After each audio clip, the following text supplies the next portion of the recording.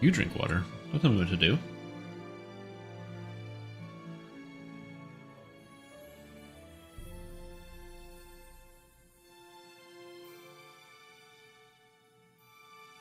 Baruch Saga!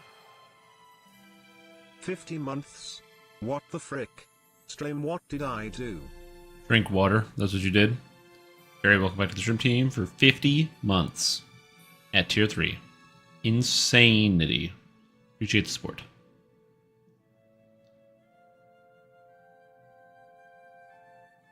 They're fixing drop rates in the future. What drop rates are we talking about? Well, I didn't check the forums. Hold on, DDO forums.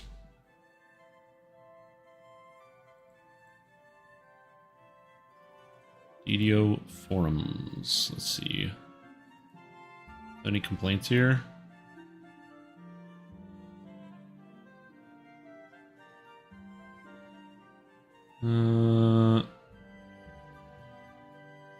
There's a thread called a Massive W for DDO. That shit's crazy. Oh, artifact drop rates? Oh yeah. I don't know much about the artifact updates. I can't tell you anything about that, or like the artifact drop rate. I've heard some people say that the drop rate is rare. Again, I don't know. If you've ransacked all the quests, and that shit came out yesterday, damn. That is a lot of farming. Alright, I think it's time to get the stream started. Hello, everybody. What's up? Hope you're all doing good. Welcome to the stream. I'm your host, Stream Tom. And today, I guess the music's not actually going. I think I turned it off. Whoops. It's supposed to be like beautiful music in here, somewhere in here. Yeah, we're going to be looking at Drannor. I did a good chunk of the expansion yesterday. We're going to be finishing off all the stuff today because I was doing like the slow play, going through and reading all of the stuff, picking up the story, learning all about the mythal and everything else. Pro tip I can give to all of you if you were getting started with this expansion, talk to Pylea Sky Sage. Really helpful. She explains all the stuff that you don't know. So yeah, very important. If you're like me and you don't know anything about what mythal is, she's like, oh yeah, it's that stuff in the sky. Oh, not spoiler territory, very helpful, so can recommend. Also, she's wearing Feywild outfit. How did she get it from the Feywild? I don't know, but it's kind of rad. 1 a.m.? Yeah, sorry about that. Like I said, the downside is that I've got classes during the day, so the streams will end up being more evening adjacent. Not all of them, I'll still be able to stream during the earlier times, but, you know, a lot of times it's going to be more evening adjacent. So yeah. But yeah, if you've already ransacked every single quest on R10, and the expansion came out yesterday, I don't know what to tell you. If obviously drop rates are going to be one thing, so if you're not finding the items and you're still not able to get them, I mean, that's a pretty big deal. I'd be pretty surprised about that, but at the end of the day, I don't know. That's a lot more gaming than I would do, certainly. Right? Especially not ransacking every quest. Now, for me, I still have a few quests to actually find and complete before the expansion is over, as I'm still missing Book Burning, Seeds of Decay, and Portal to Below, 3 adventures that don't have quest characters in here, which means it's time to simply explore the world and take a look around.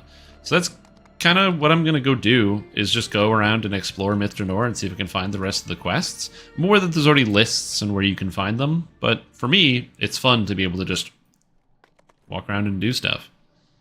Watch the rest tomorrow. Yes, I am going to be going, and the footage from yesterday and the footage for today is going to be going up on the Streams channel, and I'm going to be adding more to that channel as time moves forward to give some more, to give people over there something to actually like watch and sink their teeth into, because I was originally posting on it pretty regularly, and then what ended up happening is I was like, oh, I can just multi-stream on the channel. That's great.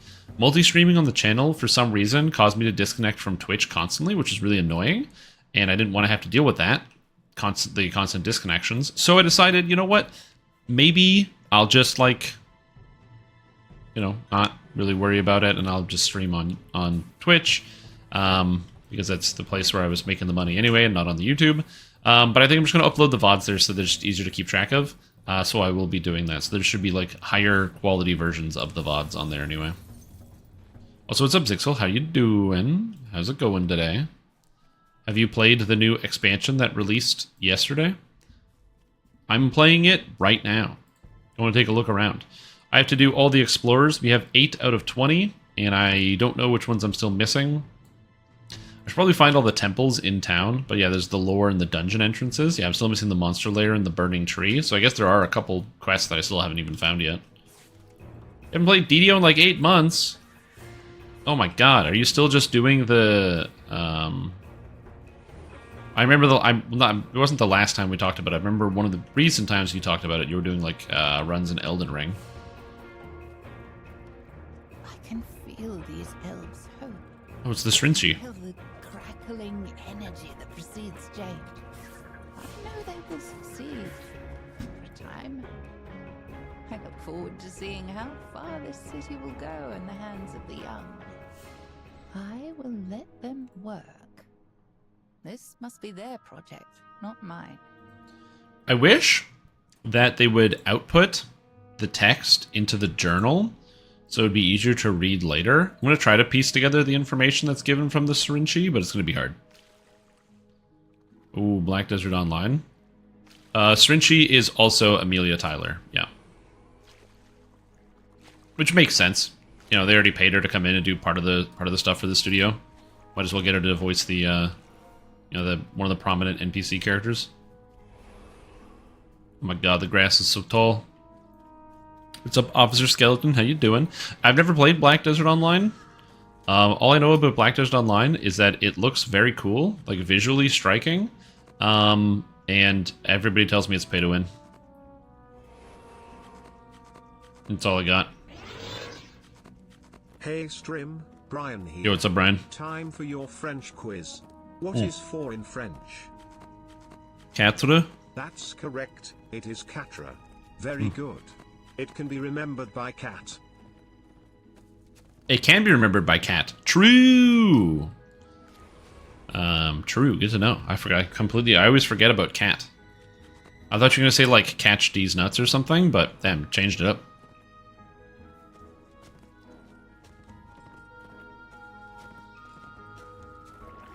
Damn, dude, that's crazy. You spent like tens of thousands of dollars. Again, I don't know. I've never played it. I've just had multiple people tell me that the game is pay to win, and I don't know anything about it. I've never had somebody say it isn't. So you're the first person in all my times of streaming and talking about that video game, the first person to say that it isn't pay to win. Ever. It's like never happened. Again, I can't confirm or deny. I'm not going to play it anyway. Why would I play a new MMORPG? I'm an old man. I don't need to change or grow and develop new things. No, I'm going to keep playing the ancient video games I've been playing for generation upon generation. That's right, I'm going to go to the same fishing hole for the rest of my entire life and make no changes. And just hope that the world doesn't change too much around me, you feel? And that I'm failing? Yeah. It's okay. You had a good run, you know? You had like a few good... Why is it raining out here? It makes it hard to see, so I can't even tell where I'm going. There's that. Also, what's up, Screen? How you doing? How's your day? I'm currently exploring around in Myth Drannor. We're looking around. I'm looking for explorer areas. I'm looking for rare encounters. I'm looking for quests, because I don't know where the quests are in this zone. So I'm just taking my time to explore the whole world. This area is presumably, or to my knowledge, or to my understanding, really, really, really big. And I don't know where you pick up all of the quests. So we're just gonna be looking around and going on an adventure. So it's gonna be a nice, calming, relaxing day. The music's pretty good. Hey Strim, Brian here. Yo, what's up, Brian? Time for your French quiz. Okay. What is kiss in French? I don't know. What is it? That's correct. It is French kiss. Ah. Very good. It can be remembered by French kiss. True. Kiss in French would be a French kiss. That makes total sense. Yeah, sorry, my bad, guys. I really got to bone up the old French there. You just have markers already? Pretty sure? One didn't for you? Yeah, I'm not sure. And a Haboob rolls in? Well, yeah, then you need something to do while you're stuck inside hiding from the sandstorm. That's what I would do. I would hide inside from a sandstorm. You saying Haboob just makes me think I still have to play... Whoa, Floating Rock! Makes me think I have to play Cyberpunk Phantom Liberty. I gotta play Phantom Liberty at some point. Probably will. I just haven't yet. Yeah, they added the new feat Patience, which is basically just a mandatory new feat for pretty much every single... pretty much every single build in the entire game. Every character is going to want to take that feat. It's good. It's really good.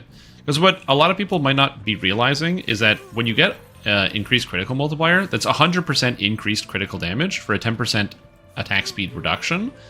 Now, granted, a lot of people are running usually with ×4 crit multi already. Like if you're running longsword or longbow, it's ×4. Actually, I think longbow is ×5. So you already have a lot of critical multipliers. So you might think to yourself, okay, well, do I really need that extra 100%? The answer is yes, obviously. But the bigger reason is you look at percentage of change. If you're playing as like any type of melee build, you're going to be running like 115% normally, with an action boost bringing you up to 145. Similarly, if you're a single weapon fighter, you're going up from 145 up to 175 on the action boost.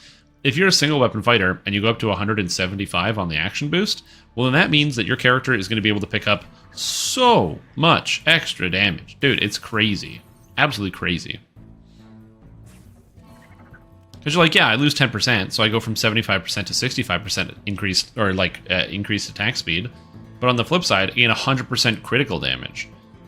Kind of good. And given how many attacks in this video game just guarantee you a critical hit, like Adrenaline, or basically guarantee you a critical hit, like the Fatesinger attack, or Quick Cutter, or things like that. Some wild stuff you can do. Danger at Dunwater bug out on you today. Couldn't talk to him at all. I've actually had that happen to me too. Yeah, I've had Danger at Dunwater bug out as well. It's weird. It hasn't happened in a long time though. Okay, so I just came over here, which is nowhere near any of the quests I had to do for the main story, and I found another town. It's crazy.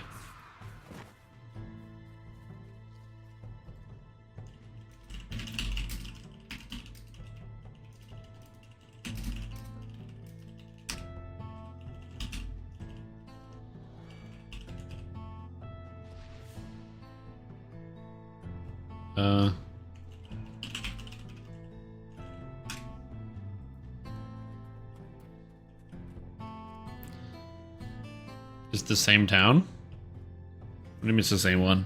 Wait, does it roll over? Have they changed anything with the Reaper trees? Not yet. There was like a planned Reaper update at some point, but I don't think that anything like that, or nothing's been implemented yet, and they haven't talked about it in a while.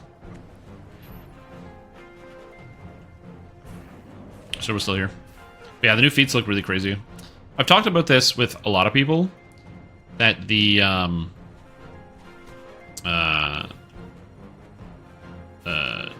defensive feats, most of the defensive feats that they added as options are actually very powerful. The problem is just whether you're actually going to want to use them or not. That's what makes it a lot more difficult. You have to decide whether that's something you're actually interested in investing in and spending time. Because, like, every time you spend points on defense, if you spend points on offense, you're shortening the amount of time it takes to complete an adventure.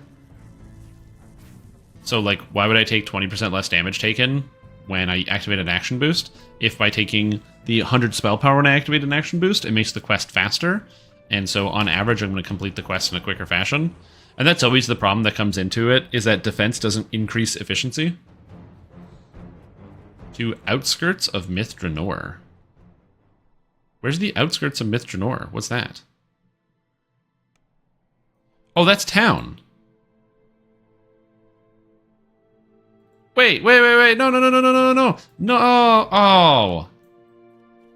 That's exactly what Yusugai complained about. Going into town, not being able to go back. And I have to walk all the way around?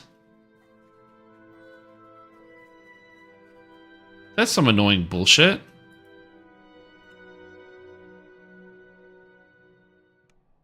Oh my goodness gracious. Now if I want to go explore where I was, I have to go walk all the way back here because I clicked on this door without realizing it was going to bring me back into the...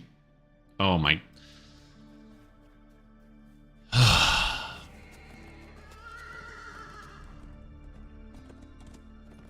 Fantastic. Anyway. I guess I am going to hit the step goal, yeah. I'm going to get there. Yeah, they get 1, 2, 3, 4. Yeah, 100%. Yeah, it's the same thing. Just for a good XP. It's hard to say. So I can say that I did the main story quests, and by doing the main story quests, I got an entire level. Not including the Saga. So I went from 15 to 16, no XP potions. By just doing the main story quest. So, presumably... Yeah, it's not too bad. Presumably there's some pretty reasonable bonuses in there.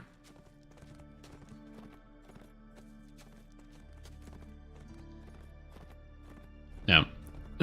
That being said, as far as like the amount of time it takes, I don't know. It took me about 6 hours to run those quests, but that was 6 hours reading all of the text, looking for every secret, looking for every optional, looking at the artwork, standing around listening to the music, talking to chat, stuff like that. Yo, what's up, Doric? How you doing? Better than having to do Madstone? Well, I've shown people the fast way to do Madstone. There's some good ways you can get that quest done. Like, it can be done in like 10 minutes. Yeah, I haven't done like the fast farm. But the neat thing is, you can probably now, if you really wanted to, just go do Giant Hold at like 13, 14 and skip a lot of the 11s and 12s you might not like. And then come and do Myth Drannor instead immediately afterwards to get a bunch more experience points. Which is also, I think, something a lot of people are going to be doing, possibly myself included. I really hate the 12s. I don't love a lot of the 11s, so if I can just go like Ravenloft into Giant Hold into Myth Drannor, that's honestly not too bad. And I can see myself doing that. Skipping a bunch of garbage. Just trying to get away from a lot of that, if I can. That would be ideal. Not that all the 11s are necessarily bad, but I really don't like most of the 12s. I find myself doing invaders more often than... I wouldn't say more... Oh, hello, floating stone. I wouldn't say more often than I would like, because I enjoy doing invaders, but like, when I'm doing invaders for XP, it's like, well, there's something going on here, you know? Something fuzzy happening.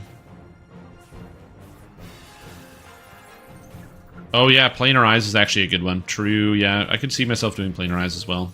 But just being able to do Ravenloft right away. Like, I'm imagining you get to level 12, right? And then you go run the entirety of Ravenloft, then you run, like, Peril of the Planar Eyes, and then you immediately go into, like, Myth Drannor or something like that. I feel like that could work. Hi. Hey, what's up, Dravard? How you doing? How's your day going? Welcome back to the stream team. Appreciate the support. 4 months is a long time. Thank you so much for your continued support. It's very kind. Gotta farm those invader tokens? Yeah.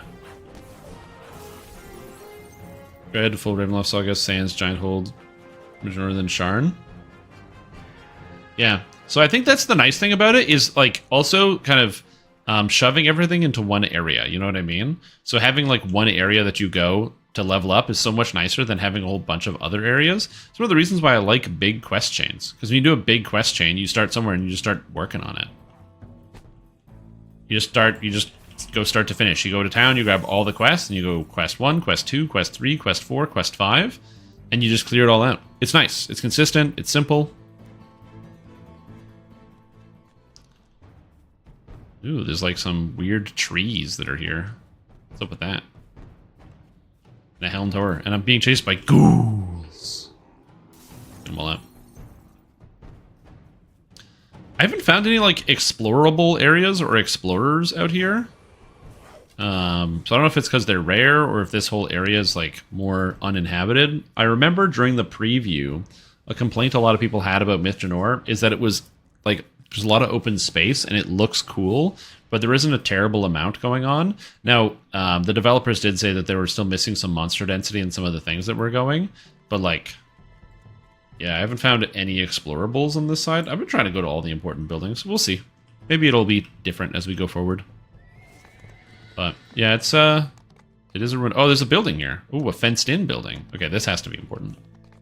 I mean, it's a fenced-in building. It's a big compound. I don't know what's here, but I have the option to go in the fence. And it is a wild magic zone. Ooh, collapsed tower. Tower stood here once, overlooking a bustling school and a busy street. Now the tower is gone.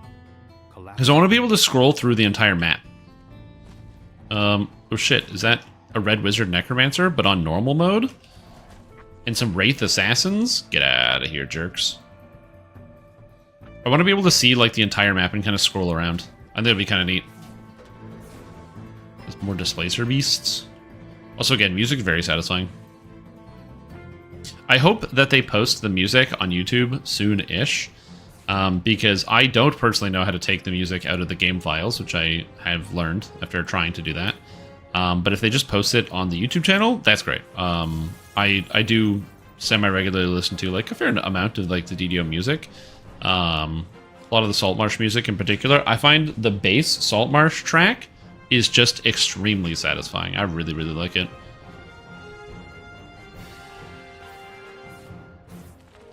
And this combat music makes me think I'm like right in the middle of Oblivion. I don't know why. I like the blaring trumpets and stuff.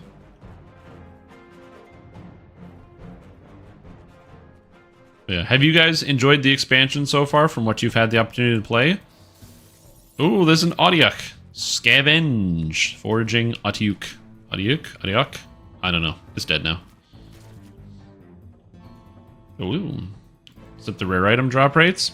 Yeah, some people have said that was the first thing, was Effa coming here and complaining about the drop rate for artifacts. That they ransacked every single quest on R10 and only had one artifact to show for it. Again, I don't know. I haven't gotten to that point yet, but if people are... I've said this before and I'll say it again. One, if you've ransacked all the quests and the drop rates are... You've only got like one, maybe two artifacts... Then, like, yeah, the drop rates are probably pretty bad, and that's something that should be addressed. Second, if you've ransacked every single quest on R10, and the expansion came out yesterday, you know, it's probably good to think about that, the time investment. That's all. Yeah, it's just one of the things you got to think about. A lot of time spent. It's a lot of time spent on that DDO. I mean, to be fair, that would also, like... I'd probably rage quit at that point as well. I don't know how you guys didn't. I totally would have rage quit. If it's like, you spent, however many Astral Shards? Like 300? Not 300. It's 45 per run. So you're spending... I guess it's 16 now. Or is it 17 Astral Shards per quest? I think, probably. Oh, yeah, looking for that. Oh, it's still 15? Okay, they haven't gone above 15. So, yeah, so you're spending 15 Astral Shards per adventure. Well, per run. So it's 45 Astral Shards per run. You're doing 8 runs. So that is 45 times 8. Which is 100. No. 90, 180, 360 shards per quest. And at 360 shards per quest, and then there's 14 quests, I think. Yeah, 13 quests. And I can't do 13 times 360, but that's more than I would spend. That's for sure. And to only get one artifact, I can see the frustration. You can feel it. Makes sense to me. Yeah, the drop rate should never really be that low. I've said it before, and it's a statement I don't think is incorrect either.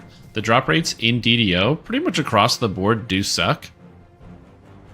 Like, just straight up, the drop rates just do suck in this video game. Oh, that was the one person. Ooh, that's even worse. Maybe somebody put in an error in the code. This is also one of the reasons why, I'm going to be honest with you, maybe this sounds bad. When anything releases from Dungeons & Dragons Online, I don't go and just spam it, spam it, spam it, because it's always broken. There's always something broken. I can't wait for there to be a post of, oh, there was actually an issue with the name drop rates and something like that. Oh, yeah, but it's like somebody put the 0 at the wrong place. So, like, I play the content, but I don't, like, hard farm the content, if that makes sense. I don't hard farm the content, but I'll play it. Like here, I'm just exploring around. I'm enjoying like the wilderness and the beautiful area that I'm in. To be fair, I've been actually doing a lot of exploring around recently because I've been playing a lot of the Lord of the Rings Online Legendary server that they added. It's like a progression server, basically, where the level is capped lower so people can play the older content. So people are like actually doing the old raids and things like that. You know, kind of like WoW Classic, but it's just they don't have the old rules. It's just level caps. And they took some time to like beef up some of the older content to make it harder. And it's cool. It's been a good experience, but a lot of it does involve just meandering around and going and exploring areas I've seen before. And it's been enjoyable, so I actually don't mind running around this landscape. Yo, what's up, Cruiser Zero? How you doing? Represent chance to upgrade lines would have been playing across like 50 players that helped you. Yeah. Tired? Yeah, I'm tired too. I don't know why, but I found like last night I just had difficulty sleeping. I mean, it's fine, but yeah, I just had difficulty sleeping last night. I'm here though. I'm here and I'm back at it again.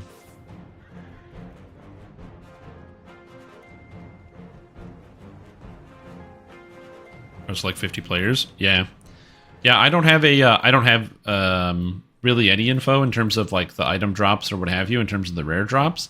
I'm also curious as to what the rare drops are like in the rest of the quests, because one thing I was definitely worried about was the augment drop rate. I assumed the augment drop rate was going to be pretty rough for the most part, and it didn't seem to be that rough for me.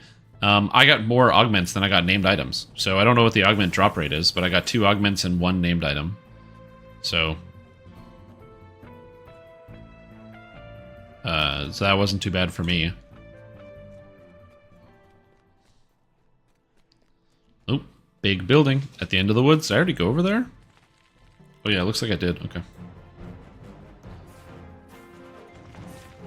I have found one of the journals. Oh no. Uh-oh. That's not good. Is there a note? I know. Yeah, taking a break from DDO and then coming back, there is always like an odd feeling to it. I guess I can't leave this way. Is this a location? No, it's just an invisible wall. Okay. Yeah, DDO takes a little bit of getting used to after if you haven't played for a while. Allegedly, Augs replace the named item or on the same table? Oh, interesting. So if I get an augment, that's like getting a named item. But like, if you get an augment instead of a named item, don't you need the augments for the named items? So if you're getting one instead of the other, it's kind of, that seems counterintuitive. I don't know.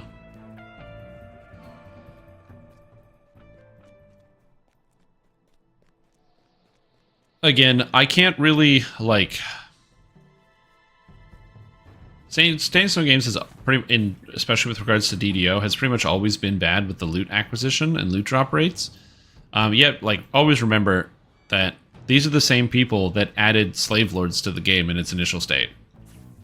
Where Slave Lords still feels like it takes a while to farm out, and you need 1/25 of the resources now.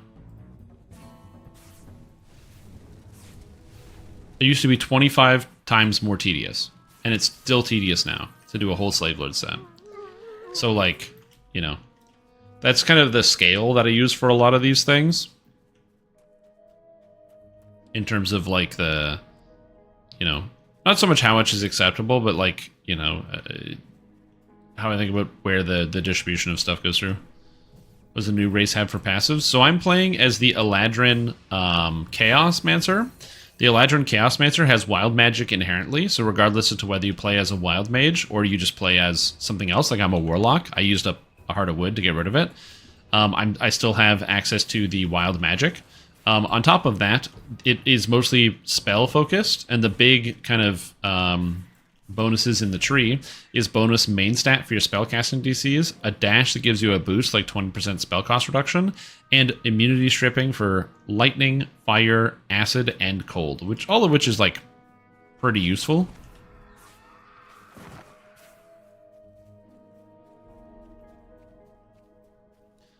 Oh, no. I'm not saying that Slave Lords is better. I'm saying that, like, I'm not surprised that a system like this exists because this is brought to you by the same people that brought you Slave Lords Day 1. You know what I mean? 5th character to plan? Wait, are you saying you can't just slap a Mage Blood on one of your existing builds?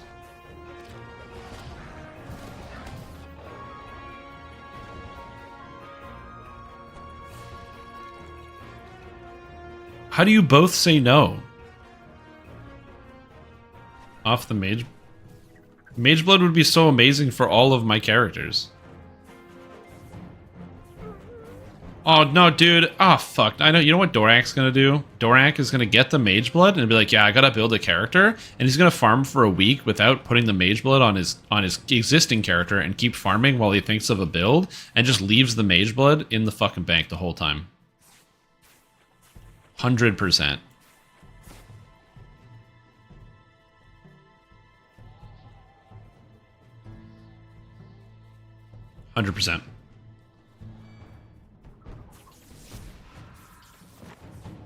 Yeah. Yeah, if you're POBing, that's fine, but if you're like farming,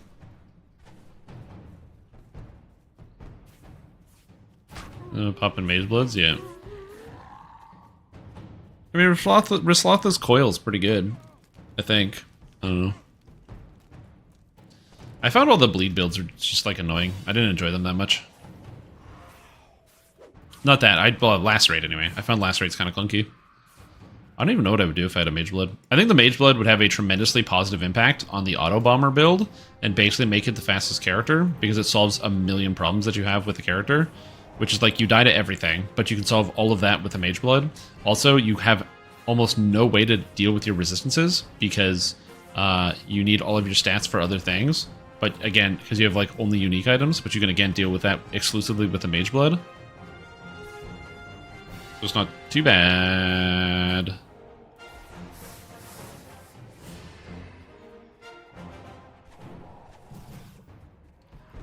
If you're going to take a Path of Exile break to do the Guild Wars 2 expansion, does that mean I could borrow your Mage Blood to get 36 challenges done and then give it back?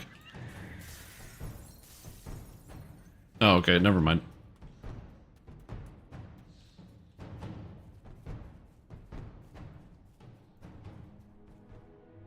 Because it'd make it a lot easier to do the like 250 like item quantity on the tier 17s and stuff like that. True. Yeah, it would just be a borrow. Yeah, but he's still playing. That's the thing. You specifically said, I'm going to take a break. So it's like, ooh, this guy's going to take a break? You can borrow the thing. Borrow the tool. Well, yeah, because the new expansion came out. So am I. We're all playing DDO. DDO is fun, man. Dungeons and Dragons online. The area is really pretty. Here's what I will say about Drannor. The area, very pretty.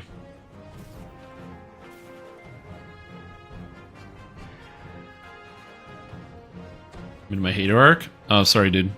Yeah, video games not fun at all. Like, I mean, look at these, like, you know, this giant fantasy land. I'm gonna be honest, I really appreciate this. I find Evening Star just really doesn't hit it when it comes to the fantasy element.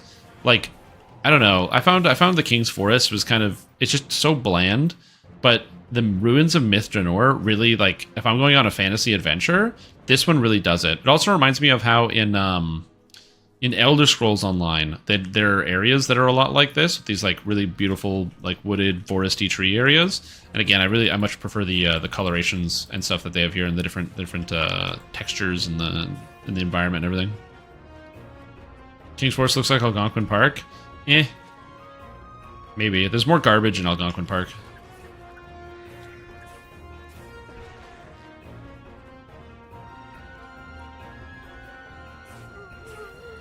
It gives you a sub? Oh yeah, don't do that. You give him one sub and then he starts biting. Oh my god, Cruiser Zero, get a sub to Cult of the Ocelot. That's very, very kind of you, Cruiser. I really appreciate that. I hope you're enjoying yourself. I'm sorry to hear about the fact that you're about to get bit really, really hard and you didn't realize it, but it is what it is. Thank you so much for the support, dude. Appreciate it. Whoop! Let her rip. Ads are going. What was this about this? The shrine was abandoned for centuries, but centuries before that, it was open to all those who served Mistra and sought the blessing of the goddess of magic. The shrine to Mistra. Is that Mistra's symbol? It's kind of like 1, 2, 3, 4, 5, 6. 1, 2, 3, 4, 5, 6. No, 7-pointed star. Back in Ontario feels a little weird. Yeah. Yeah, Newfoundland would definitely have a different feel to, like, Ontario. I mean, well, if you're in, like, Newfoundland proper and not Labrador, you know, where you're on the island. Yes, somebody else was in Newfoundland. That's true.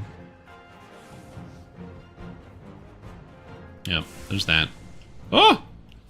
Hook horrors! Get out of here, hook horrors! I will say the hook horrors are pretty great enemies that they added in some of the dungeons. I love the visual design of them. Oh, adventure pack.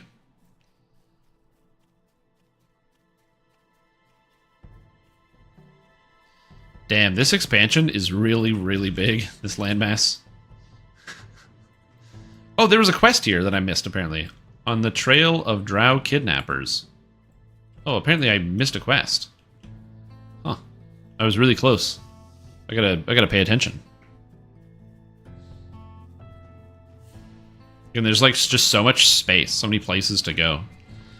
I think that there will probably be a good circle that people will draw, a good route, once we all start running Drannor a lot and kind of get used to some of the different areas that you can go. Also, I think if I wasn't like fighting my way across here, I would probably be exploring a lot faster, but I'm just enjoying it.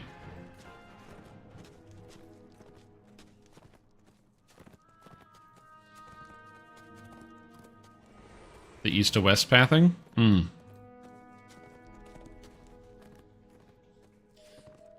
Yeah, if you're doing it for the story, well, I've said this before, and I will continue to reiterate this. Like, as much as I like Dungeons and Dragons Online, this game doesn't really do story well in a group. You kind of have to play by yourself if you want to experience the story because of the interactions with other players you're going to have. Because if somebody has already done the story, they want to skip the cutscenes. This isn't a unique experience to Dungeons and Dragons Online. In Star Wars: The Old Republic, this problem also exists. If you have ever played that game, when you do the dungeons called the flashpoints, whenever you do a flashpoint, there's always cutscenes within the flashpoints, and because people have ran them like 100 times, everybody skips all the cutscenes. But what happens is if you don't skip the cutscene, you sit there and watch it, so the rest of your party skips the cutscenes, and they're just like, they're already doing stuff. But if you skip the cutscene, this guy is out of phase. That's so funny. Wild magic. But if you skip the cutscene, then, or if you don't skip the cutscene, you're watching the thing, and everybody else is just literally waiting for you. They're just standing there waiting the entire time. And I've seen people get like kicked out of it, kicked out of like dungeons and stuff because they don't want to wait.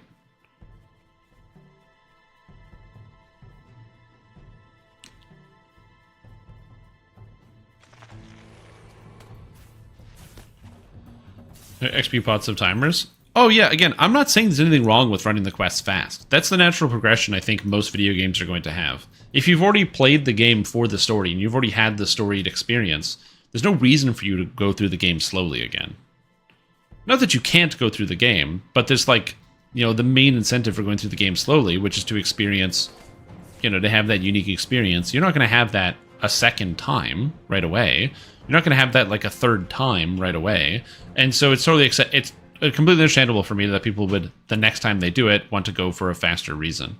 It's like, you know, if you're rewatching a television show you've already seen once before, you might like skip scenes or skip an episode you don't particularly like. You're not going to skip it the first time. Maybe the second time you're watching it and you're like, yeah, you know what? I don't really like this episode. I remember this one being bad, or you want to get to the part that you like, which is fair.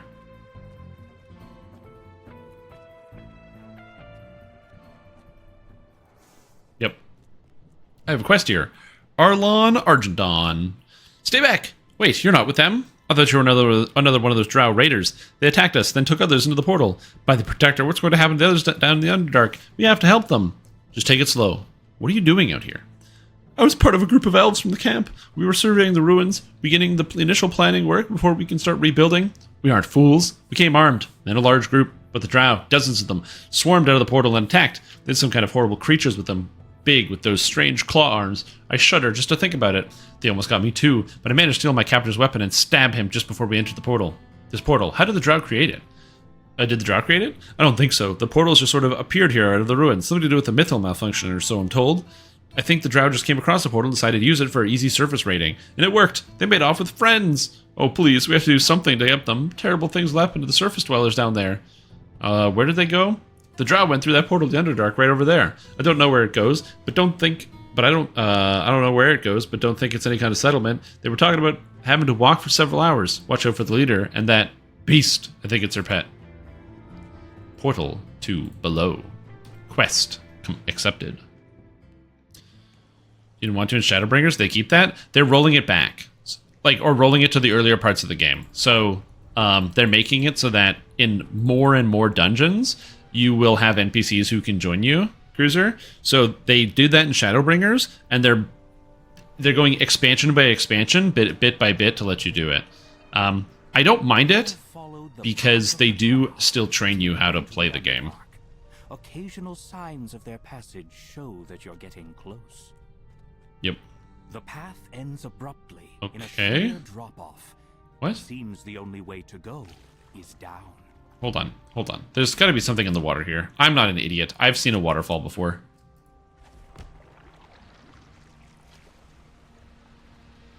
And if you can play it solo, the dungeons aren't easier. From personal experience, having the NPCs there actually makes the dungeons harder.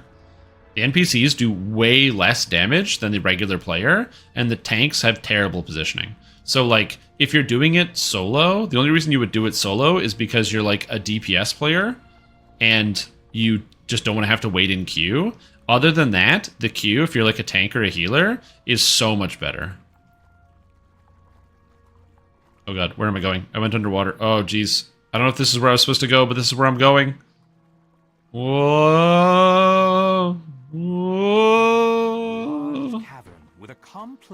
Is there anywhere down here to go? I'm under attack. Oh god. I don't know how. Or by what. Oh, those water elementals. God damn it. I'm training to be in the game. Always I'm training to give. I actually really like that. I love that Final Fantasy XIV will not let you play with others, which is mandatory to progress the story, until you do the mandatory training tutorial on how to, like, play the game and do dungeons. It's so good, because it's not that hard, but it has basic stuff like, you know, if you want to play a tank, it'll go like, oh, cool, here's an example. The healer is under attack. What do you do? And you have, like, you can only progress to the next part if you get aggro off of the healer. Like, it's just really well done. It's simple, it's straightforward, and it encourages people to actually learn how to play the game. They also have, like, mandatory group dungeons while leveling, which is good.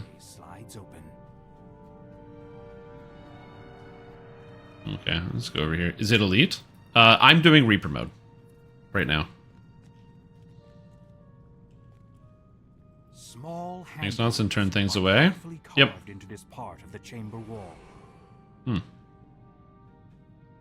What the heck? Oh, there's like somebody. Oh, spell ward. Oh no. Not again. Oh, squirrels. Oh god, not squirrels. Okay, we're good. Once again. No, I'm not turning them on intentionally. I don't need to turn them on. Whoa! What? Oh, there was spikes on the chest that I didn't see. Oh god. Save me, Rana, save me. Yeah. So you're right. Bringing the cleric hireling was a good idea. Yeah, I didn't see there's traps there that are right in front. Let's fix this. I don't need the Reaper points. I'm still alive. I just wanted to look at the statue, that's all. I can't disable this anyway. Yeah, it says, find a way to escape the lower cavern. I don't currently have a way to escape the lower cavern. It's kind of cool that they just added a little optional up here, though. I really like that. Okay, so where am I going? I'm gonna go back to where I was. I'm, like, losing focus. Alright. I went that way, so let's go this way this time. Go a different way. Whoa! Everything dies! Good. I love that. Wild magic proc. The everything dies wild magic proc. Very satisfying. Sometimes wild magic is very good. Sometimes it kills you. Mine is less likely to kill me. Many small feet scurrying along Rubble worm, light bearer. Oh, and we got damage immunity basically. Sick. I'll take it. See ya, rubble worm. Okay. No treasure chest, it looks like. Oh, but my trap senses are tingling. Oh, there's a key here, an iron key. You find a small iron key hidden under a loose stone. Interesting. Interesting. Download whatever launcher Amazon uses for Prime games. Yeah, that's always the issue that I have, is I don't want to use the Amazon launcher or whatever.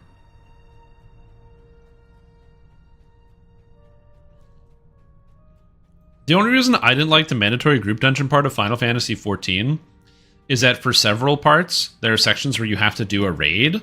And not that I didn't want to do the raid, but the people that were running the raid were basically only the people that were doing it for like the level up, like for the requirement to like complete the storyline. And so what ended up happening pretty often is you would go to do it and you'd have to wait in queue. And I ended up having to wait in queue for one of the raids for like 12 hours or something, where I just sat there waiting and waiting and waiting just to finally get the one part. A magical doorway forms. Oh. Providing a way Oh no, she died. Rana, why did you die? I didn't even see this here. And so that was not ideal. That was less than ideal, having to wait like 14 hours to, or 12 hours to get into a dungeon.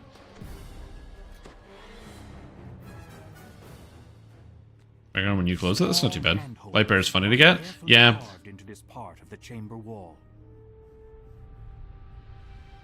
Isn't it like if a light bearer undead spawns, then when it heals to half, it dies instantly? Wait, hold on. Is this lower cavern entirely optional? Was I not supposed to go this way? I feel like maybe I wasn't supposed to go this way. But I have an iron key.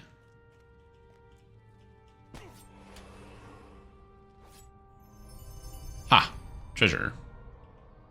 Freedom! Well, you know what? I had an adventure, and I had fun. I found a key. I opened the thing all by myself. Don't need no rogues to pick no locks. Okay, so this time, I'm not going to shove myself into the water. That was cool, though. Again, I like optionals like that. Like, some people will complain and be like, yeah, but it doesn't give enough experience. But that was kind of neat. I was like, oh, there's something underwater, and there was. There was like 2 bosses and a treasure chest and some traps. Again, for me, optionals kind of serve multiple purposes, and one of the main ones is to give you extra things to do in your quest to make them a little bit more exciting. I like having side paths in adventures in areas. Like if I'm playing an RPG and I can go like around a corner or something in a dungeon and find like an extra set of rooms that has more treasure or more things going on, I'm not going to be upset with that 9 times out of 10. Some days you want to just leave. But in a lot of cases, I do like the extra dungeons and treasure and things. Also, these guys got eaten alive by a displacer beast. I kind of love that. There's like the camp, they're all dead, and the displacer beast is just on their bodies. It's a good idea. Which is a quest or anything silly? Yeah, I mean they could make it better. My kind of the reasoning for me. Oh, small green leaf. I don't really notice that. It's kind of hard to see. But one of the reasons why I think that optionals kind of having low XP is kind of fine for me is optionals should be optional. I think if the optionals are so rewarding that you feel like you have to do them every time, they stop being optionals and they become what I like to call mandatorials. Vix. Whoop. Die, please. The massive Goodbye. creature crashes to the ground, shaking the cavern. Oh, I like that it shakes the cavern, and so it causes the door to open. I know there's Orthons here, which are devils. Why are there devils here? I guess because there's devils that are invading through everything. That kind of makes sense. Get the heck out of here. Yeah, search and rescue 100%. Mr. Drannor is invaded by devils? Or demons? Yeah, but those are devils.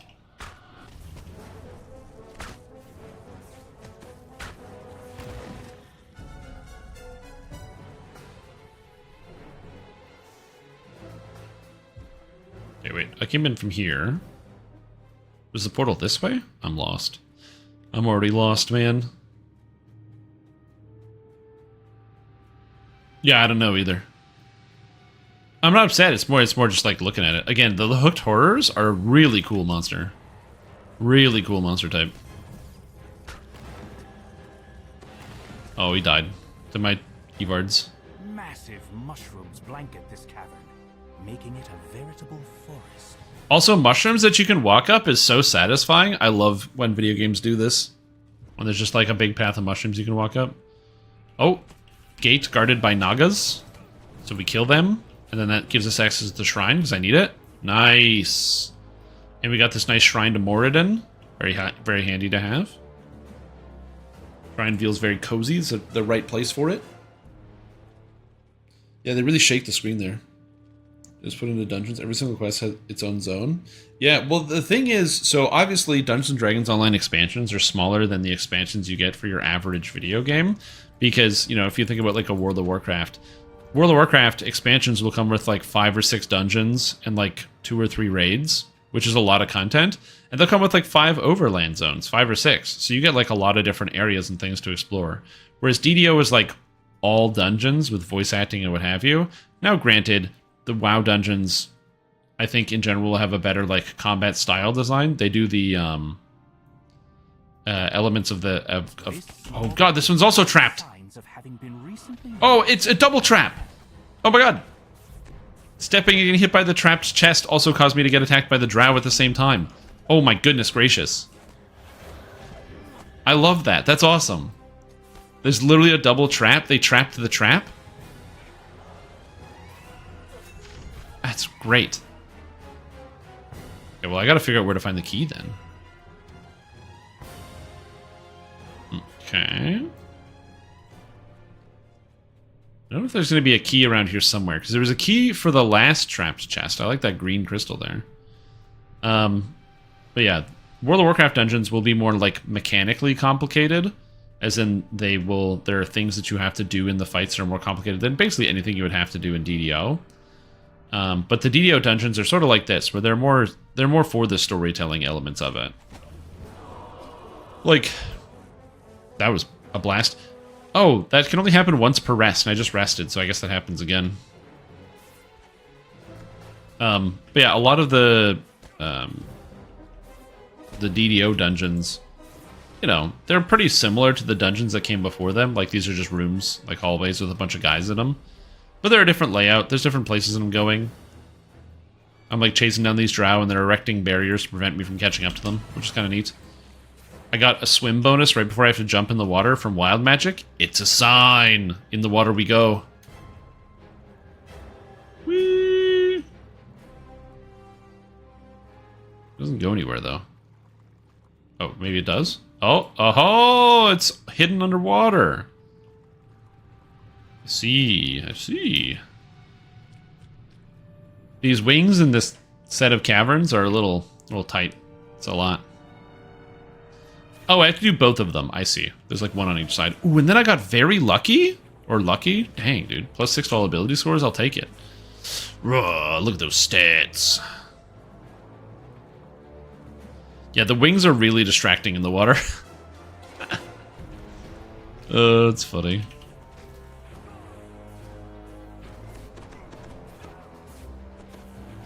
You have a guess, but I've heard the varied immersive dungeon crawls of DDO. Oh, yeah. Well, like, the fetch quest nature of, like, World of Warcraft and other games like it definitely isn't for everyone. One of the reasons why those type of styles of games can be nice is, one, it's the time constraint. In Dungeons & Dragons Online, you're limited based on, like you have, when you start a dungeon, you have to finish the dungeon. If I get halfway through, let's say I'm done with Portal to Below, and I'm like, oh, man, okay, I gotta take a break. I have to restart the quest. right? Whereas if you're playing like a World of Warcraft or a Lord of the Rings or a Final Fantasy or whatever, if you're like partway through a quest and you got to stop, so you got to go to the bathroom or the phone starts ringing or you got to go pick up your dad at the airport, then it's like, okay, no problem. You can just like put the game down, come back, and when you turn it back on, you'll be exactly where you left off. Which can be very appealing to many people.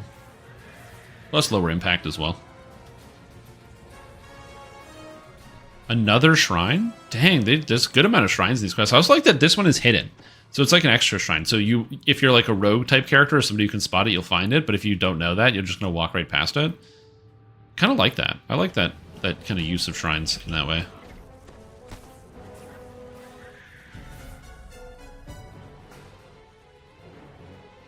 Zira Ziltuan, Surface Raider Captain. Drow gives you a scathing look. It seems some Ooh, there's a hooked horror here. caught up to us. And all of the captives, the elves, you gotta save them. With an ear-piercing shriek, the hook horror leaps to the attack. This thing does not have very many hit points at all. The lead drow It has cool attacks and cool sounds. And I somehow knocked it down. There's a Colors of the Queen proc that causes monsters that are red names to get knocked down anyway. Then it collapses to the ground, dead. Fury fills the drow leader's eyes. You pay for hurting my pet. Oh, I did more than hurt your pet, lady. The webline trip that does it? Oh, interesting. Leader's eyes as she slumps to the ground. Alright, I'll save you. I owe you my life. I'm saved. You saved me. Oh my god, thank you. Thank the protector. No, dude, thank me. Don't thank the protector, thank me. 2991.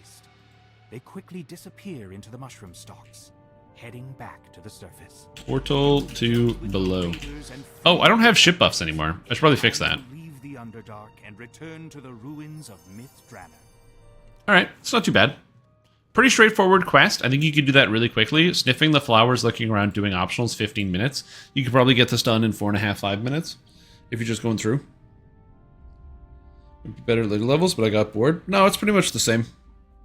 That's the nice thing about the free trial, though, is you get to try it out, and you go like, do I like it or do I not like it? And if you decide you don't like it, you know right away. I couldn't believe my eyes. I thought I'd never see my friends again, but there they were, coming out of the portal one by one. They all headed back to camp immediately and told me to follow, but I just had to stay here to thank you for what you've done in person. Here, it's not much for facing the horrors of the Underdark, but it's the least I can do. Here, I'm so sorry. Have a +5 holy longbow, or a +5 set of magecraft plate. Like, man, that's pretty good. It's a pretty good offer. It's not bad. Okay, so I do have to go to town to get my ship buffs, but I kind of want to explore around more. Wait, can I teleport back here now? I think I can teleport back here now.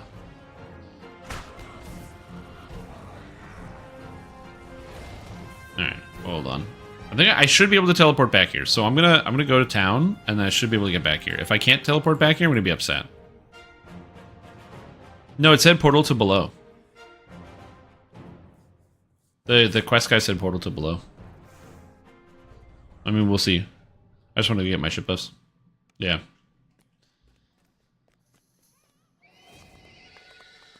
But yeah, it's the I said for me, I like the fact that when these games give you the free trial so you can know exactly what they're about. Because like World of Warcraft has some other elements to it, like the high end. They've got like the dungeons, the raids, and different levels of challenge, which can be a lot of fun.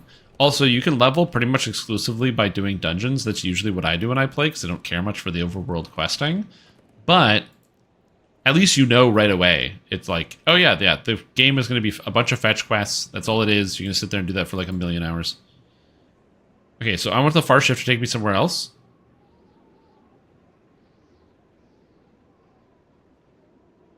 Okay, wait, hold on. Did they change this menu? I can go to the Gatekeeper's Grove, but it won't take me to Myth Drannor? Oh, I have to actually talk to the far shifter, right? I have to go down to talk to the far shifter. Yeah, I don't want to do that. I'm just going to teleport to Myth Drannor. It's kind of cool that you can go to the Gatekeeper's Grove, though. It is convenient. I still remember when they added the Grove, and I was like, why do we have this area? It seems unnecessary. And now the Grove is the intersection of so many different areas. I still hold firm that I think it was an unnecessary area, but hey, man. Now it's got so many portals in there. What are those gatekeepers up to? Take me to the spot where I encountered those Drow Raiders? Is this going to put me right back there? Oh, perfect. That's exactly what I wanted. All right, great. Come back to me, Rana Leafheart. Let's go.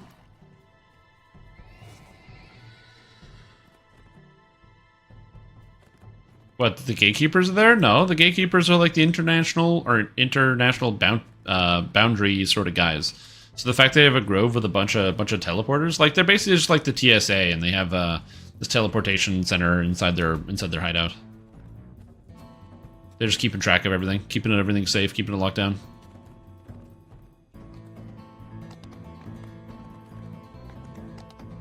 Pressing is just a checkbox and WoW. Oh yeah, 100%. It's just a thing that you do. It just is what it is. Elves created this city. Oh yeah. As it grew, they welcomed others. Dwarves and humans made their homes here, built their own neighborhoods, dreamed their own dreams. Dreamed their own dreams. Delabradath? Delabradath. That's the best name they could come up with for this place? Delabradath? Wow. Dreamed their own dreams. What a nice way of putting that. I mean, the Ruins of Mitranor is interesting because it is, like, generally just kind of like a big city, which I think some people might not appreciate, but it's like, I don't know, it's kind of cool to actually have, like, the whole ancient city. I do wish the buildings were a little bit more diversified in terms of the types of buildings. You know, you don't see, like, I haven't seen any shops left over. We do have some different types of buildings. We have clearly more human-style design, contrasting with the elven or dwarven-style design.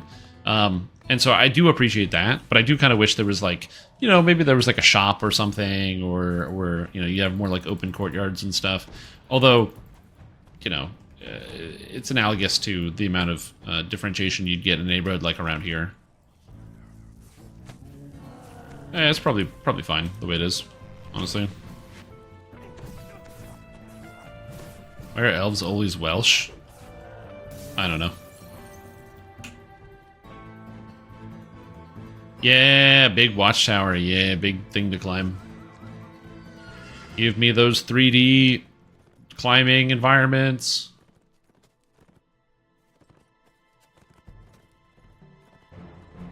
Yeah, this place is absolutely massive, dude.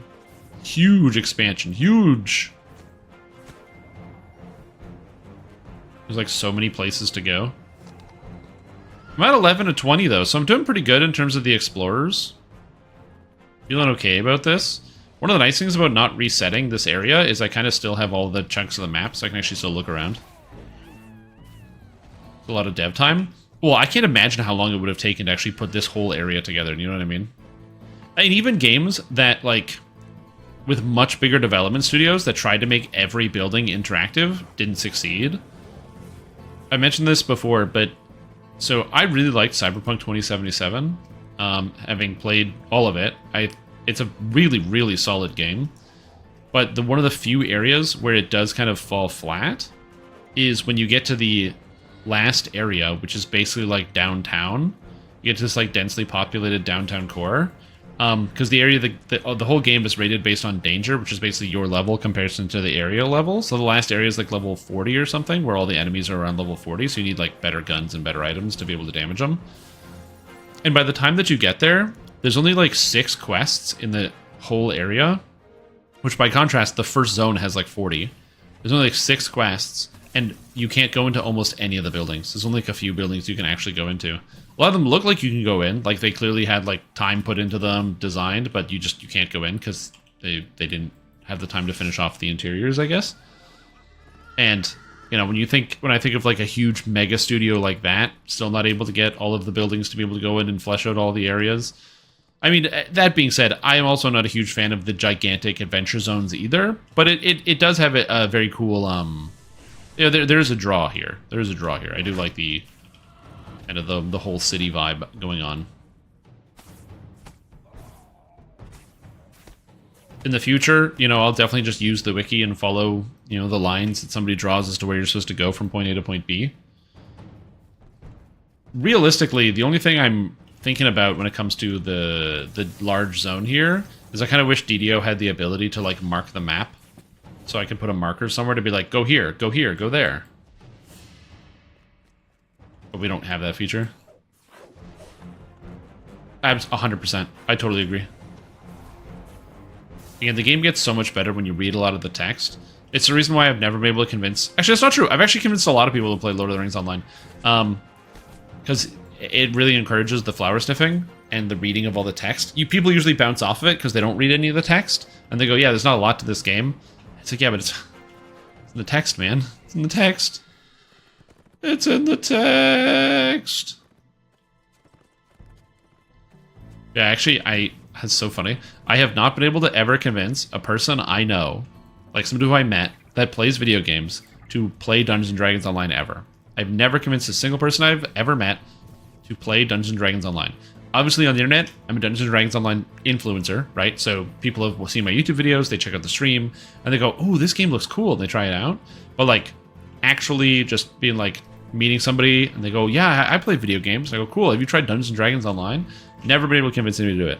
Lord of the Rings Online, though, I've convinced many people to play Lord of the Rings Online. Because that's usually a lot of people who are already interested in the Lord of the Rings. You know, they're like, oh, I love those movies. It's like, yeah, well, it's a video game based on that. Oh, cool. Or like, especially the people that love the books. The book people are really easy to convince to play it.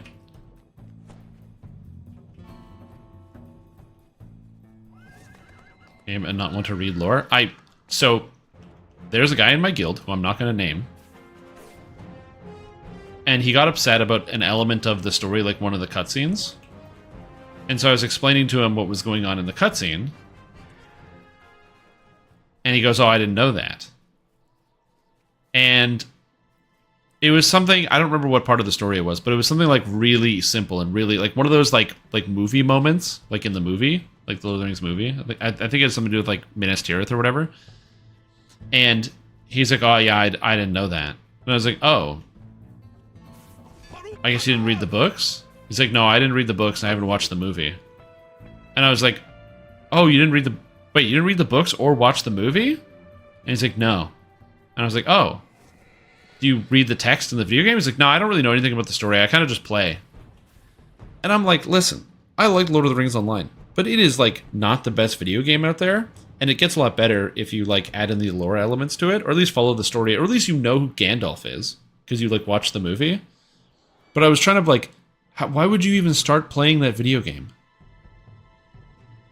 if you don't know anything about it and then you don't watch the movies? They're good movies. It blew my mind. It blew my mind. I can't even understand it. Also, Mulligan's Gaming Pug, welcome back to the stream team. Appreciate the support. For 25 months with the tier 3 sub, thank you. You've shown me a great kindness. I appreciate it. I hope you're doing very well. And thank you for stopping in mid-confusion rant where I got confused why somebody would play. Again, Lord of the Rings Online is not a bad game, but if you're going to pay attention to none of the story whatsoever, World of Warcraft and Final Fantasy are basically just better games. And so, actually, there's way more than just that, but those are like the two off the rip. And it was so confusing to me.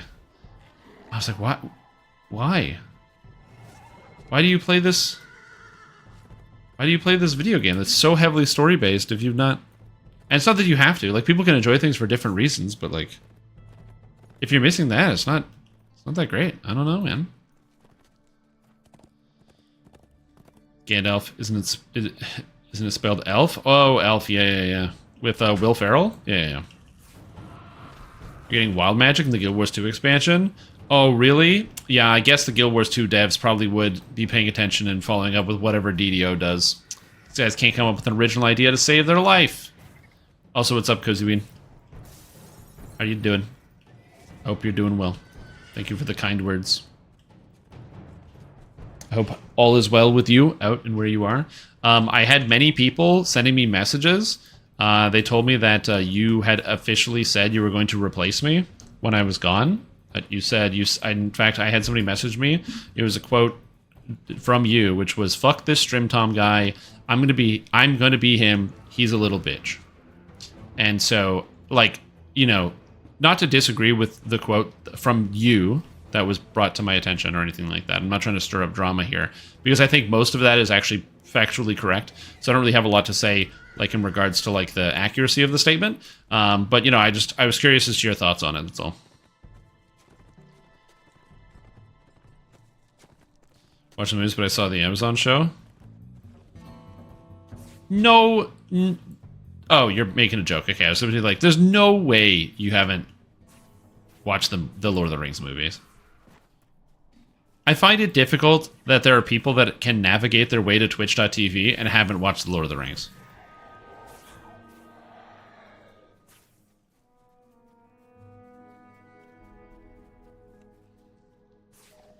Like, you know, it's just one of those things. It's just everybody's seen it at some point. Everybody's seen it at some point.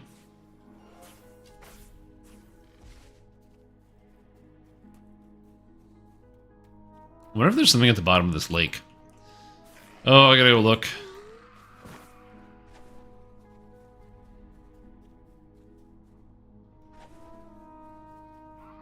I think for me, it's like kind of complicated because I do enjoy the Lord of the Rings movies, but when I first saw them, like they came out, you know, in the early 2000s, and I was like pretty young in the early 2000s, so I didn't have like the full context as to like how good those movies were, and I haven't really rewatched them as an adult. One of the main reasons is that every time the subject of rewatching them comes up, it also comes with the huge retainer of the people that are like, oh yeah, you should rewatch it, or let's rewatch the movies. Also coming with the follow-up of, yeah, let's rewatch the movies with like the super extended editions. You want to watch 14 hours of movie? And there's almost nothing I would rather do.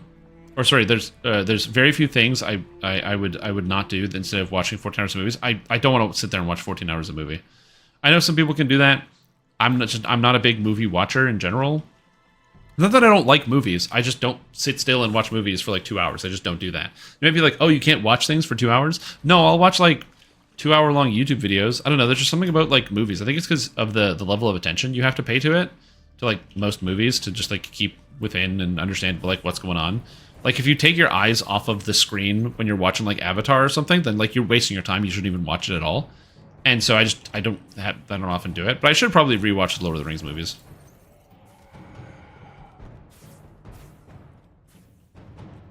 Probably should at some point, like rewatch them as like a fully evolved Pokemon at this point. Got all my thoughts and feelings about how I like film. Because I think I rewatched them when I was like 16, but it's been a while. Them for 3 years straight as Christmas presents. 3 years back to back? Oh wow, I guess they must really know you.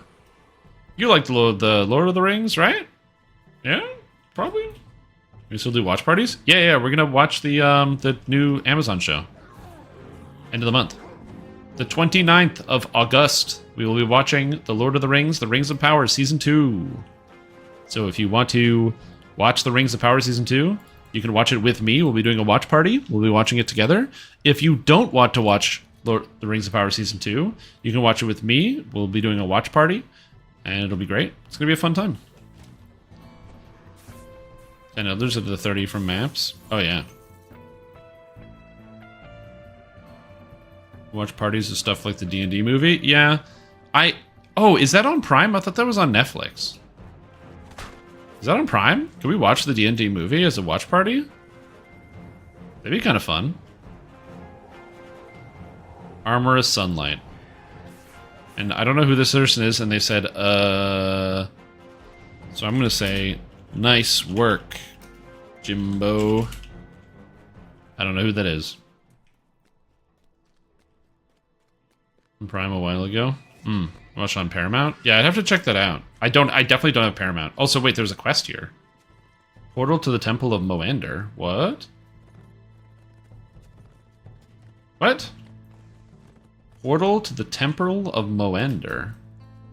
Is this in a tree somewhere or in a cave? Interesting. I'm gonna look around.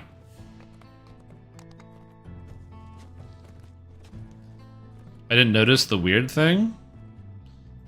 Yeah, that's because it's the last stat. Because they give accuracy, deadly, insight, reflex, and legendary accuracy. It's a legendary bonus. It's just a new stacking bonus. It's not a quality or whatever, it's just a legendary bonus. If they don't give it the legendary bonus, then it would only have 3 stats on it. That's all it is. It's just the bonus type. Don't look into it.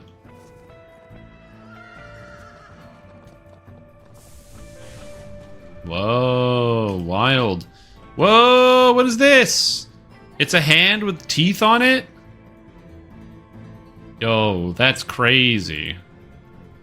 It's just lazy bonus naming? Yeah, it is. That's kind of cool. Quality accuracy no longer exists? Wait, is all legendary quality accuracy now legendary accuracy? What about the belt? Oh, weird. That's weird. A sputtering portal lies before you. It's unclear where it leads. Judging from the smell, though, it's somewhere unpleasant. Venture into the foul-smelling portal to begin the quest. Seeds of Decay. Oh, this is the quest that made me angry. The Temple of Moander. I remember this. This is the quest that made me angry. To complete this quest, you have to go over here and activate this portal. You have to do this to complete this quest. If you don't realize it's there because it spawns you with something physically in the way, and you decide, you look up here, you see nothing, you look up there, you see nothing, and you walk away, you cannot complete this quest. Not to mention the rancid stench, you conclude that this place has something to do with Moander, the Let's go this way. god of rot and decay. The dead god of rot and decay. Goodbye, Blazing Bones. Yeah. So I think that's just bad quest vectoring. You'll have to find another way around. Oh, what did Lord of the Rings fans think of the Rings of Power Season 1? So that depends on which Lord of the Rings fans you ask. Because it gets a little bit complicated.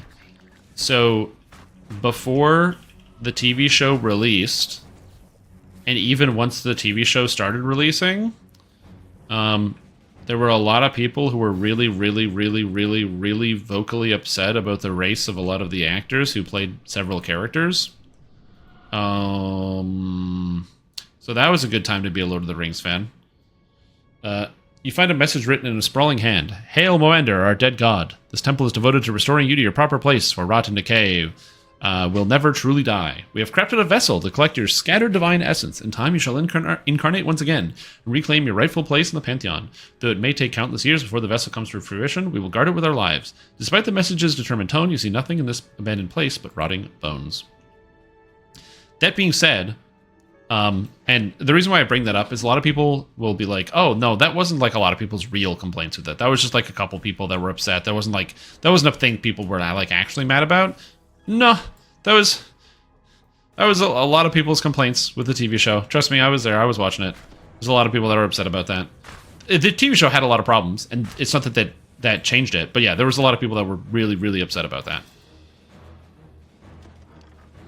Cause controversy, a lot more issues in the season. Oh, 100%. But that's the reason why a lot of people didn't end up watching it versus a lot of people that did. Outside of that, the show had other problems. The pacing was pretty bad. Overall, there were several people that didn't like some of the lore implications because they did kind of do some pretty like hard rewrites of elements of the story. So if you're somebody who's like a diehard Lord of the Rings fan and you're like really familiar with the elements of the Lord of the Rings story, especially some of the early elements, there are some things that they do end up changing in the show for either pacing purposes or for whatever reason.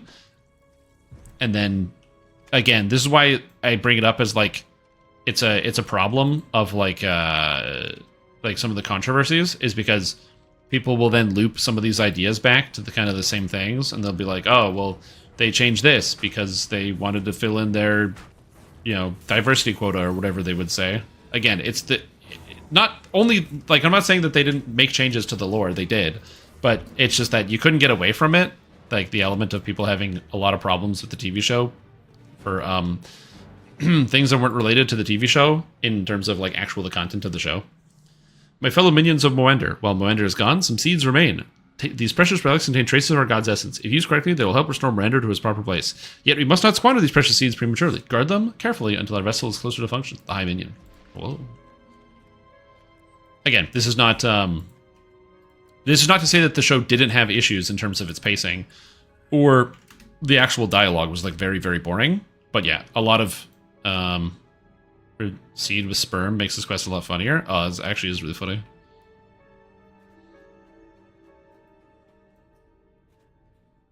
Thinking about the mithril saving the elves, which is utter nonsense. Well, yeah, but that also might not be true at all.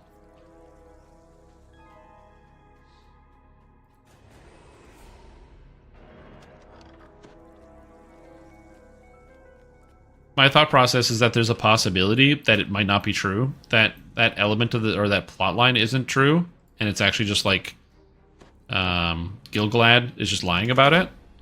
And he's like, yeah, man, we totally need the mithril to save all of our lives. So, make with the mithril, please. And it could just be an elaborate lie.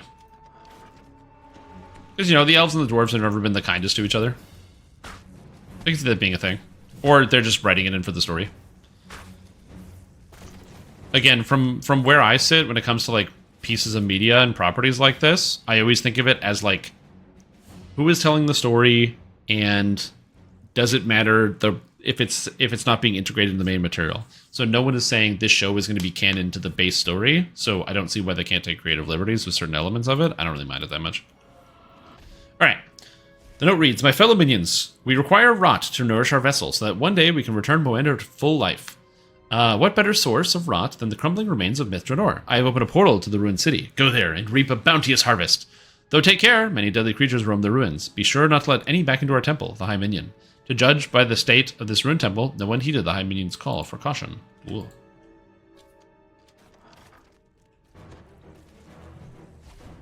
Yeah.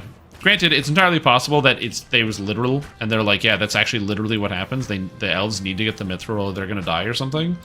Then, like, sure. But I still have the headcanon that he was lying about it.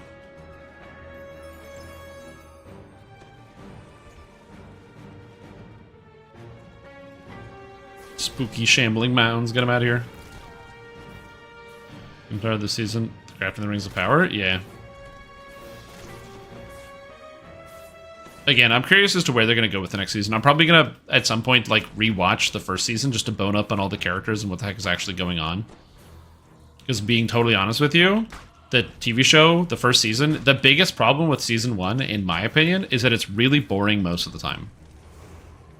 Most of the time you're sitting there actually watching the TV show, it's really boring. And that's, like, the worst part about it, is that it is oftentimes very boring. Wait, what? Oh, they added a second way to get into the quest. So if you can get into this room now by just pulling this lever. Oh, that's interesting. That's great. Okay, so that's cool. Was that always there? Because that room didn't seem to have a purpose. Was that always there? I never saw that lever the first time I came through here, so I don't know if that lever was always there. If it was always there, that's entirely on me for missing out on it and not noticing it the first time, which is entirely possible. I don't think that's the case, but it's entirely possible I just missed it the first time. Yeah, I'm probably going to end up rewatching the first season of the show just so I can, like, refresh my mind about it. And make sure I remember all the details.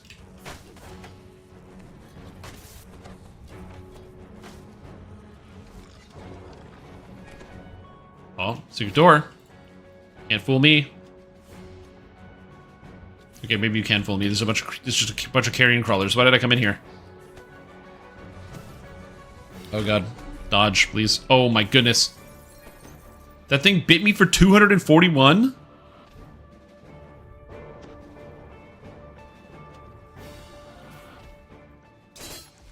Ah!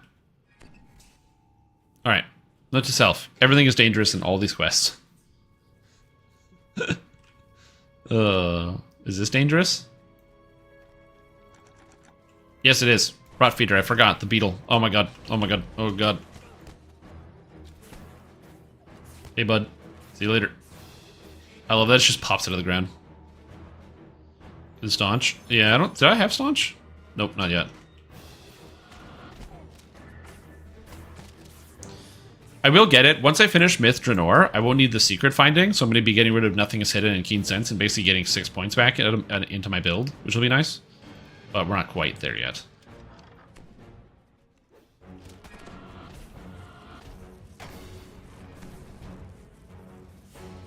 There's like a short secret door here. Where does this go?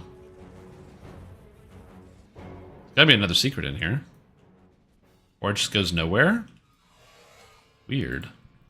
My fellow minions, I understand your impatience, but our vessel cannot be rushed or hurried. It must grow slowly, absorbing Moander's lingering force over many years, not mere days or months. Better a long wait for Moander's true return than activating a defective or useless vessel, the High Minion. Yo, Rana is just going crazy. He's going to town on this wall. What the heck? Oh. It is kind of neat that there's an effect that basically makes you completely impervious to damage. It's kind of fun that way. Okay. I don't remember what I'm trying to do here. This has to go somewhere. I just don't know where. I have to go into the middle? Oh, I have to get into here.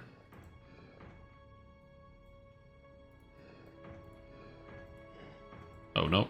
No. No. Get off of there, lady. Okay, got it. Alright, we have all of the seeds.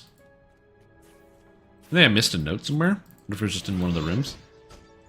Hey, Strim, can Yo. you settle this argument I have Sure. between me and at H_O_R_R_S_E and at Nerosov? We can't seem to agree if it's endless fusillade, or endless fuselage. I'm thinking it's fusillade. Please help me correct these cringe ass losers. It's endless Thanks. fusillade. Okay. Fusillade. Strange. Not fusillade, it's dominant fusillade. chamber. You pronounce it This fusillade. was part of the plan to revive the dead god. Well, they're going to revive a dead god? Not on my watch. My fellow minions of Moander, you are strictly forbidden to place the seeds of Moander near the vessel's pod until authorized by me. We must not act hastily, for if our vessel is activated too soon, we will create a mere animated hulk, and not a new incarnation of Moander. We must not squander our best chance of restoring our departed god, the High Minion. Seed receptacle? He's placed a seed of Moander, channeling its power into the strange pod. I do wonder where the High Minion is. If he's going to show up at some point in the quest, or if there's an optional section of it. I don't remember how this actually ends. So you have the carrion crawlers, you have the black puddings. So is he like trying to command the minions, as in like he is like commanding the puddings and stuff and telling them to only do certain things? I'm not sure exactly how that works. I also like the fact that this guy's big fear is that like he's like, oh, we have to do this because decay will never go away, right? Right, guys? Decay will never go away. And it's like, yeah, of course decay is not going to go away. I guess maybe if there's some sense that you kill the god of decay, decay goes away. But the problem is like conceptually, because, you know, in the regular world, we know decay is taken care of by, like, bacteria, basically. Bacteria and microorganisms. I mean, it's sensible that they would think, like, oh, yeah, it's the god of decay that causes these bad things to happen, but, like, it's probably fine. This guy immune to cold. He's immune to cold. Not anymore. The vessel has been destroyed, and the plan to revive Moander along with it. Yet there are other temples to the dead god. Who can say whether at some point or another. Just kill it, no more. I mean, it's going to decay even if you kill it. Cool. Fun quest. Seeds of Decay, not too bad. Much better than the first time. I do like it a lot more than the first one. Total XP was 23071. 23071. Seeds of Decay. I have one more quest to do. I have no idea where it is, but I have one more quest to do. It's kind of cool that it's like on this upper section. I do wonder which quest you would end up skipping if you were to skip one quest. Fusilada, No. Fusiladga, No. or Fusilager?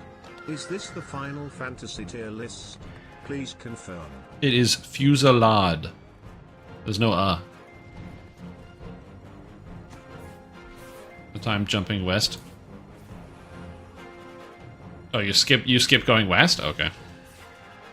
Yeah, I'm still like learning where I'm going out here, so. Because I have 11 out of 20 explorers. I have so much to explore, apparently. I should probably like make a list of the places I still need to go find. Let me see if I can do that. Do I have a notepad up? I do have a notepad. Okay. So I need to find still.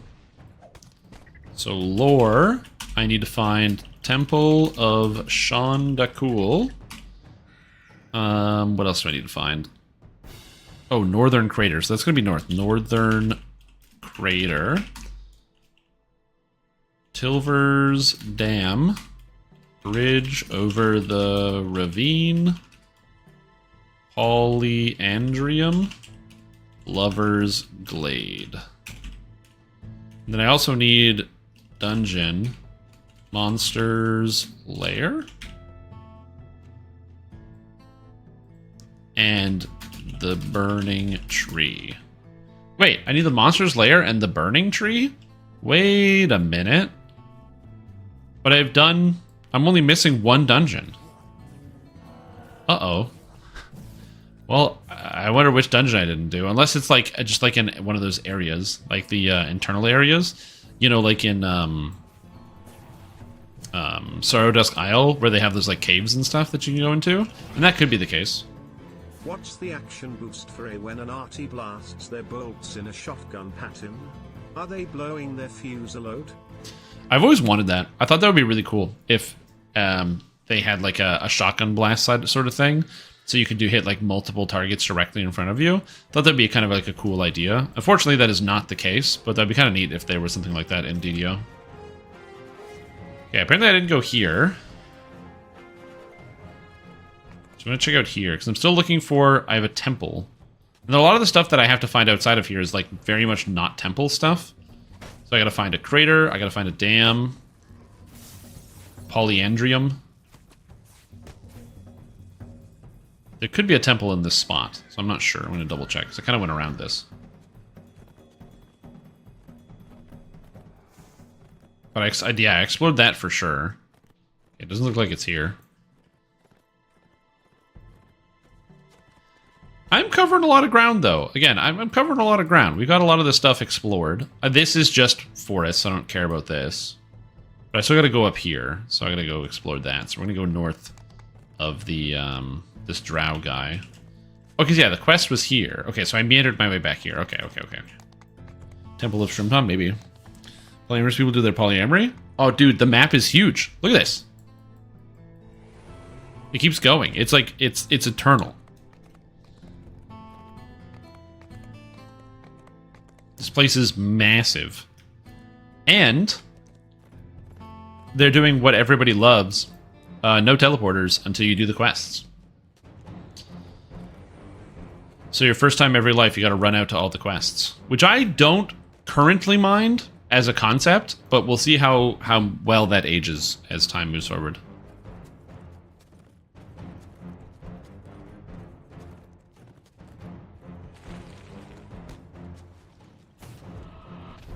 Yeah, because you actually get to experience the area. In my personal opinion, I like it without that, but yeah.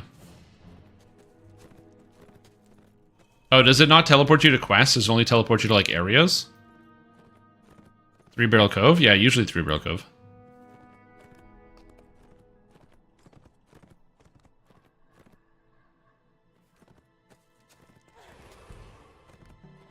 Yeah. Speculum and Drow Portal. Oh, okay. I see. And the Drow Portal is only good for 2 quests. And if you're already coming out to do the Drow Portal, you might as well just do the 2 quests.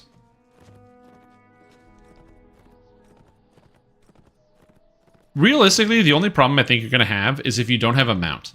If you don't have a mount at all, I think you might run into some issues. But if you have a mount, I don't think you're going to struggle with getting around in the expansion area here. Obviously, it's putting a lot on the shoulders of, like, you know, having a mount in terms of getting around. But, like, they added mounts a while ago, and you can get... There's, like, free mounts in the video game that come from, like, the different events. Like, Halloween is coming, so there's going to be a free mount from that. Keep on the Borderlands, I think fairly ubiquitous. A lot of people have that. If you own other expansions, there's like tons of expansion mounts you can go earn pretty easily. So like if you own Feywild, you can just do the join in with some of the Feywild raids and get the mounts because Like, nobody needs them in any of those raids. So if you've never done a Dryad and the Demigod before and you're worried about it, it's both the easiest raid at endgame currently. People still run it, and when they do it, everybody already has all the unicorns, which are common drops. So they just drop everywhere.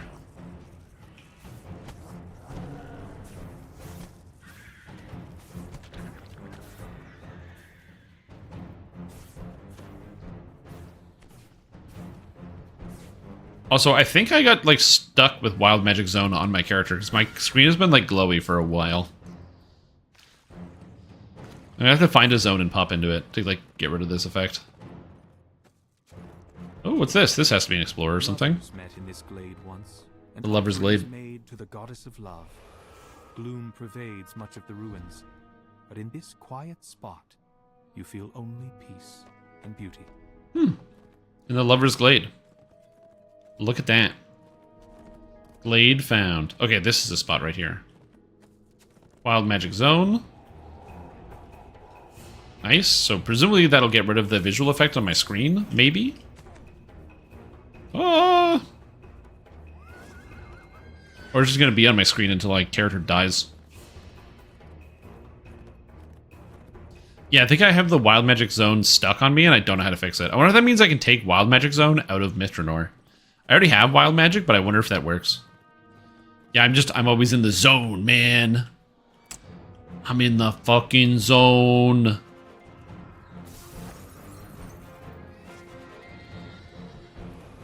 Part of the Explorer, I ask, is like, how are you gonna, naturally find some of these areas?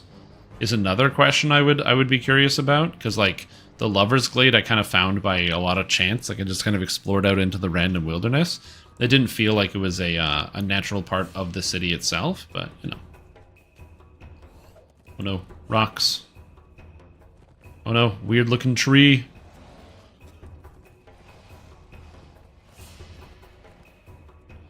There's also a surprising number of like scary monsters. Apparently there are special rare monsters here, like raid bosses, just like in Isle of Dread.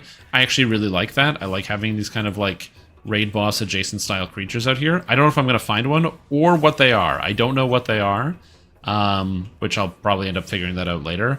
I have to imagine one of them is going to be the new Fang Dragon that they added to the game, because Fang Dragons are like they spent the time to make the new moves in the art. There's no way they're going to leave a Fang Dragon off of here, especially since we got a green dragon in Isle of Dread as like one of the ultra rares. It just makes sense to have a dragon. I don't think there would be a dinosaur here. Unless there can be a dinosaur. Maybe there'll be a demon, like a big special demon, because there's already demon portals. Probably do something like that.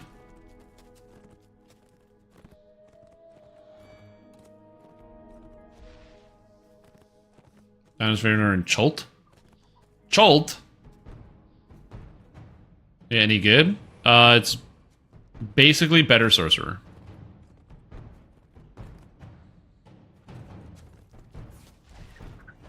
Good way to think about it. Yeah, because it is a cold sorcerer. It's cold sorcerer with +4 max caster level.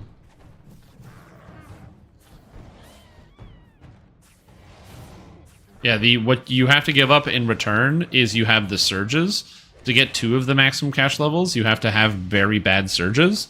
And very bad surges have a chance to basically kill you. So you have to accept that as a consequence. But if you accept that as a consequence, then you can get some cool stuff done.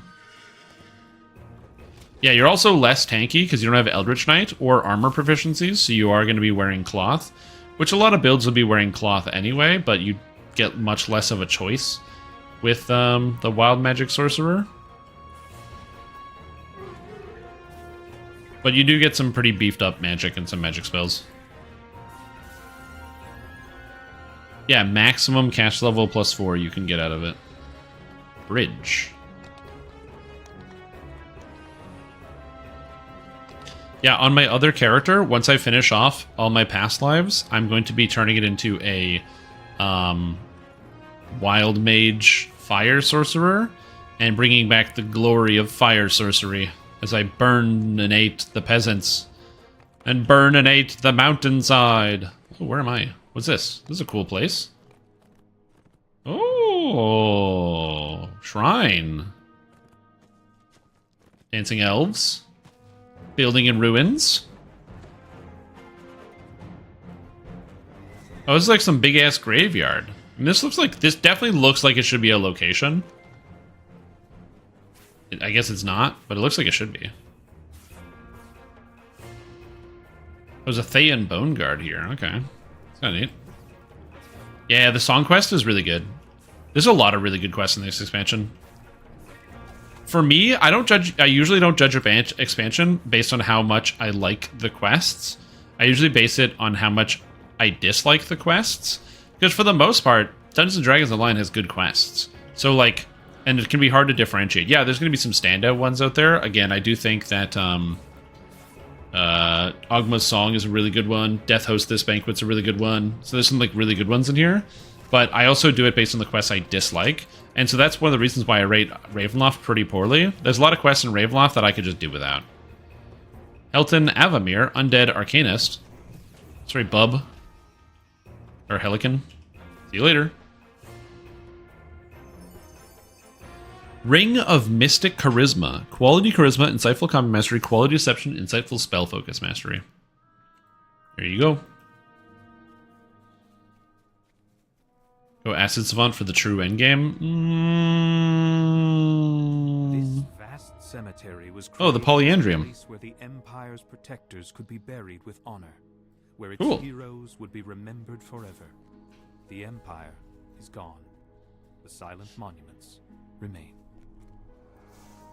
I gotta say, really, really, really cool graveyard. Really cool looking graveyard. Big fan of the design of this place.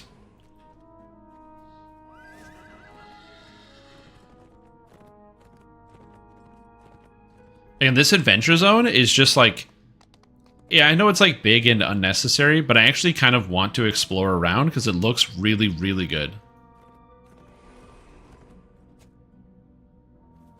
It is bigger than I would usually like, but I'm quite enjoying myself right now. Like, usually I would get bored and be like, okay, guys, we're going to change it up for a bit, and I'm going to stop exploring for a little while, but it's been nice.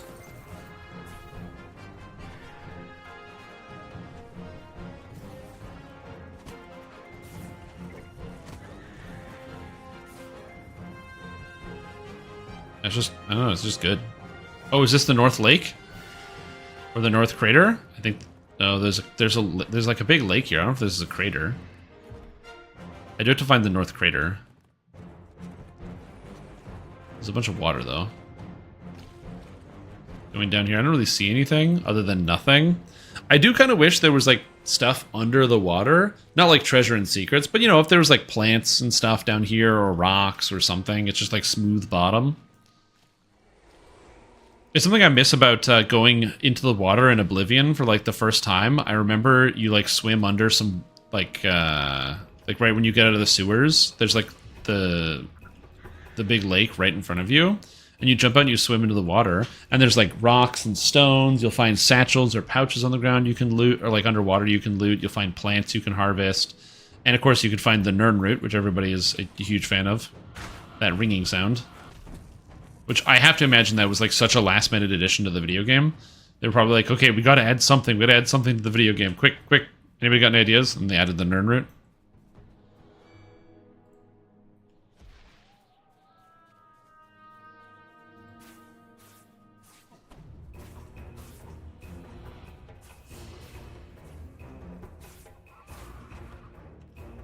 Yep. And underwater frills? Yeah, because it doesn't need a lot, but it's just nice instead of it being, like, completely empty.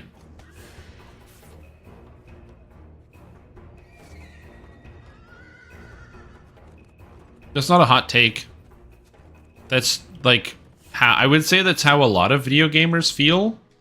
There's, like, a big subsection of video gamers that would prefer pretty much every video game is just a straight hallway with combat mechanics, and they just work through. They just do that, and there's nothing else. I understand why that exists, and or like the people have the desire for that, and there are elements or times where I like that. I like when video games sometimes give you like gauntlet challenges, which is just like you gotta work towards a goal by like doing, you know, you do X thing that's easy to understand, like the combat. But yeah, there's quite a lot of people that prefer like the kind of the pipeline. Again, for me, the art element is like really important to my enjoyment of the thing. There's a lot of things that go into like the feel and why you enjoy something. So I very much enjoyed like the art that's coming along here. It's the reason why, like, look at this section of trees. Look at this. There's like a tree with some leaves on the side of it, with all these kind of trees branching out in this glade. There's no other part that I've found that looks like this. Even though they probably use these tree models, just the same like setup, and so my brain stops and makes me want to look at all the trees and stuff. I like it.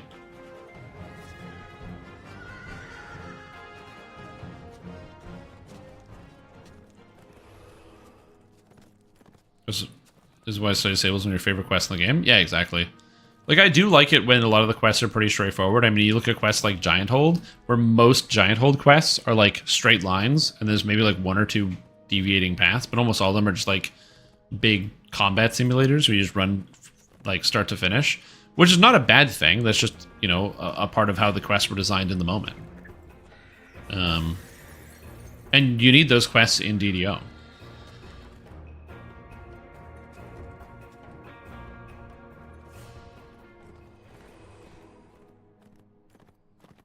But again, you need that contrast, which is what lets you appreciate like one thing more. A great example I can think of is a game like, you ever play Resident Evil?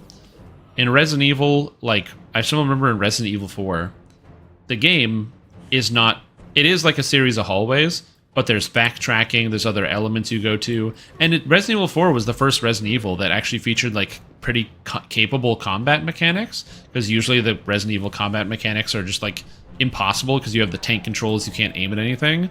But Resident Evil 4 was like the first over-the-shoulder one, and it had all these things. And so instead of making the game really, really combat-centric, it's pretty combat-centric, but they still had puzzles and other things going on. Instead, they added a separate mode, the Mercenaries mode, which was exactly that. It was like literally just like an arcade mode where it's just combat, and you were trying to get as high score as possible. And so it kind of facilitates both things, and you can enjoy both of them separately, because one scratches the itch for the, you know, world exploring you've become accustomed to, and the other one scratches the itch for that like combat rush. And I think DDO does a pretty good job of straddling that line, where sometimes you get quests that come out like the Catastrophe quest, the new one that came out, the level 4 one, which is literally just a straight line. You just run down a big hallway, and then the quest is over. And so you end up kind of being able to run that quest pretty fairly quickly and efficiently. It's really easy to learn. And then, by contrast, you'll have quests, again, something like in Drannor that is maybe not like that. So you have the back and forth as you're leveling through the process. So it doesn't feel like you're doing the same thing over and over. And again, I like that. I like having the variety to be able to choose to do different things during the play pattern. Because sometimes I totally want to do those linear quests. It's the reason why, you know, Tear of Decant is kind of nice to run. You don't really turn. You just run down the straight hallway until the quest is over.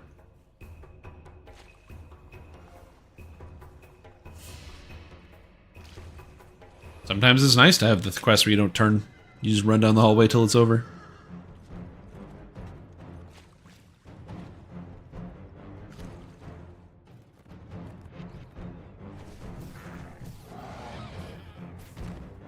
Where's my hireling? Oh, she's over there.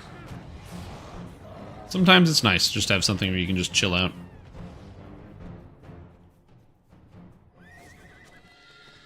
That's why we just go on our adventure, though.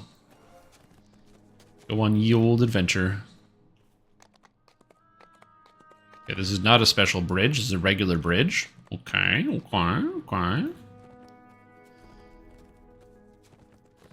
And yesterday was like all of the, you know, spamming my way through every single quest, and now today is just walking around, chatting about the game. Games in general.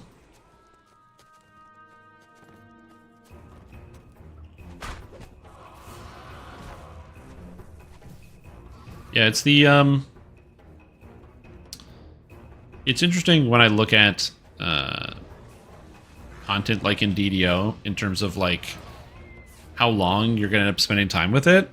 And a lot of that has to do with the internet as well, where if everybody had to figure out the Explorer area on their own and look around and find all the quests and find everything, that would be one thing.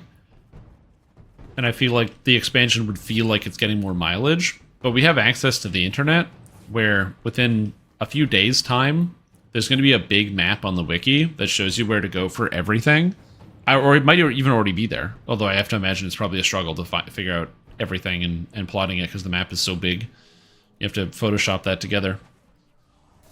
But I just get the feeling that, like, you know, the access to the internet and the fact that we can just instantly transmit information from one another. So, like, I don't really have to figure out anything in the video game if I don't want to, because I can just Google it and have the answer instantaneously.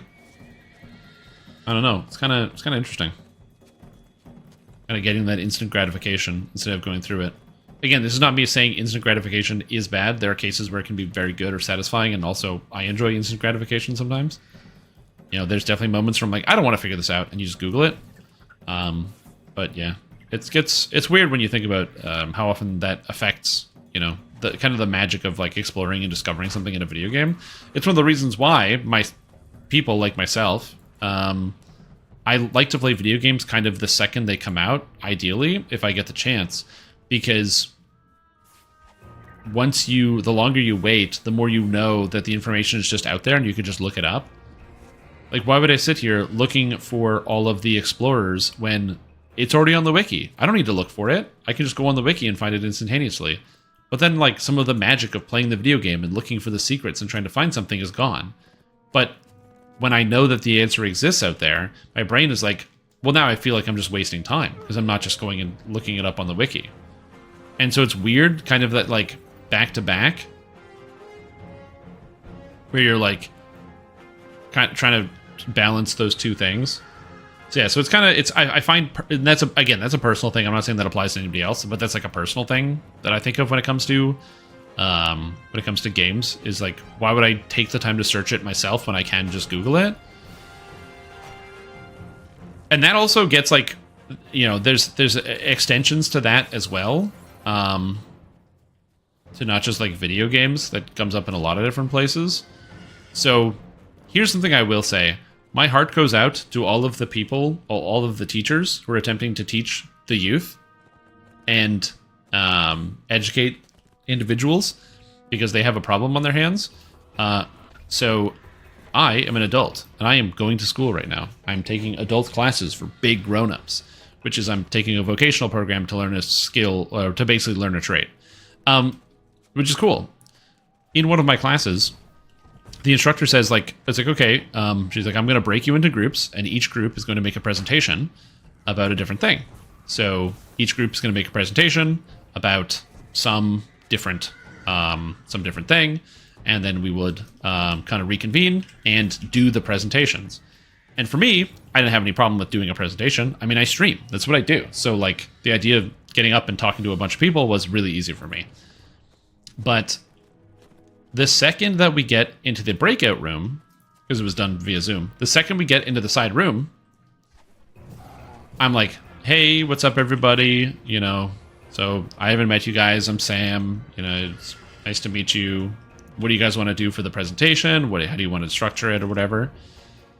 And the first response I get from a living human being in that call, there's like 4 other people. The first response I hear from a living person is, oh, why don't we just type it into ChatGPT and just copy what ChatGPT says?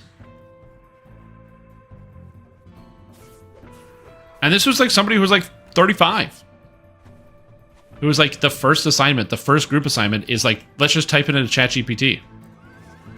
And I'm like, so teachers, I don't know what to do about that, dude.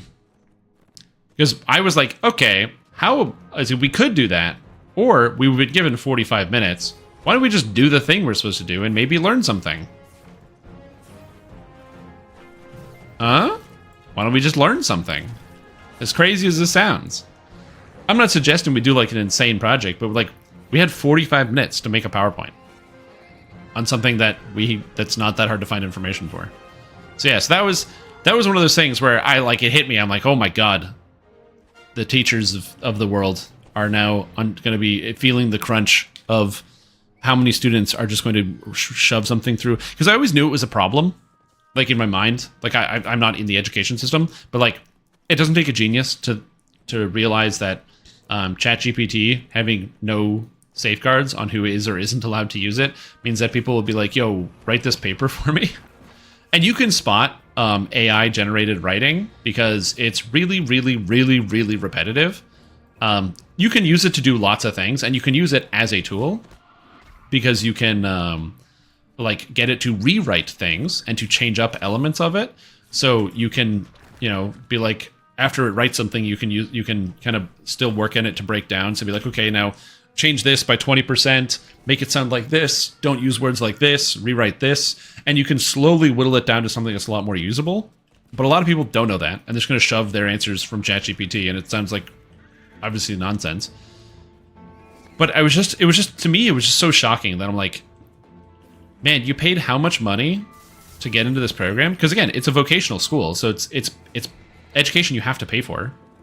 So it's like you're paying thousands of dollars to go to a vocational school to then have ChatGPT use your class time for you, so you're not going to learn anything? What? Like, I was so confused. It was just such a weird moment. Again, no one said hello. No one said, oh yeah, let's do it this way. The first response I got back was, well, why don't we just let ChatGPT do the whole thing? Now, that being said, it's not like the other people that I was working in the group with were not interested. After I shut that guy down, we started like actually talking about the assignment, and we had the best presentation by a mile. Because I did the presentation, and I'm a reasonable public speaker. But it was a, it was a good time. Overall, being able to just like, actually, I don't know, like learn something and do something. But it was just weird to me. It was just really, really weird. I'd just never experienced that. Like, the thought of using ChatGPT in that moment had not occurred to me at all. Cliffside Cave. Oh, there's a cave here. Oh, there's a crossing bridge here. Can I climb out of the water? Oh, interesting. These are the types that AI will replace first? I hope so. Structural my lessons require all work to be done at school. Probably use one of the usages tools that already exist in ChatGPT. Yeah, 100%, yeah. Stream for you? Yeah, I wouldn't want that. There's the sadness in which our current society. I don't think it's an issue. It's like anything else. It's something you have to tackle. I can give you the best extension. An extension to your car's warranty. How's $500 sound? You know, given that I don't have a car, I'll take it. I don't have a car yet, but if I did have a car, I'd want to make sure I had a good warranty on it. So yeah, I'll want to make sure it's under warranty. So yeah, I'll take it. $500. All right, sounds good. But will you do $20? Can we do the $500 as $20? Maybe. Yeah, I wouldn't say it's like sadness of current society. People will, like, the people that are going to use ChatGPT are the same people that we're going to use other different ways of trying to find like a shortcut. Like, I don't think this isn't like a new phenomenon. It's just people using a different tool to be able to take a similar shortcut.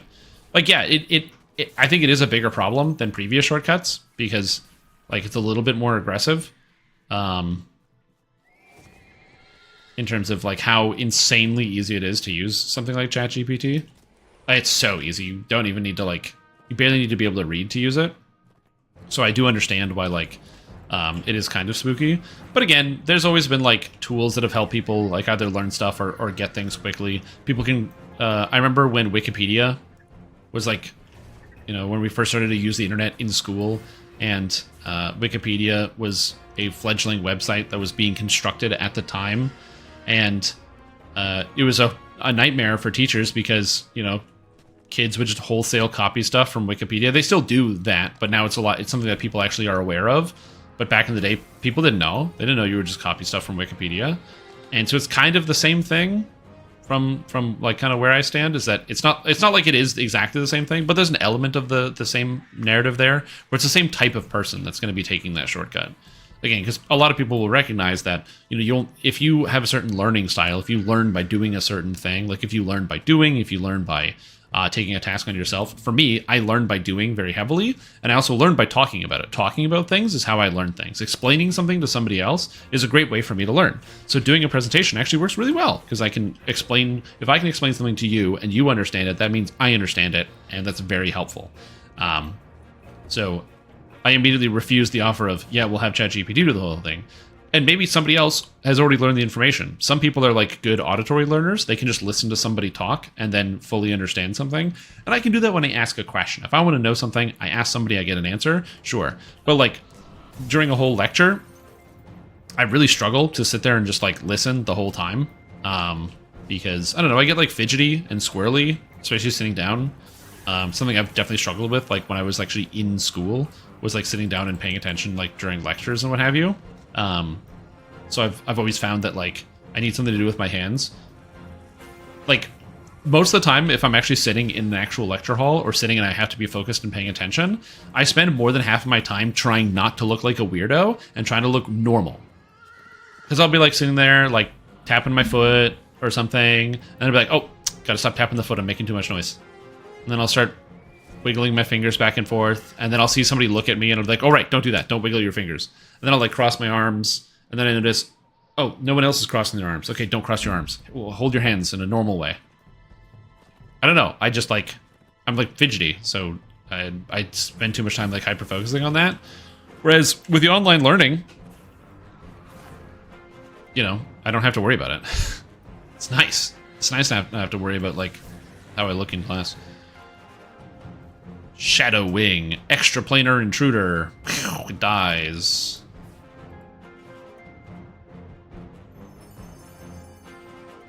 Now that being said, I have even though I just said, you know, I worry about fidgety, I actually I do have my camera on because I don't know. I don't like turning my camera off for those types of things. For like the session, I don't like having the camera off, and the main reason I don't like having the camera off. The main reason I don't like having the camera off is specifically because, as an instructor, I'm trying to imagine, like I'm not a teacher, but I'm trying to imagine teaching a class, and then everybody, all the people that can respond to you are silent. It's kind of like Twitch chat, I guess, in a sense, where like some days on Twitch, people will just be like very quiet and won't really have a whole lot to say. And so then as a result, as you, the live streamer, you're just kind of sitting there talking to a wall, effectively. You're just like trying to see what's gonna work, what's gonna land. And it can get tiring after a while because you're constantly just like spinning the wheel. But as an instructor, if you're instructing like a group of people where there's supposed to be a reaction, you know, you're doing something that involves like, you know, it's got the call and response where you, hey, so we're going to learn this thing. Does anybody already know anything about this thing? Call. But you're staring at a bunch of black screens because nobody has their camera on. And then no one says anything. But because no one says anything, they don't have to. So everyone stays quiet together. The solidarity. Ape strong together. And so you just have these like weird silent moments. I don't know. It's just, it is something that I can imagine would be exhausting. So whenever I do stuff like I participate in a session or something like that, I always leave my camera and stuff on because I know how... Well, intimidating is maybe not the right word. Maybe kind of intimidating. Yeah, thank you guys for turning your cameras on. All in unison. I appreciate that.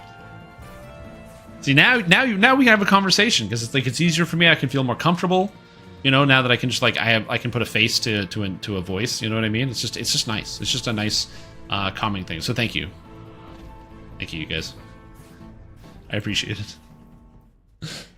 Who said we're having a conversation? I did. We are having a conversation. We're having this conversation right now. I know you always try to get away from having this conversation, but we are having this conversation, Cruiser.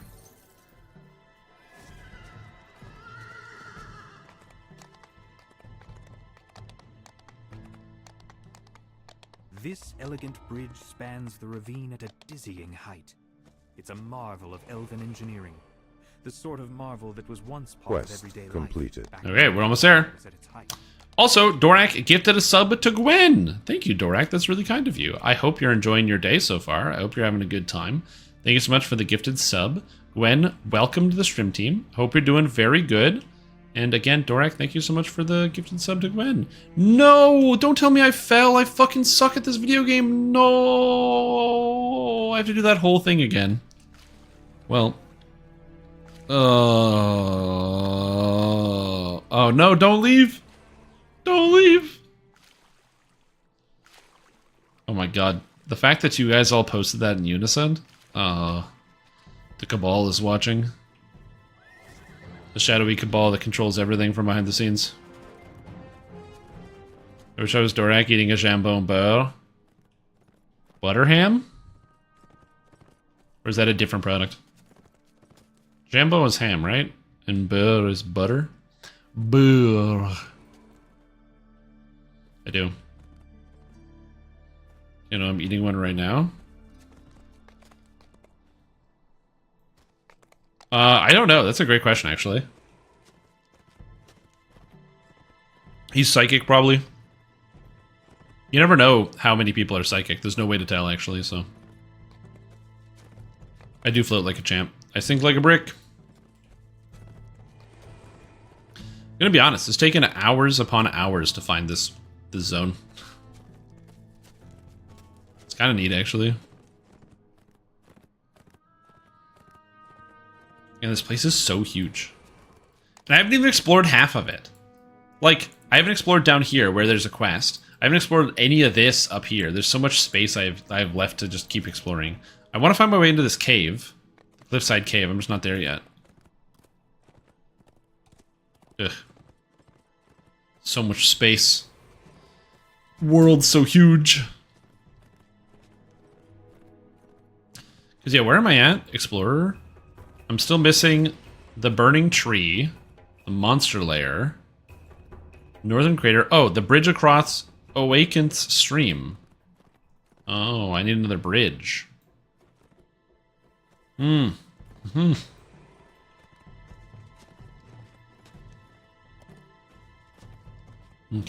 Now, we go here. I put on the feather falling so I don't fall. I'll have to use a shrine eventually, but I don't know when. Another reason why I enjoy playing Warlock is I don't really have to worry about, like, resources or anything like that. Okay, there's the Cliffside Cave.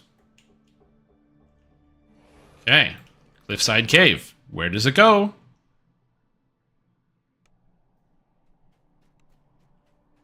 Where am I? Hook Hoarder Servants. Dragon Minion? Oh, is this the dragon? Oh, is this the rare? Oh, snap. Okay, I don't know if I can fight this, but we'll see. This isn't a location, so I guess this is not the thing. I don't know why that's there. I'm assuming that's probably a phase. Alright, well, we'll see what happens. I knew there was a friggin' Fang Dragon out here. I knew there was a Fang Dragon. Hey, bud. Yeah, Goranthiel Fang Dragon. Alright, 41k life. Let's go.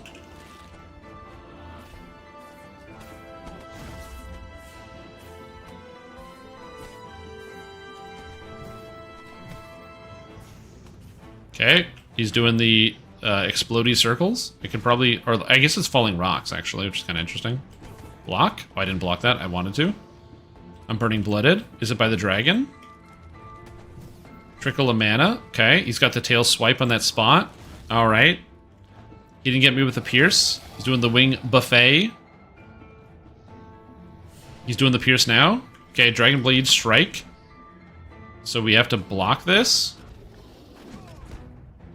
Okay, so you just have to block repeatedly.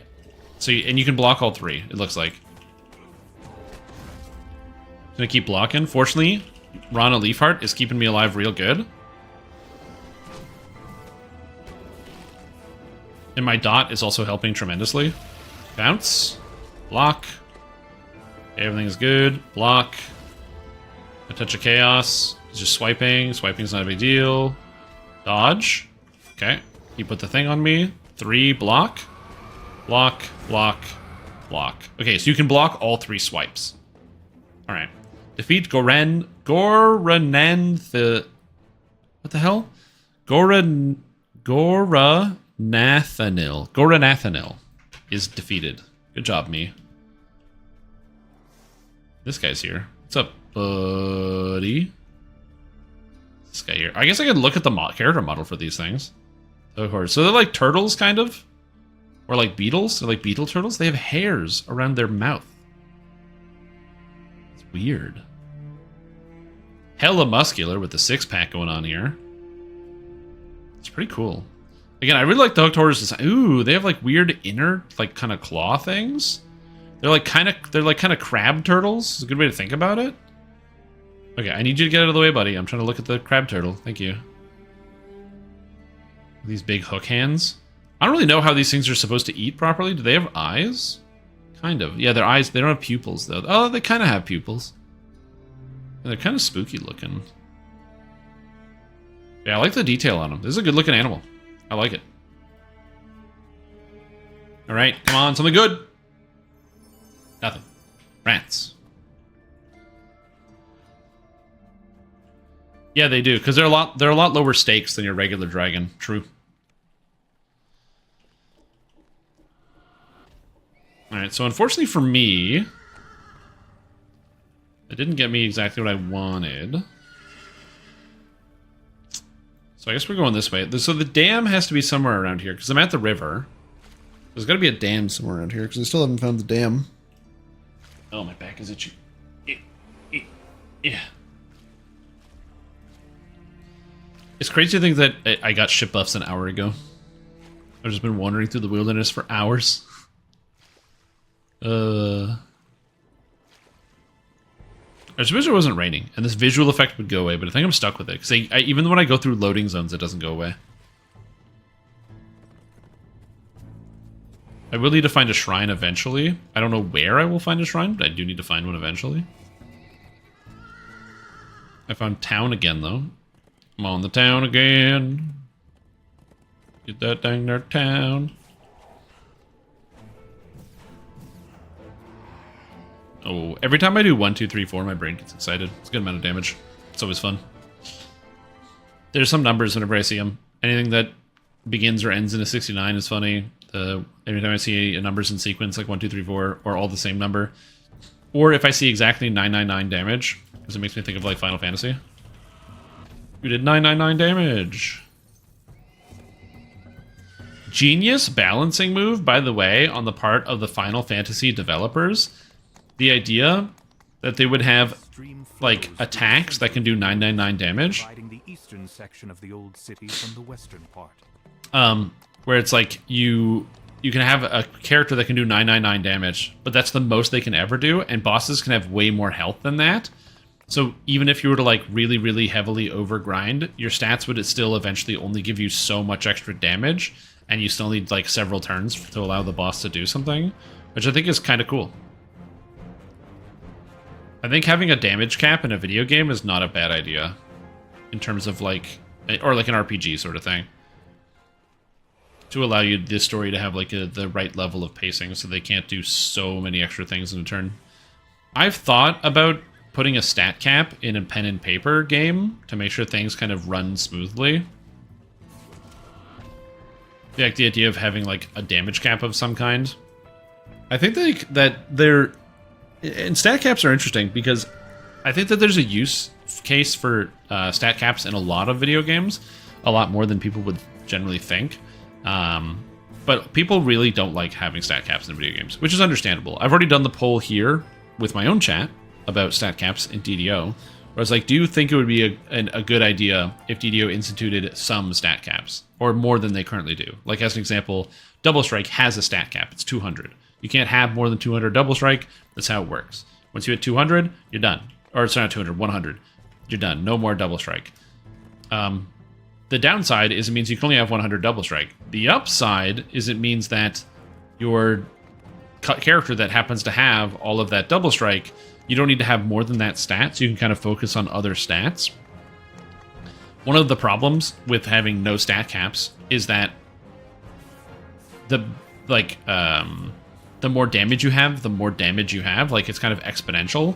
Like, if I'm able to get like even more deadly, even more accuracy, even more seeker, even more deception. The more of it I get, the more valuable each individual point becomes, because it gets me closer to doing like a single hit on a monster, killing it, or going from, if you go from 3 hits to kill a monster on average to down to all of a sudden down to 2 hits to kill a monster on average, that's a huge increase in your character's like efficacy.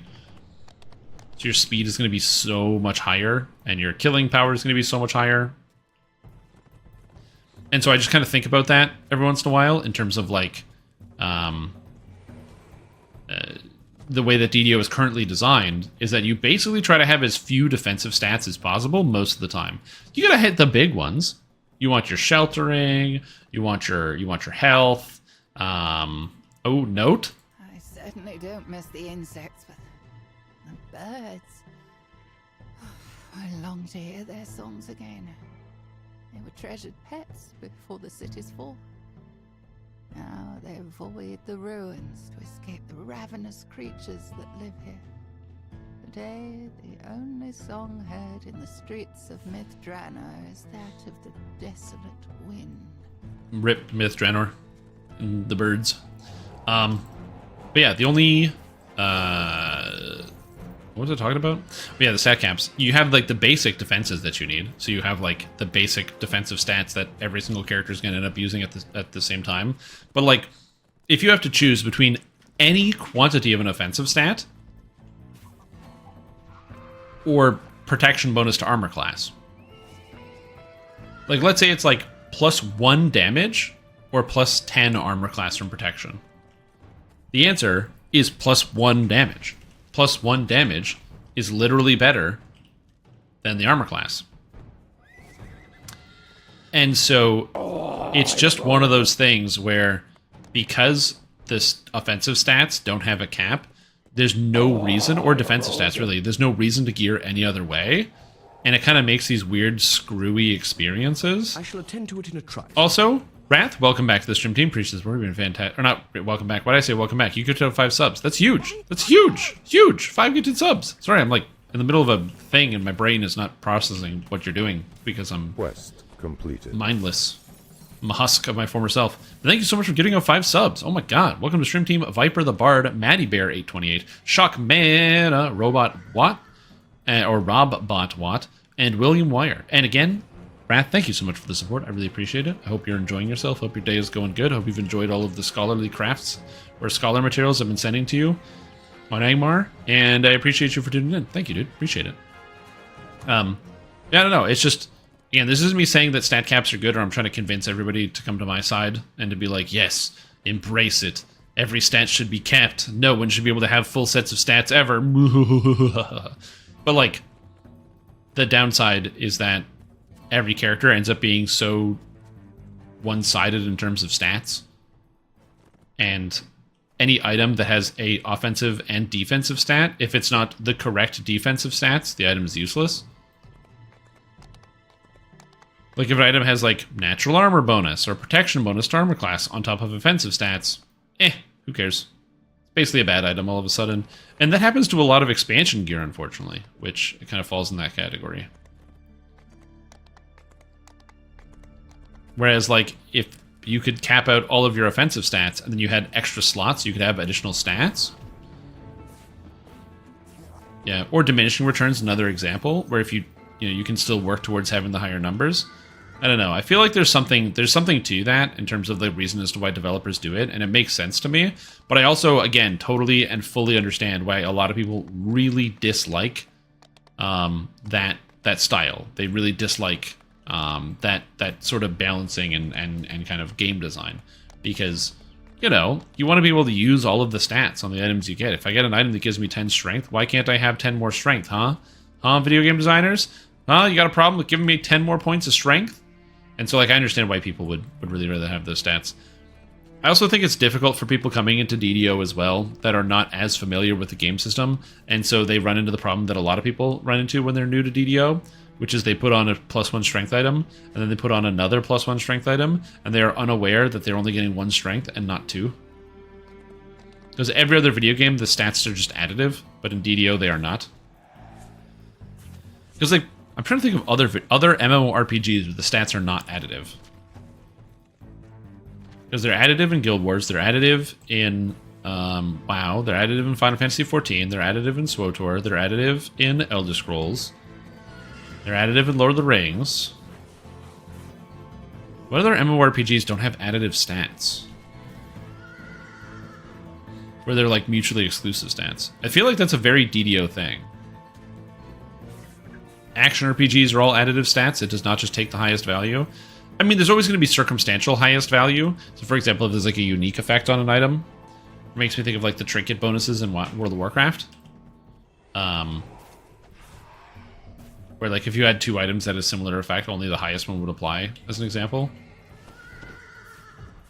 But I don't know.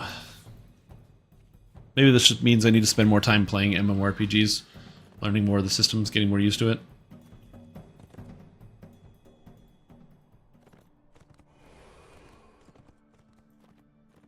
Did I go up here? Yeah, I did. Okay. Okay, I gotta go up this way.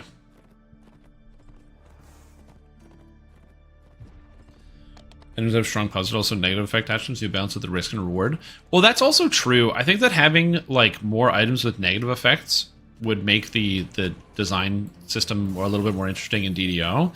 The developers have stopped adding items with negative effects like a really long time ago. Like it doesn't make sense in games where there's very few stats and they all stack together, like World of Warcraft or Final Fantasy. But in a game like DDO, having items that have like cursed styles of effects, so you have positives and negatives. To be fair, though, having items that have positive and negative stats with risk and reward does add a lot of complexity to the game, and that can be both good and bad. I like the complexity that brings, the level of extra challenge and extra things you have to think about when making a character or looking at equipment. I personally do like that generally, but I can understand how like a sizable portion of the community would not generally want that.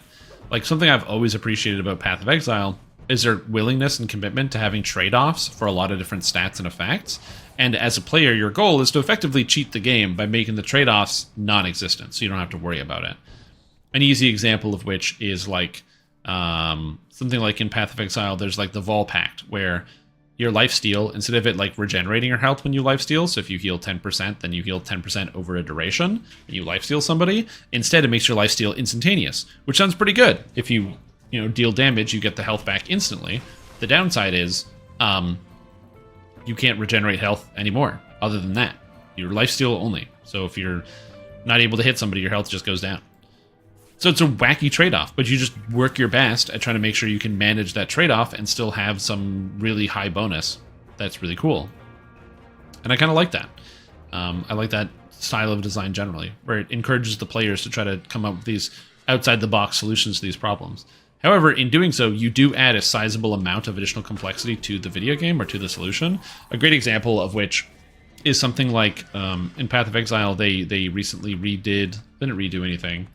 They redid the Perfect Agony Keystone or whatever.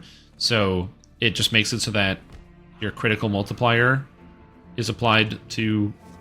Actually, I don't know if this is from the rework of Perfect Agony. This is how it always worked. But the way Perfect Agony currently works is that instead of using damage over time stats for damage over time, instead it uses critical multiplier.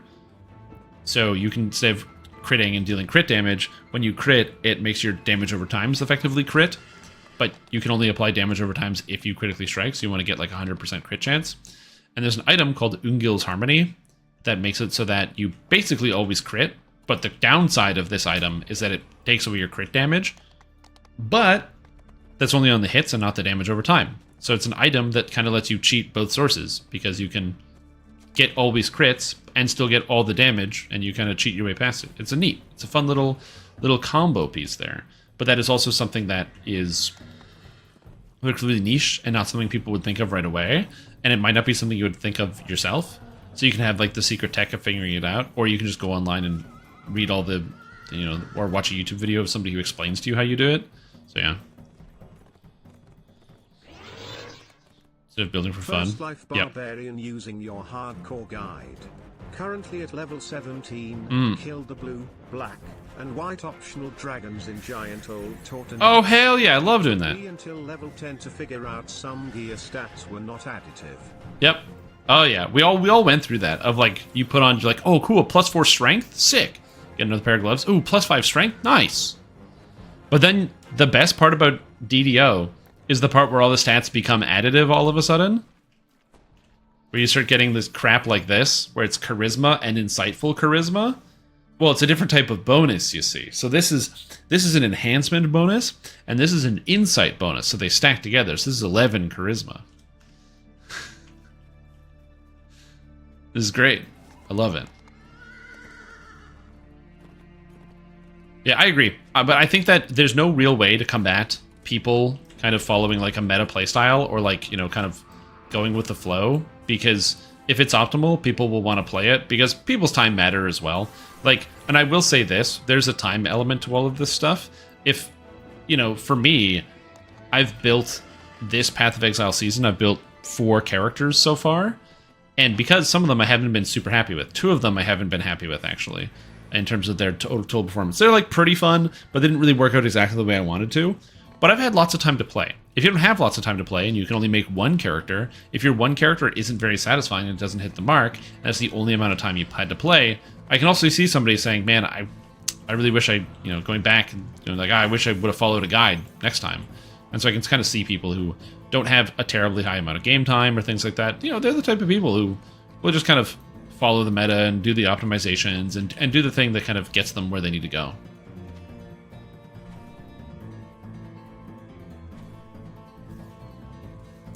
Yeah, I've been meaning to make a video about that for a really long time, where I take one of my characters that has like over 100 to one of their stats and just explain how I got there, so people can kind of see all of that.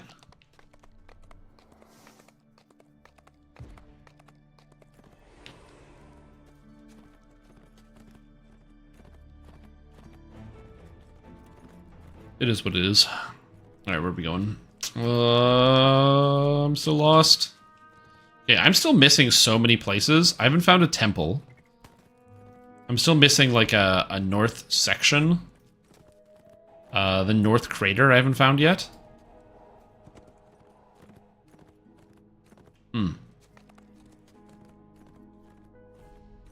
Voices of the Dead, the brain puzzle. Yeah, the one where we should figure out where everybody is going. Yeah, it's not bad.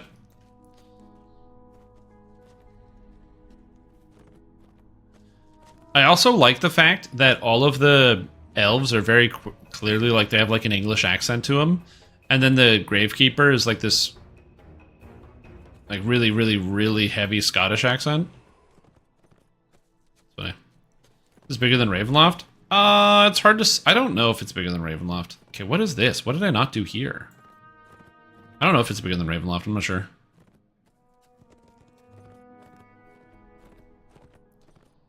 Hold on. I skipped this whole area? Why did I do that? Maybe it's because I just looked at it and I was like, there's nothing in here. But I'm just going to double check it because I don't know for sure. I'm not sure if this is bigger than Ravenloft. It might be bigger than Ravenloft, honestly. It might be. This place is really, really big. There's a lot of stuff. There's a lot of places to go. Oh yeah, the graveyard's here, so there wouldn't be 2 areas in here. So I think there's only the one, just the graveyard. Yeah, I think that's it. All right, I want to leave. Curious the new content contains both dungeons and dragons. It does. There's both dungeons and dragons. I have fought in total 2 dragons so far. And I have done 12 dungeons. 12 dungeons, 2 dragons. Kinda neat so far. Because, like, I've explored so much of this area already. Oh my god, I've explored so much of this area. Also, why is my eye stinging? That's not good. And I still have so much of this area to explore. Oh my god, what's that? I have 5 more explorers to find. I'm hopeful I'll be able to find them.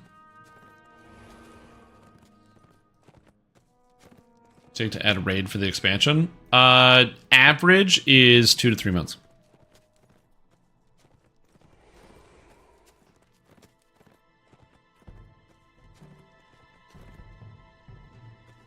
like the next major patch, so the next numbered patch is going to come with the raid, usually. Sometimes it's a 0.1. So this is like update 69 or whatever, and it'll be like a 0.1. But other times it's a whole numbered patch, so it'd be the next patch that actually comes with it. Again, I'm hopeful that the raid will contain like a big moment, a big explosive moment. I think that'd be kind of cool. I don't know if it will. That'd be nice if the raid had a big explosive moment in it. Kind of think of like Fires of Morgrave sort of thing, where, or not Fires of Morgrave, sorry. Well, that's pretty good, yeah, with the Balrog and the encounter with Vecna.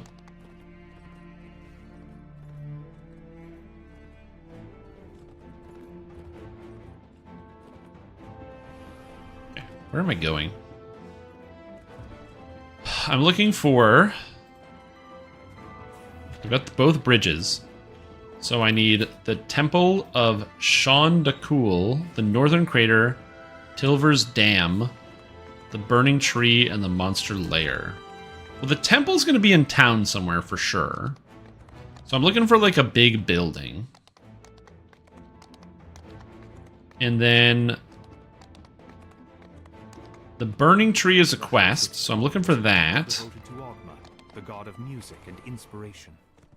And the Northern Crater I'm going to have to find as well. The Northern Crater will presumably be somewhere up here. Where's this? Ildranith's Tower?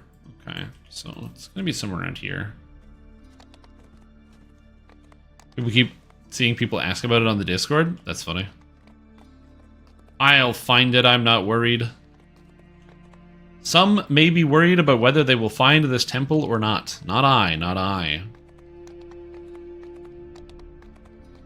I'm more worried about finding the dam. Although the dam, I guess, can't be too hard to find since you can just literally follow water. And as long as you follow water, you'll be fine. There's a massive graveyard here, and that looks like a big temple. Let's go up here. Yeah. It's a huge building. Oh no, this is Castle Cormanthor. Okay, so that's why this is a big building. Oh, a shrine! Oh, I've needed a shrine for hours. It's beautiful. Oh, the shrine is so beautiful. Look at these shrines. These are some good-looking shrines. There's the... Big fan. Speaking of PB, I got a +2 minion helmet earlier today with spell suppress, so no sooner did I craft my fractured spell suppress helm, I got an upgrade almost immediately. I mean, it's not necessarily a bad thing. I'd be okay with getting an upgrade almost immediately after I craft something. I mean, yeah, sure, you went to all the work, but you can just sell your crafted helm and make a fraction of the cost back. That's the benefit of doing the crafting, is if you understand how to craft properly, anything that gets close but not quite there, you can just sell. Okay, so this building here is the quest building. This is for the speculum.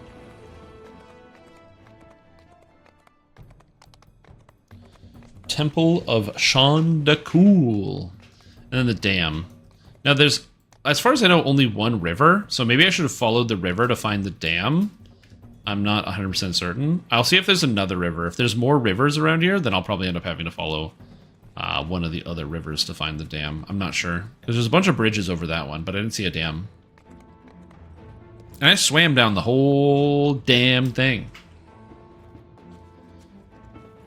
Is this the North Crater? This is a crater. It's not the North Crater. That makes me think the North Crater is going to be really big.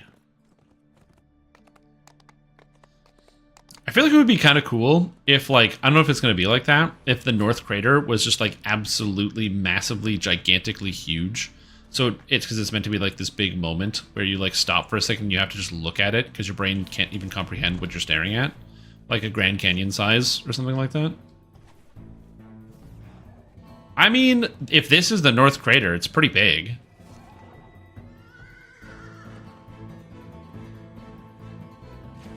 Powerful magic was unleashed during the battle for the city. Not insanely big, but yeah. magic has become unpredictable in some places. In others, it doesn't work at all. Oh, that's the North Crater right there. 1 down, 4 more to go. There's a big temple here. I mean, that looks like a Shondacool, doesn't it?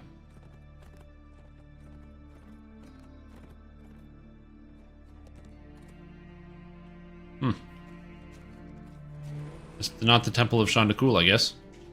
I went right through the front door. I don't know what's supposed to be in there. It's a cool looking building, though.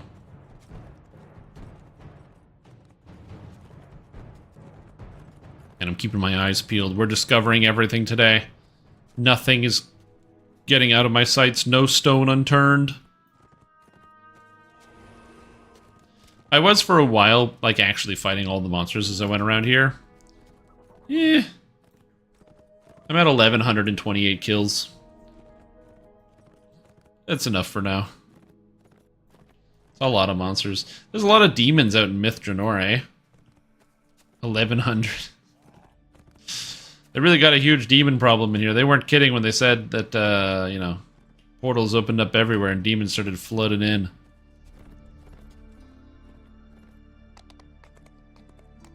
Oh, giant statue. Looks good. Looks convincing. Oh, come on. If this has to be a location, this has to be a location.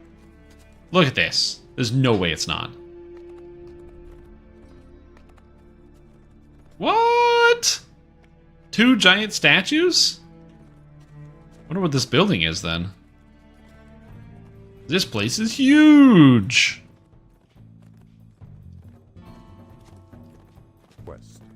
Oh well. I'm not sure what the relevance of the statues are, but we'll figure that out someday.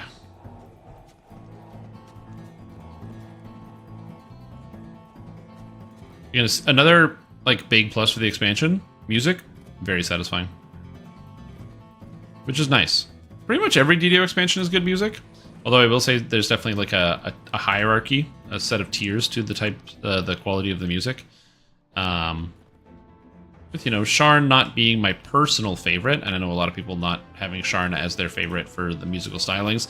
There are some elements of the Sharn music that works really well, especially when they try to go with the more noir themes. It sounds like you're in the back of a taxi cab on a rainy Thursday night. So they do have some good themes in there, but depends. It's always going to depend. Yeah, let's keep sneaking on here. Sneaking all the way through. Finding the dam, the lair, the tree, and the temple. I assume that the lair is probably going to be related to one of the special named monsters that'll be out here. It's a bold assumption, but I'm fairly confident it will be right. What's that? It's an eder cap, okay.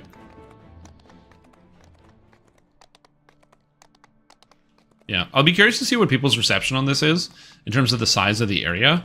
There's been a lot of people that have been asking for larger and larger adventure zones for a while. Like, we really want a large zone. Some people point to both King's Forest or, you know, the Barovia being some of their favorite areas to explore because they're so large and there's all sorts of stuff to do. Again, this isn't like a really, really common sentiment. It's not like there's, you know, hundreds of thousands of people clamoring for it, but there's a sizable number of people that have asked for larger adventure zones, more things to do in some of the adventure zones.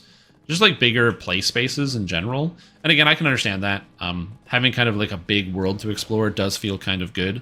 I think the main issue that comes with like the larger play spaces is the contrast between how much you actually have to do. Now you can finally stop using both sides of the toilet paper. Oh my god, Teg, thank you so much for the resub. Appreciate the support. Thank you for doing that. Yeah, when you have to, you know, use one side of the toilet paper and then flip it to the other side because you're trying to save money because, you know, you can't buy too much. It's you know, it's not the most ideal situation. So I appreciate your sub. I appreciate the support. I hope you're doing very good. Thanks, dude. Appreciate it. 61 months, by the way. Long time. That's crazy. Let's do a big empty zone, though. Well, so this is one of the reasons why I personally don't like open world video games, because open world video games, in a lot of cases, means you have a bigger world with the same amount of stuff, or if there's more stuff, it's copy and pasted stuff. right? It's like a lot of people praise Breath of the Wild for being this big, amazing open world, but like it doesn't really have more biomes than Ocarina of Time did. It's just more spread out. Not saying that Ocarina of Time is the same caliber of game. Obviously, Breath of the Wild is a bigger, better game. But in terms of the diversity of styles of content, it's really hard to fill in all of that space and to make it fit. Very few open world games, in my personal opinion, really kind of live up to being a open world as opposed to just being an open space with a lot of places to walk around in between. And it's one of the reasons why I don't play a lot of open world games is because, you know, to fill in that space, either you have nothing or you have a whole bunch of like, just like copy and pasted content everywhere where it's like, oh, good, I'll just fight the same monsters I fought over there, but now I'm fighting them over here. And now it's the same thing, but it's snowy, but it's not different. So yeah, so generally I prefer the, not so much closed world, but the not quite as open world games because, you know, companies will run out of things to do or run out of places. It's hard to fill in all those spaces. That's why I like the smaller adventure zones. I can find everything organically by just exploring around and looking through the places. Maybe it doesn't last as long, but you know, you find everything in Feywild relatively soon. Like Feywild, you could just drop right in the middle of this expansion zone. In fact, I wouldn't be surprised if you could have like 10 Feywilds or even 20 Feywilds fitting inside of Myth Drannor. And so, you know, Myth Drannor is big, but are you actually getting like more content? And that's always the question. Again, some people just like the fact that it's bigger as well. I have an answer. You slip on one pile of dog poop. Okay. Then when you're falling, your hand falls in another pile. Okay. Do you wipe your hand with a towel or wash it with soap? So why both sides of toilet paper but no bidet? Okay, hold on, I gotta process this. Do you wipe your hand with a towel or wash it with soap? That's why both sides of toilet paper but no bidet. So here's the thing, is that the bidet is more expensive than the toilet paper.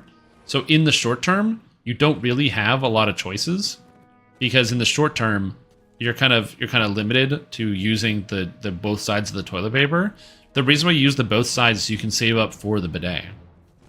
Obviously, you know, if you slip in dog poop, you're not gonna wipe your hand with the towel. Although, what an aggressive... I don't know why, for some reason. I'm just imagining like a sketch of some kind that involves somebody like falling into dog poop, and then they're like, oh man, you got a towel? And they like wipe their hand on a towel, and then they like put it back on the rack. That'd be funny. I've heard pretty much only good things about a bidet. The problem is I'm just currently living in an apartment, and I don't terribly want to try to reinstall something, and they're expensive. But at some point in the future, it is a product I would like to, you know, investigate, because cleanliness is important, and I haven't, of all the people that I know that have either bought the product, pretty much every single person has been like, yeah, it's great, amazing product. Which on the one hand is kind of a glowing review, because it's like, yeah, everybody says it's good. On the other hand, maybe, you know, if everybody says it's good, is it because they're just trying to justify it to themselves because of their purchase, because it's an expensive product? I don't know. Couldn't tell you, but I haven't had people tell me that they don't like their bidets. It's like a DIY project. Yeah, I can do it myself. It's like, I don't need a guy to install it. I can do it myself. I just don't want to. Someday I will. But, not here. If I move, which at some point in the next, like, 6 to 10 months, something like that, I probably am going to be moving, then I probably will. But for now, no.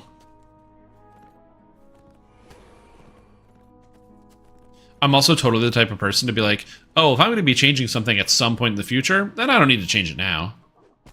I'm just going to have to change it back. So I have several, like, fully unpacked boxes, because I'm like, oh, I'm not going to unpack my boxes, because, like, I'm going to have to pack them up again next time I move. I might as well just leave the stuff in the boxes. And then I don't have any direct decorations hanging up, and everything just stays there. And then I'm like, oh, where's that thing I want? Oh, yeah, it's in a box I didn't unpack. Yeah, that's me.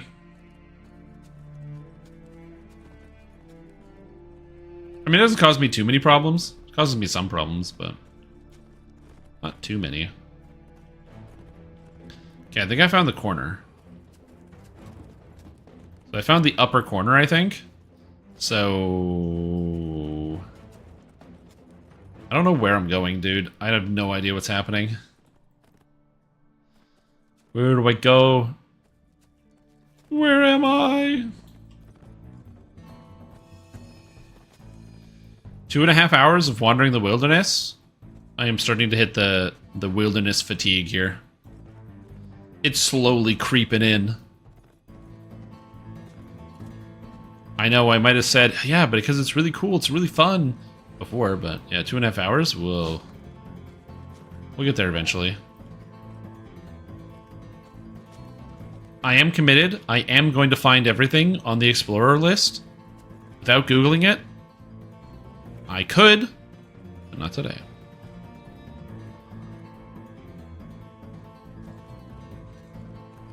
There's also because, like, I don't think I'm ever going to do this ever again.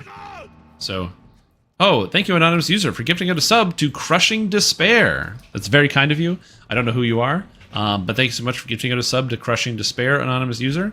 I'm very appreciative of the support, and I hope you're doing very, very well. And Crushing Despair, I hope you enjoy the live stream, and you're just having a fantastic, fantastic day.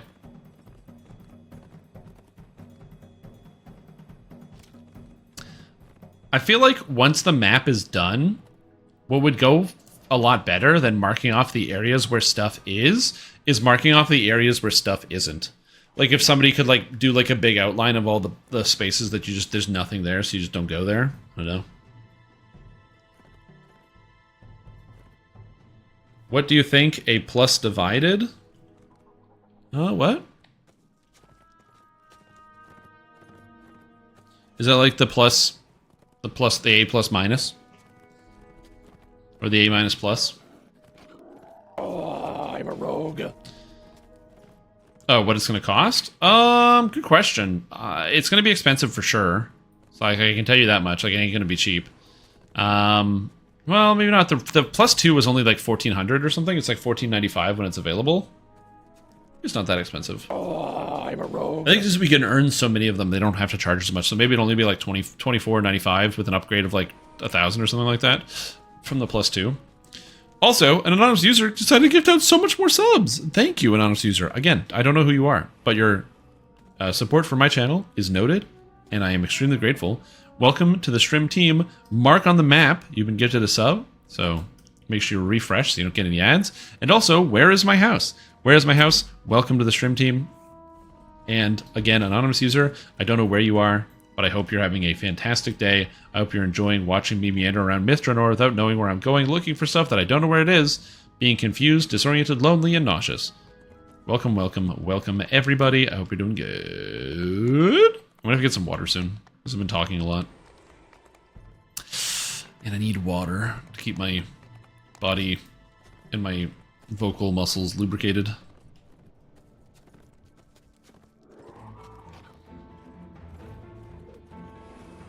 I just want to find something. I haven't found any, like, explorer since the Northern Crater. And that was, oh my god, like 20 minutes ago. Oh my god, and then anonymous user, which could be literally anybody in chat, it could be any person, that doesn't even have to be somebody in chat, they could just be like sniping the channel, decided to gift out a sub to Canadian Man is Tired. You know what? That whoever owns that account, I feel you, Canadian Man is Tired. And anonymous user, thank you so much for the support. I hope you're doing very well. Thank you. Appreciate it.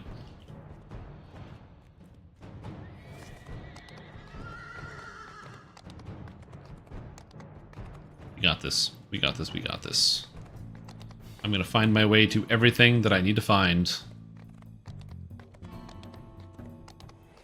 Oh, wait. What's this building? Is I already here? It's just a Nothic.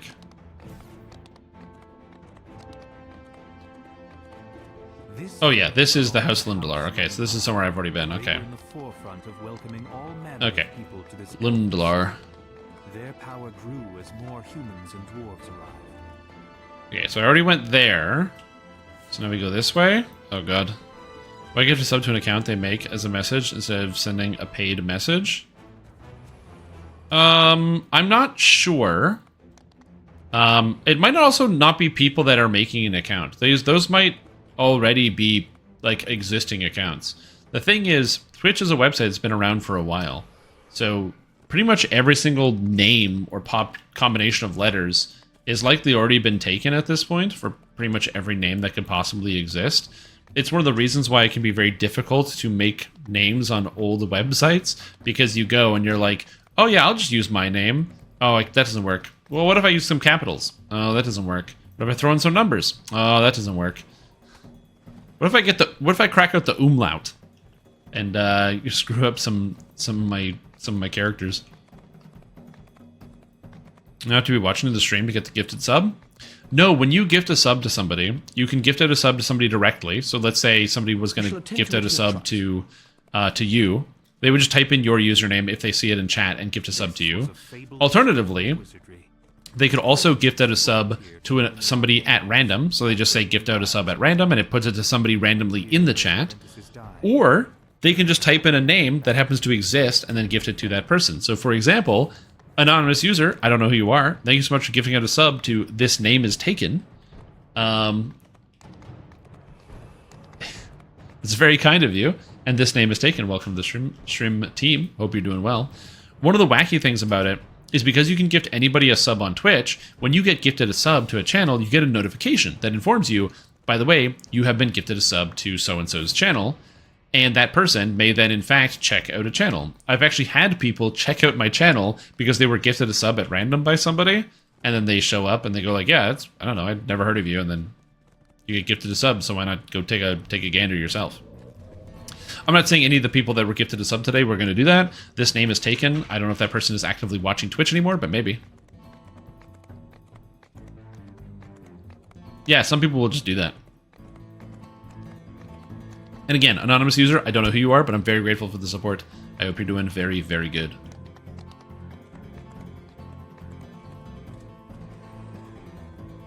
Okay, let's go in here, maybe. Okay, this gated building doesn't appear to be anything. Completed. Oh my god, and then an anonymous user has gifted another tier 1 sub to I Am Watching Twitch Right Now. Wow. I am watching Twitch right now. Glad that you're here in the channel, or that you've welcome to the stream team. I hope you're doing very good. And anonymous user, thank you so much for gifting out a sub to I Am Watching Twitch Right Now. Very kind of you. I shall attend to it. And also gifting out 5 subs at random to anybody in the StreamTom community, which includes, but is not limited to, I'm a rogue. Magic Bean Soup, Perks of 115, Gold Dragon 06, Schmeggery, and Nokuar. Thank you. Again, I don't know who you are, but your generosity is extremely noted, and I'm very, very grateful for that. I can only do as much as I can, which is to stream and try to be mildly entertaining some of the time. And as long as you're okay with that, then I'm okay with that too.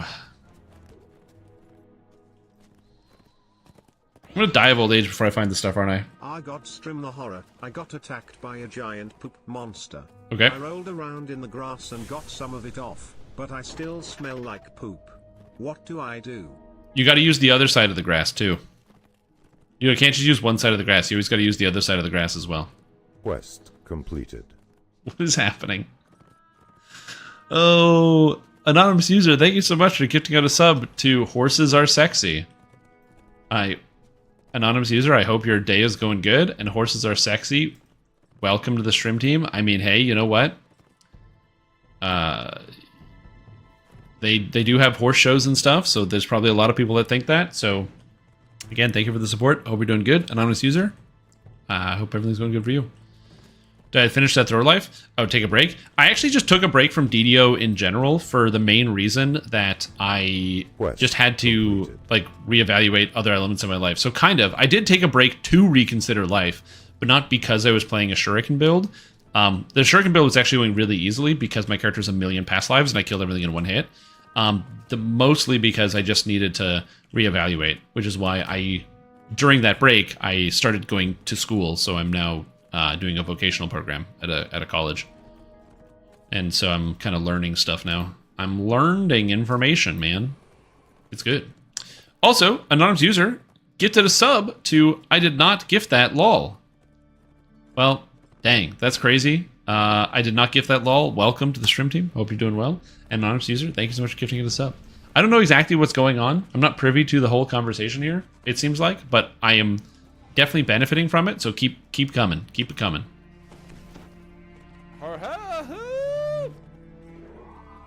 And anonymous user also gifted a sub to Smashmouth. My goodness gracious. Thank you so much for gifting it a sub to Smashmouth. I really appreciate that. Smashmouth is a band I've listened to a lot. I actually really do like a lot of their music. Have for a long time. And it's just something I kind of like, I guess like a guilty pleasure, although I don't really feel bad about it. It's pretty good, so enjoy the music. Yeah, it's an anonymous fight. Yeah, who will anonymously gift more subs? I don't know. Literally, I can't know, because it could all be one person, it could be two people, it could be 5 people working in tandem. There's no way for me to know. I can't verify any of that information, because Twitch keeps it all anonymous. But yeah, so I will go back to the thrower life. Once I'm done with Mr. Drannor, by the way, I'm going to park this character and finish off the thrower life. So that's going to be the plan here. I just wanted to run Mr. Drannor with a character that could do it right away.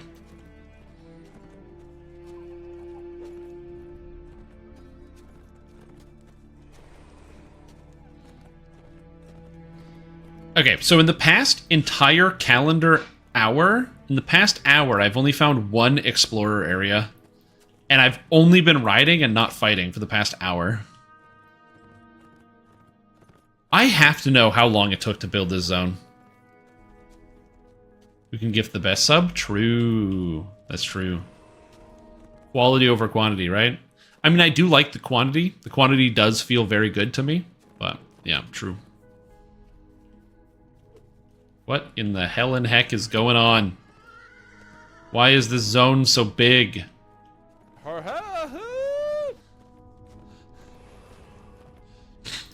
Thank you, anonymous user, for gifting out a sub to Riding Horsey Hard. Thank you, anonymous user. I appreciate that. I hope you're doing real good. I'm very grateful for your support. And Riding Horsey Hard, welcome to the stream team. Riding Horsey is hard. It's tiring. It's hard on the brain stem. Still have so many areas to explore. Oh. At some point I have to take a break to get some water. Because I didn't make dinner. I finished class and I came here right away, so. Ooh. I was like, I want to get the stream done. I want to get Mr. Drannor complete. I will say it is kind of funny, the idea that it takes almost as long to explore the adventure zone as it does to do all the quests. Actually, it probably takes longer to explore the adventure zone. I wonder how long it takes to run through the explorers in a row, even if you know where they are, just because of the size of the area. Like how long it takes to go through and do all of that.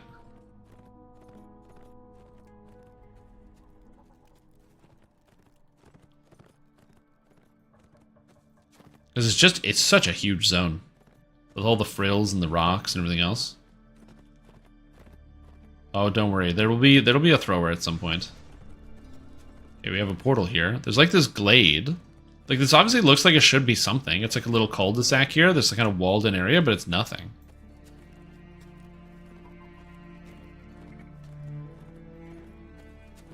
The music also in this area kind of reminds me of like the Altus Plateau music from Elden Ring. Where it's kind of got that, you know, it's got the heavy cello coming in.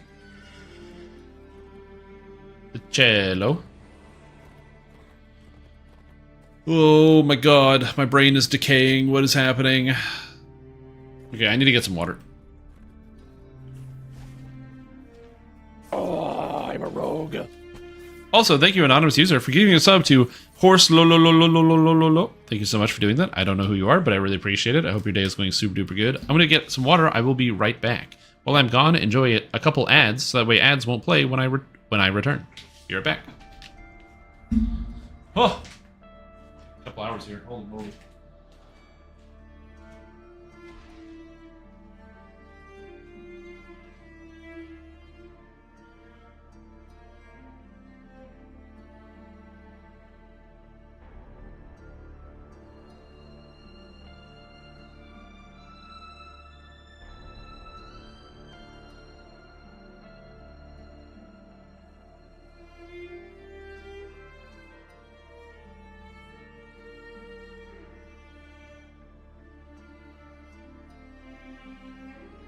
I shall attend to it in a trice.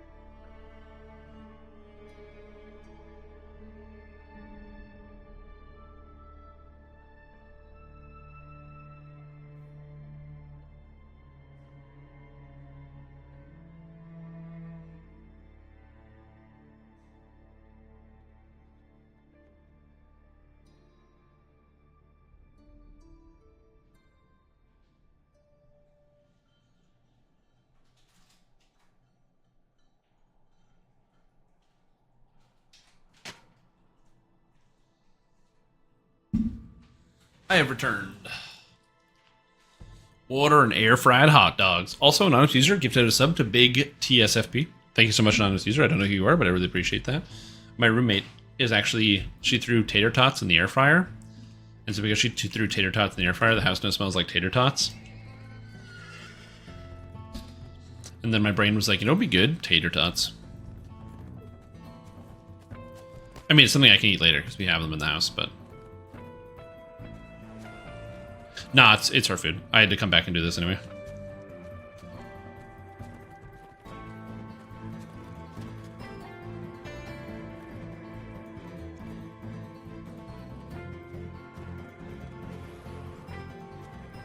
Why is this zone so huge? Why is it so big? Oh my goodness gracious. Alright, stop complaining. Focus. Find the tasks. I need to find the Temple of Shondakul, Tilver Dam, the Monster Lair, and the Burning Tree. We got this. We got this. Did she throw them in the air fryer, or dump them in the basket, or slightly spread across on a sheet? I don't know. I didn't look into the air fryer basket, so I assume she did them properly. It's the standing stone! Oh, there it is!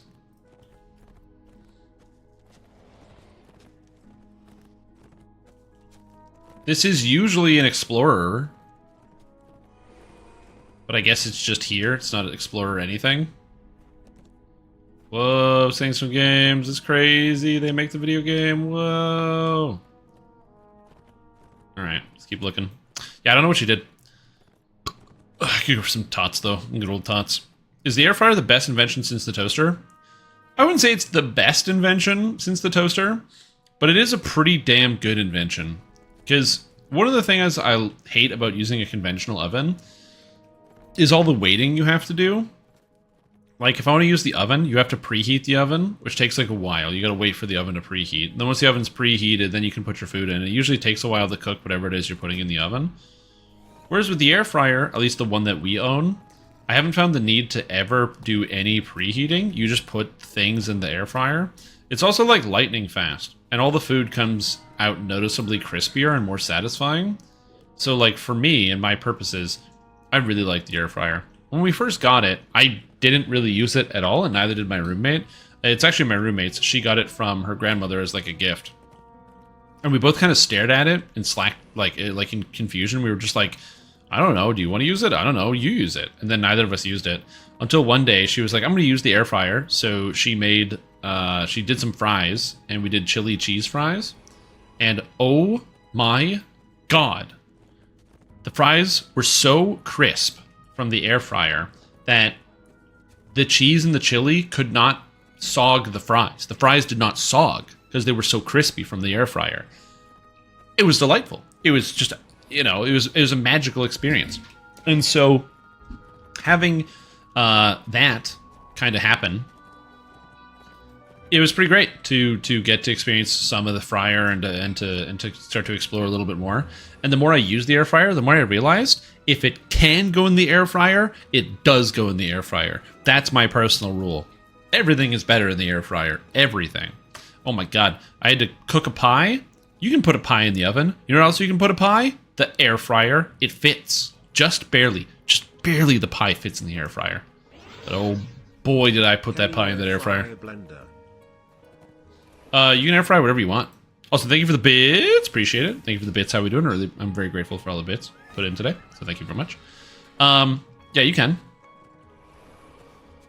I don't think you can blend an air fryer, but you can air fry a blender. Yeah, everything I've tried in the air fryer is good. In fact, actually, for my mom, for her birthday, I got her an air fryer. And she had wanted one for a while. But she did the exact same thing I did. She was nervous about the air fryer. She didn't know how to use it. She called me like multiple times being like, I don't know what to put in the air fryer. I don't know what to do. I don't know what to do. And I kept being like, no, just instinct. Just put it in the air fryer. Don't think about it. Just put it in, turn on the time, and walk away. And now she's evolved. She's just like me. She understands how the air fryer works. You just use the air fryer. That's how it functions. Oh my God, there's a dragon. Billowing from a gigantic tree nearby caught your eye.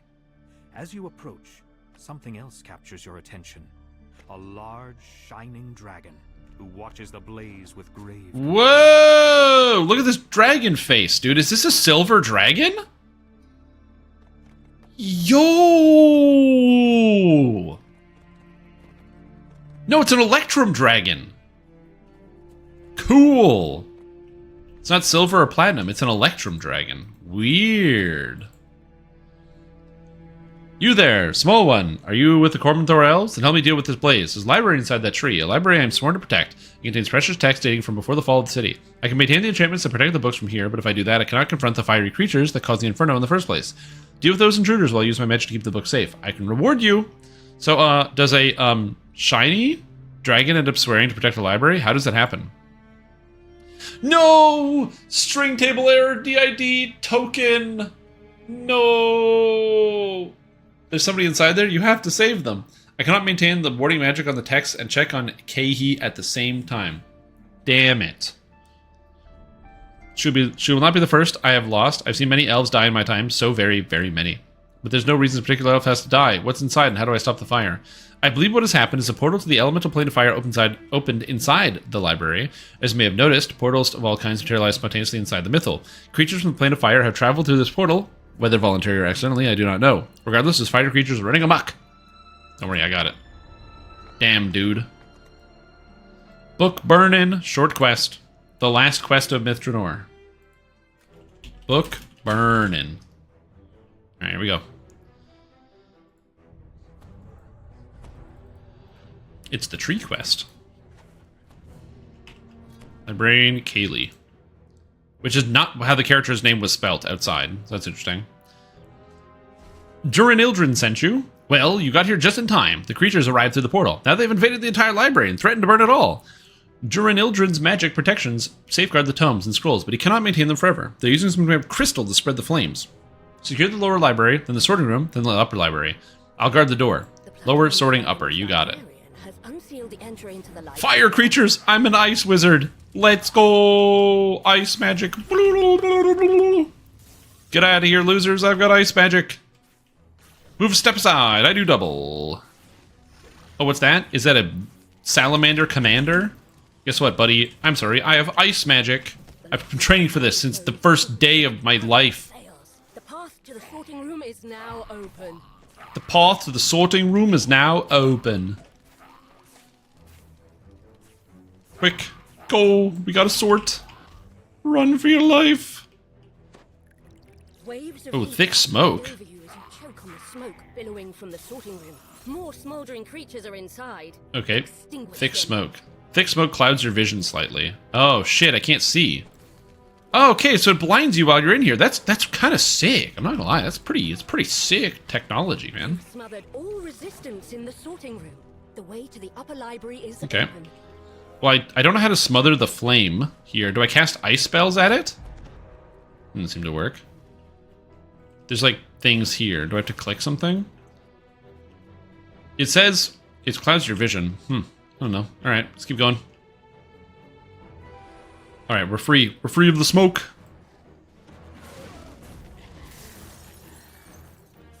The books, they're burning. The whole tree is ablaze. This is just like that one book. Gotta get out of here.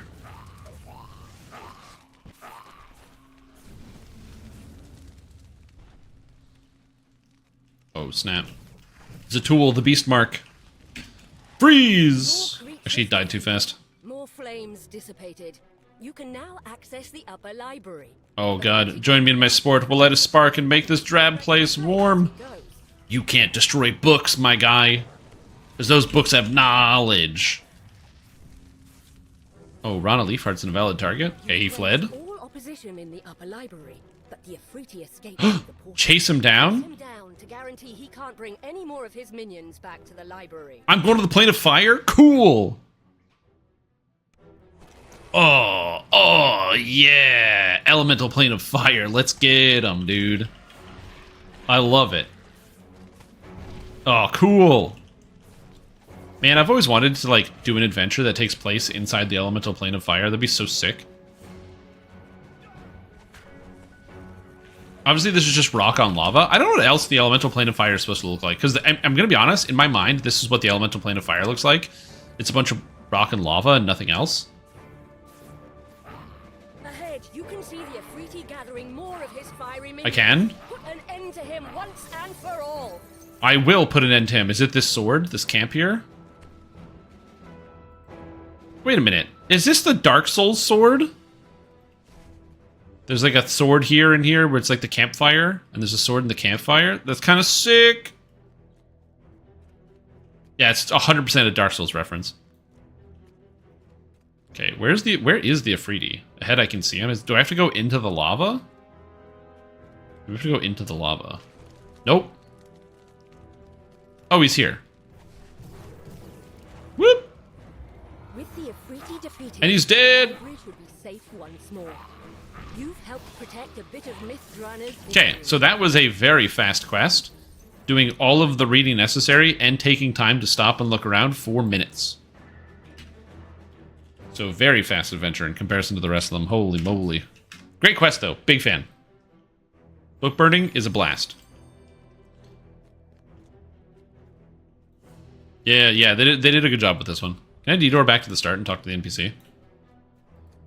Remember... Okay, she has nothing to say to me. I was curious if she'll have something. There's an optional? There is? I didn't see one. Oh, snap. Already did it. Smoke billowing from a gigantic tree nearby caught your eye. With that reckless Afriti dealt with, it should be simple to close the portal and put out the remaining fires. Well done, small one. You saved the library from destruction and allowed me to uphold my oath. Here, take the small sample from my hoard. It was a pleasure to meet an Electrum Dragon. Couldn't blend an air fryer. Okay, what is this?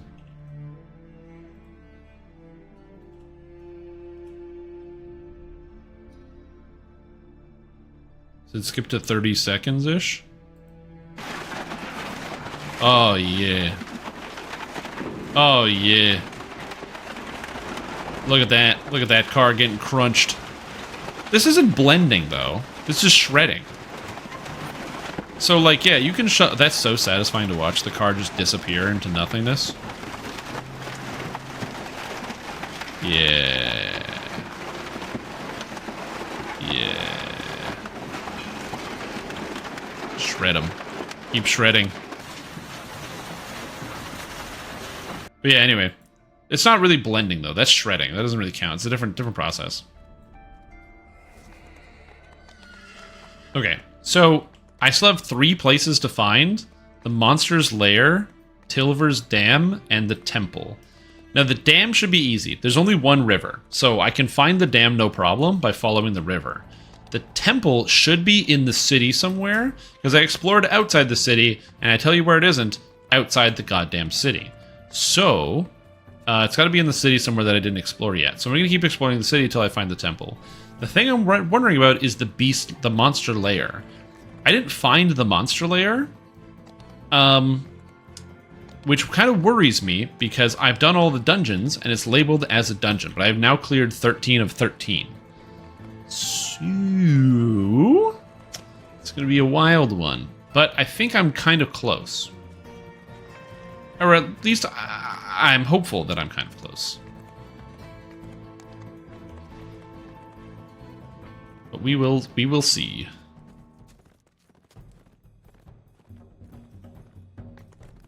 Took a while to find?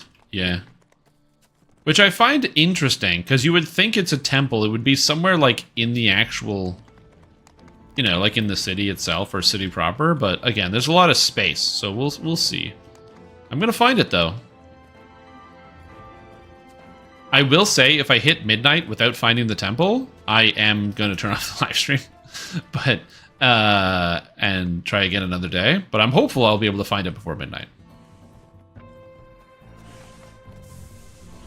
And ideally, the monster lair. There's this big pit here. Is the temple here? Is this the temple? The big pit? Because I didn't go in the big pit.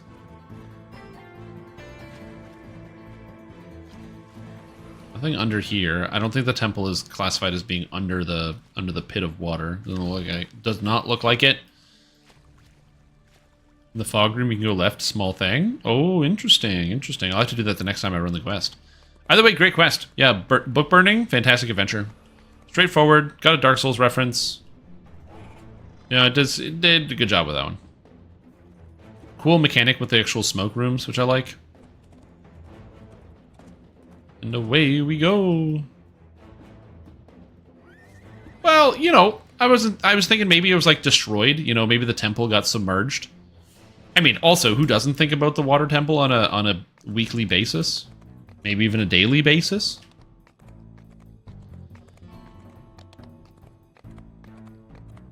I'm sure as like a big grown-up, I could probably complete the water temple. But as like a stupid kid, man, that was not an easy building to traverse. I gotta tell you what.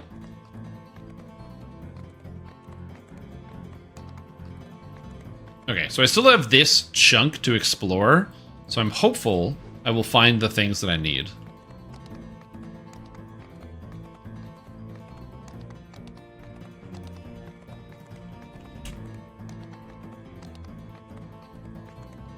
So we'll see. Water Temple and Twilight Princess. I never played Twilight Princess. I think it came out on GameCube and Nintendo. It came out on GameCube and Nintendo Wii. But I remember the big selling point was the Nintendo Wii version because it would use the motion control for the actual like game itself. And I unfortunately just never really had the chance to play it. We just never owned it. So I didn't actually play. I didn't actually get to play it. As an adult, I could go buy it now, but... Okay, well, there's an arch here with Helm's Orders, which you'd think would be important. Apparently not. I feel like this area could have had so many more explorers.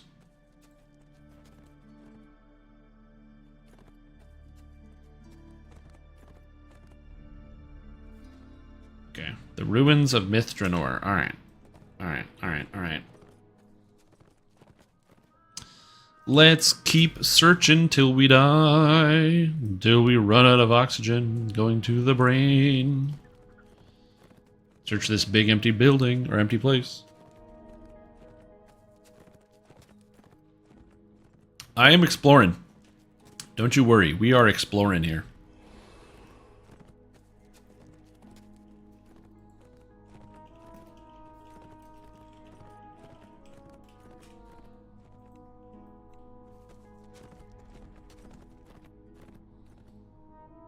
I'll find it eventually. It is big zone, big map. Again, the thing that I'm most worried about is the monster lair, because I feel like I should be able to see a temple, and I think I can find the dam, because the dam, as I said, will just be along the river somewhere, because there's only one river, so it should be pretty easy to follow. But golly goodness gracious, am I worried about the monster lair. Because I already went into a cave. I went and fought a big dragon, and I didn't get the monster lair or anything. So that is something that I am mildly cognizant of.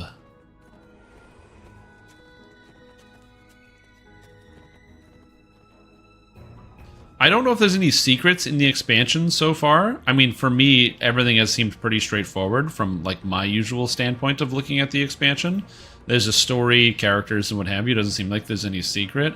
I did see already that the Young Arcanaverse already set up a thread on the forums of like secrets found in the expansion. I didn't read it yet because I wanted to finish through my playthrough and get through all of it. But it is something that I have, I don't really have any knowledge of, but I'm kind of curious if there is actually anything kept secret in the expansion. I will read it once I'm done here, but we're so close, man. We're so close.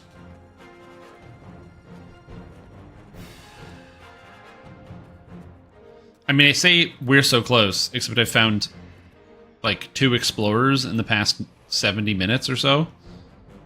So I'm maybe not that close. Oh, there's a road that ends here. Okay. So there's a road. I'll follow the road. The road should lead me somewhere. Follow this road here. The road should go to like a temple or something, because the roads always lead somewhere.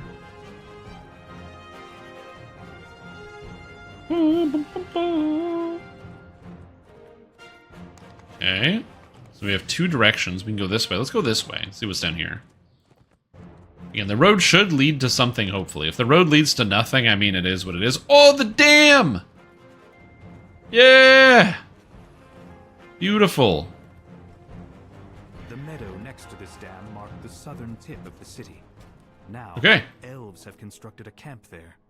The Oh. first small step in their mission to rebuild. Okay, so that's town. Right? Okay, so that's town. And I don't think there's anything down there, so I don't think that's correct. So we're good.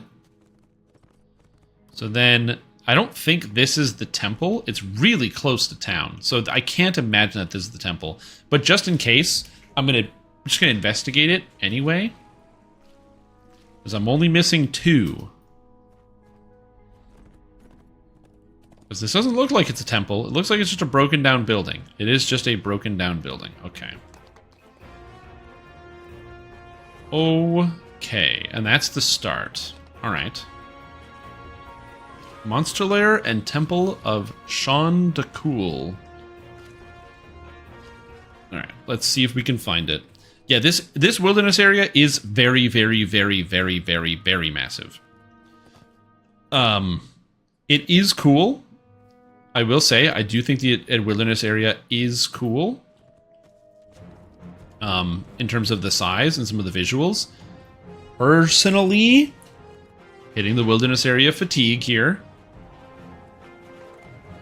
Oh, found another note. Roamed the city, biding my time, waiting for them to inevitably return to me. My anticipation of the threat they have foreseen hangs over me.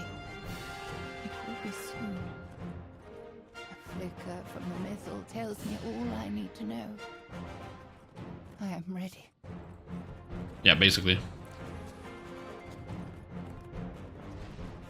Well, again, for me, it's just like, it's the fatigue of this area, where I've spent the past, like, 3.5 hours just running around looking for explorers. And I was kind of... I figured it would take me, like, an hour and a half to do the explorers. I am very worried I'm not going to find them today. That I'm going to end my stream today without finding the other two in the next, like, hour and a half. I'm going to find literally nothing. It's cool that it's big. I do wish there was more stuff. Collectibles. Maybe if there were plants that were around or something. Maybe if there's a special vendor that, like, when you picked up plants, you could turn in the plants to something. Sort of like how in Tangleroot Gorge, there's the special Tangleroot Gorge specific collectibles. Either more bosses or, like, rare encounters that can spawn multiple times over in the same adventure or something like that. Beasts you could hunt.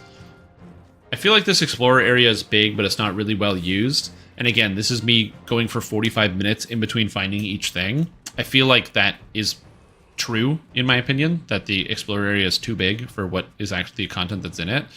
Yeah, there's monsters in here. And if you have, like, a stack of 6, this probably makes a really good Slayer zone as well. I think the Slayer zone would probably go pretty ham out here if you have, like, a big stack of 6 working up to 7,500 Slayers. Just simply the size of the zone is absolutely massive, and you could easily get a ton of kills going through here. So I'm probably going to try Myth Drannor Slayers when we get up to level cap. I don't know if people are people doing Myth Drannor Slayers? No, they're not. I'm also curious about the number of people that are, like, already level 34. I'm not, personally, level 34 yet, but I'm sure there are probably a lot of people that are. Oh, away. Monster. Okay, so that's not the Temple of Shandakul. Where is the Temple of Shandakul, and where is the monster lair? Oh, God. Oh, is it 9,000 Slayers? It's not 7,500? That's interesting.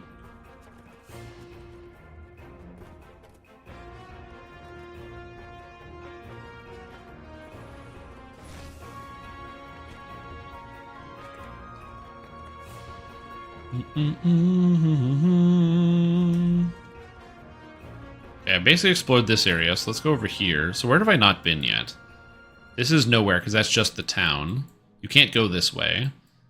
So, because this is the wall here, so you can't go here, so that's the edge. I mean, it really looks like I've been kind of everywhere. So this is the biggest spot that I haven't been, and so is this. So I think I'm probably going to explore here, and then maybe explore here. Oh, man. And 9,000? Oh, that's interesting.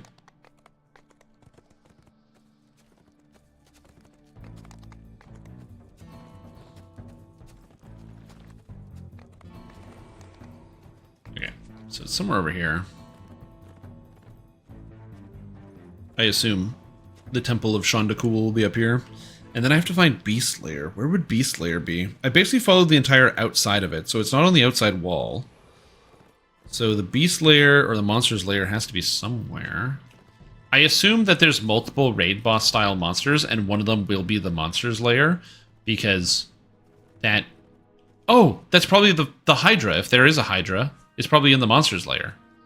There might not be a Hydra. I remember that SSG was saying they're going to try to get the Hydra tech to work, and if they don't get the Hydra tech to work, then it wouldn't be included in the expansion, which is what they were saying at the event that they did at PAX, where they actually showed off like the monster model and things. So it may not actually be in the game, but if it was in the game, the Monster Lair would be a good way to obscure the fact that there's a Hydra in DDO.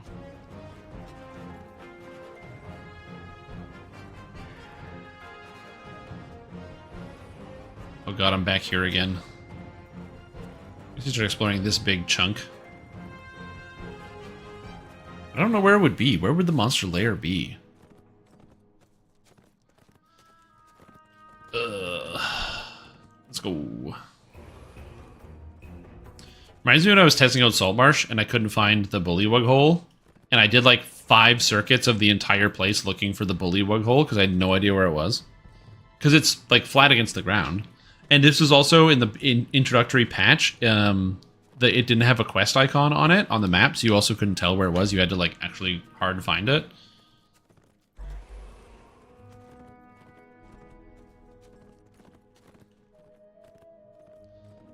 I'm gonna be honest, the areas that I didn't explore, I don't think I'm gonna find it in here, but maybe I will. I don't think so, though.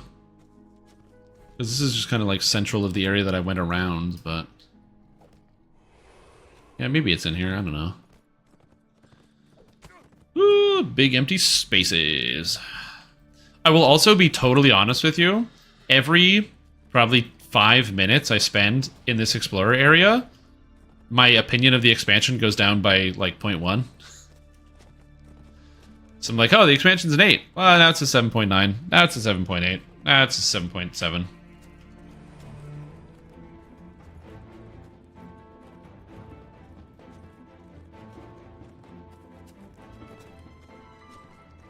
I'm probably going to find everything eventually, but yeah.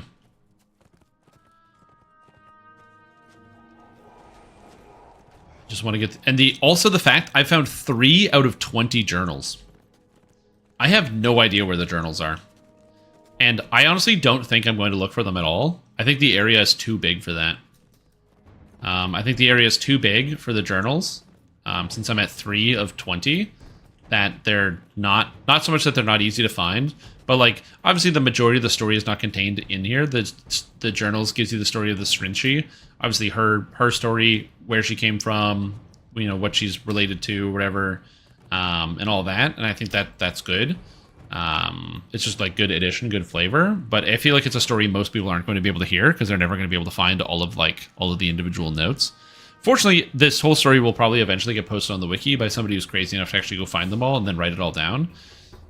Because it doesn't export to like the game, so you actually do have to type it out by hand. But somebody probably will do that. Or they'll just take a screenshot of all of them.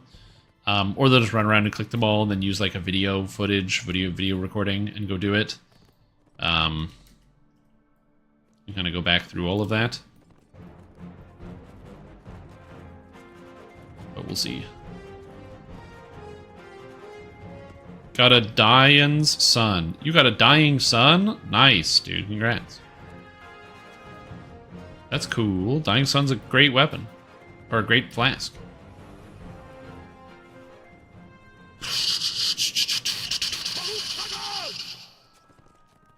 Dying sun D's nuts fairy. Oh, got him. Holy moly. Ipsum, welcome back to the stream team. Appreciate the support. You're having a fantastic day. Glad to have you here. Welcome back with the tier 3 sub for 42 months. And also, got him. Dude, you got him so hard. Holy crap. How is he going to recover?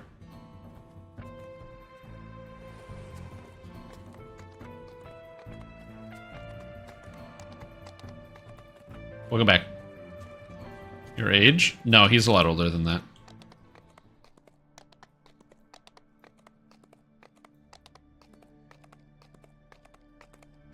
Yeah, keep going. You gotta up the numbers, man. You gotta up the numbers. Just as that's as high as you can count doesn't mean everyone's that old. Got him. You find all the quests? I have found all the quests. I'm currently looking for the Temple of Shondakul and the Monster's Lair. I will say, the last quest that I did, which is book burning, phenomenal quest. Really, really, really good quest. Big fan. The pacing was really good. The characters were funny. Yep. Temple is annoying. Oh, good. Yeah, I don't know if you were here, but I was just mentioning that, like, every 5 minutes I've spent in this adventure zone has reduced my overall score of Myth Drannor by 0.1.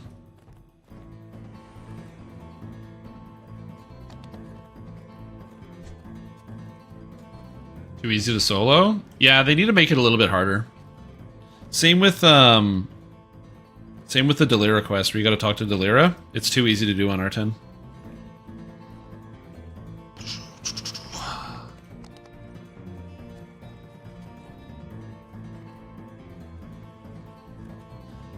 Yeah, I still need to do the quests on R10 and get a chance to experience it. But, yeah, I think my overall rating for Myth Drannor is probably going to be somewhere around 8. Probably something like that in terms of expansions. I think it's pretty good. It's pretty ambitious. It's got some cool stuff in it. Pretty good story. We don't have the raid yet, so the raid is going to have to factor into that as well. And we'll get the raid later. But, yeah, probably like an 8, somewhere around there. Maybe a 7.5.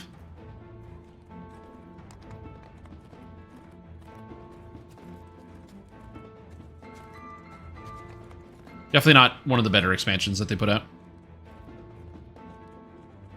There's a lot of really good stuff in this expansion, don't get me wrong. But, yeah. Oh, it does. Abyss Blast? It looks great. That's the reason why I wanted to play Cold, is because of how good Cold looks.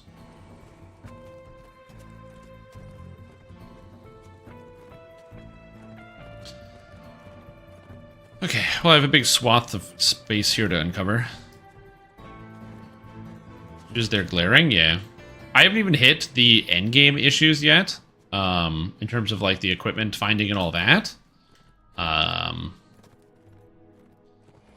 It's just the more I spend in this Explorer Zone looking for the Explorers, the more tilted I get. I already have a negative opinion of open world games. And so this, I just... Ugh. I did enjoy myself for a while. For the first 3 hours of exploring this area, I enjoyed myself. But I'm running out of steam. Or a stack and locking, you gotta go for Abyss for death, or a negative energy, it's everything but undead. Oh, yeah. I gotcha. Should be fun. What building is that? That building is a big triangle building? Oh yeah, this big triangle building. Yeah. Because it's got like the hands on it or whatever. I remember I came in here and there was nothing here. I'm gonna run through this building a second time. Because it's weird that this is like a designed building with symbols and everything else and it has nothing related to it. Which I thought is kind of weird. Maybe you have to climb it? I don't know. I also don't know what Shondakul is. So what the fuck? This is all that remains of the Temple of Shondakul, the Rider of the Winds. In the Elven pantheon, he was the god of travel, exploration, and portals. Oh my god. I'm so happy I decided to come back to this fucking triangle building. I was like, it's so weird that it's like well designed, but there's nothing here, and I ran through the bottom. Oh my god.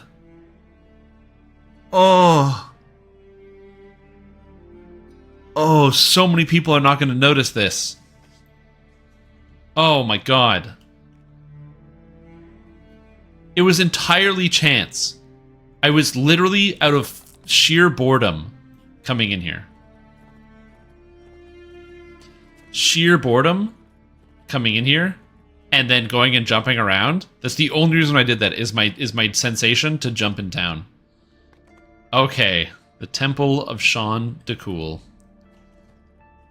Damn, dude. So yeah, now all I have to do is find the Beast Slayer. Where the fuck is the Beast Slayer?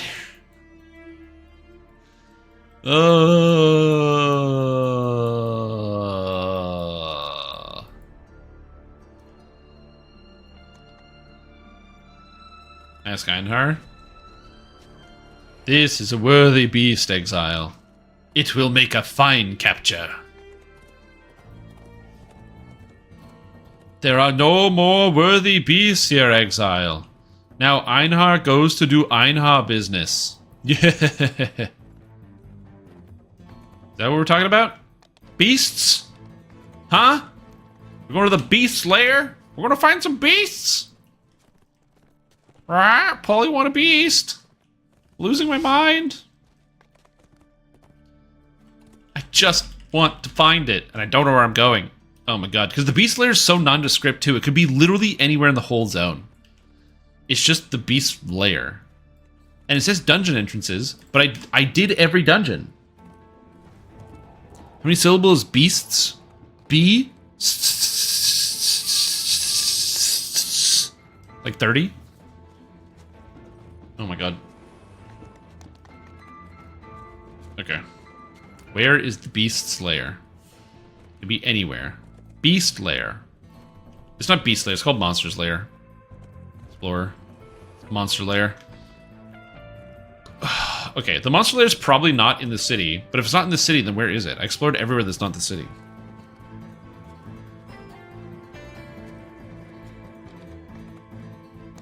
Where is the monster lair? Where is the monster lair? Where is the monster lair? It wasn't the Fang Dragon lair, because I killed the Fang Dragon and I didn't get the credit for it. So it has to be somewhere that's not the Fang Dragon lair. Yeah, exactly. It's, of course. Oh, I was looking for the beast lair. My bad. I gotta refocus. Now I gotta look for the monster lair. True.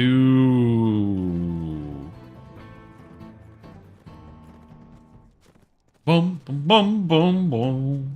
Maybe it's in the trees. Maybe I need to climb trees. Maybe I need to get rocket boots. Shove some fireworks up the horse's ass and then blast your way across the map. Just blast across the landscape. Is that the trick here? The trickety trick? Oh god. Where are we going? It's not this way. Okay, I explored this already, so that's already done. Alright. Let's go over here. I have a feeling I'm going to explore this entire zone entirely again in hopes of finding the Beast Lair. I don't know how I got the Temple of Shandakul. That was all luck. I just fortunately happened to be next to somewhere, and then I was like, somebody drew all this. Somebody designed all of this. It has to be for a reason. It can't be for no reason. Somebody did it. Oh, shit. Well, you know, that's one way to go over this way. Okay, we got stepped cliff. Maybe the Beast Lair is underwater. Monster Lair. Maybe the Monster Lair is underwater. There's so far been nothing underwater, and nothing to indicate that it would be underwater, but maybe it's underwater. I don't know. We're searching, man. We're going to the end of the earth. Faye, run. Pfft. No one runs like I do. Out of phase doesn't protect you from poison damage. It's so bizarre. What are the means if you deal poison damage you can bypass? I don't think any weapons deal pure poison damage. It'd be kind of cool if there's a weapon that dealt pure poison damage. Yeah, because I already went up there, and that wasn't called the Beast Lair. That was just nothing. I mean Monster Lair. Monster Lair, not the Beast Lair. There is no Beast Lair. Oh god, it's happening again. Okay.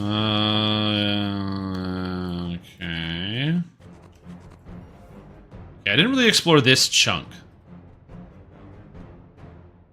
Portal to the Temple of Morander. Cliffside Cave. So the Beast Lair could be... I mean, Monster Lair could be somewhere here, down the river. Right? So it could be along the river. Maybe. Doesn't really have insider info from devs where everything is in the expansion. That's right, I'm really good at just hiding out all the secrets. I signed that NDA with blood. My soul is tied to that NDA, and I will not break it. That's right. I'm just going to pretend I don't know where I'm going. It's for the suspense, right? And then all of a sudden, I'll just stumble upon where I'm going. Yeah, I had to sign a blood pact with the NDA. Okie dokie. Okay, so I don't think it's up here. Because I really thoroughly searched this area. And I don't think it's over here, because I thoroughly searched this area. This area is nothing. So I really feel like it's going to be like here or here, because this is next to this.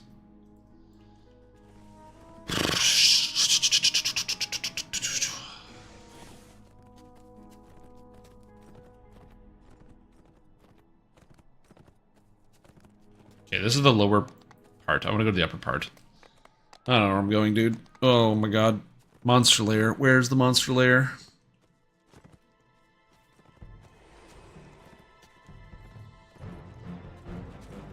Part of my brain is wondering if it actually is this, the Cliffside Cave, is the Monster Lair, but it's just not giving me the location because I didn't step on the right, like, micro spot or something.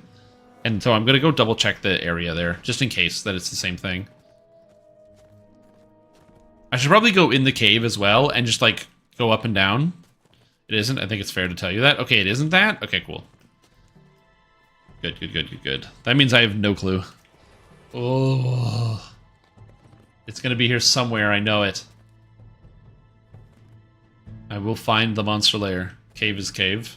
Hmm. Yeah, but things can make a cave their lair. I read about that before. Like bears. They set up their homes in caves. And it's the bear lair. That's what they call it? Nah, it's a bear cave. Well, they're cave bears. They're cave bears that live in bear caves. Cave bear. You try fighting the dragon? Yeah, I kicked its ass. I didn't have any mana, but I beat it up. I'm on heroic, so it wasn't terribly difficult. It only had like 40k life. Dividing the eastern section of the old city. Okay, so I did not go this way. So this is a good place for the beast lair, the monster lair to be. So let's go up here. 3-4 million? Yeah, it only has like 40,000 in heroics. Huh. We have a displacer beast. The beast leads closer to the beast lair. Look at that. It's all coming together. Okay. I'm so close. If I turn a corner now, I'm gonna find the monster lair. Just you wait. It's gonna be right here. No. Okay. Well, let's go this way. Let's wander in the forest then. You know what? Maybe it's underneath one of these trees, huh? Maybe it's under the roots. You never know. Maybe it's built into the side of this building. Right here. Monster lair. Nope, not here. Hold on. We'll find it. We'll find it. It's going to be right up here somewhere. Okay. Okay. There's only so many more places to go. You can't hide from me forever, monster lair. I'm going to find you. And I'm going to go in and kill whatever monsters are in that lair. Monster is a word I use all the time, but a lot of video games don't use the word monster. Especially like MMORPG gamers. They'll say things like, they'll be like mob or enemy or something. But I always say monsters. So like when I used to play like World of Warcraft or like Final Fantasy, we'd be doing a raid and I'd be explaining the raid. I'd be like, hey, we're going to go over here. We're going to fight the monsters here, then do this, then fight these monsters and fight the monsters. You always get people that would be like, monsters? It's like, yeah, I know the monsters. You gotta fight them. That's what you do. Fight the monsters. Okay, so it's not there, because I've already been there. So it could be this way. Yes. Yes. Monster lair. Yeah, I've definitely thought about that. I've only killed 1,148 things in this forest, though. Is that where the threshold is? 1,100 kills? I mean, if you look at the humans killed, that's really where it comes to. When you look at the player races, and then you click on human, and the game has to load because it's 350,000. All right. Maybe I'm the monster. Oh, wait. So I just have to recall home, and I'll be at the monster lair? Maybe that will work. I don't think the monster lair is going to be here, because it's really close to the start. But, like, maybe I just missed it at the beginning.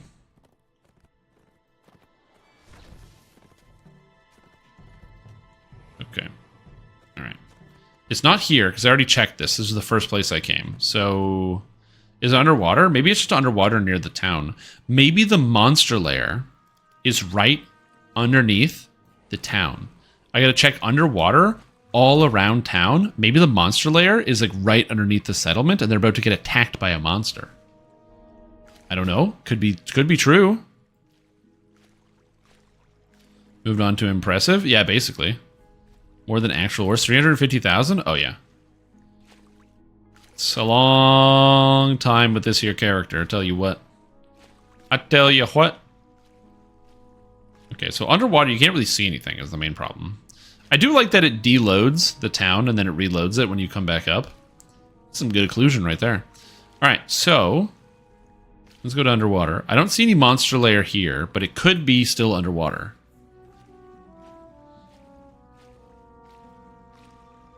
Again, I'm searching everything. I mean, since I'm underwater, it's true. Maybe I am, in fact, the monster. Okay, so I can't do that. You can't enter town this way. Okay. Okay. 11,650. Oh, yeah, it's way more than the population of Stormreach. 300,000 is like the population of Sharn. Yeah, it's more than Sharn, but yeah. Oh, God. Yeah, Stormreach doesn't have a lot of people in it.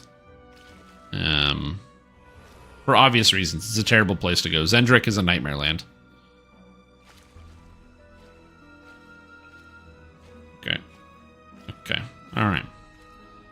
The real monster is the people?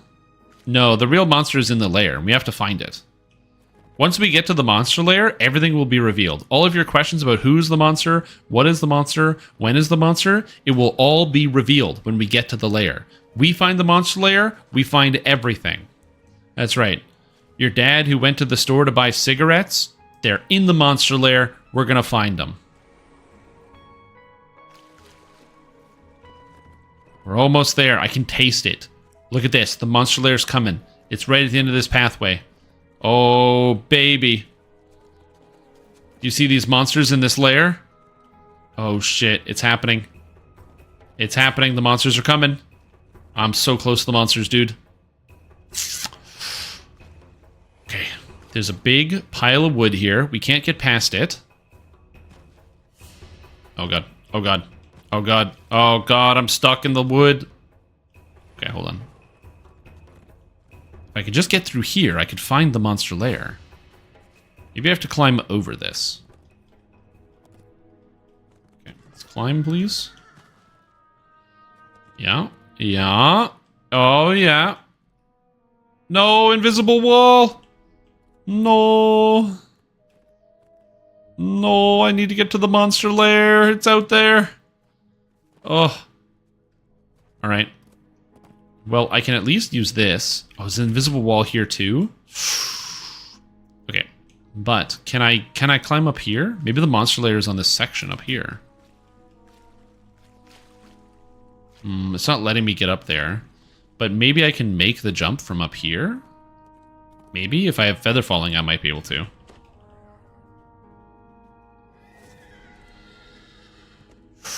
Ooh, close. Okay, I'm really close to climbing up this wall.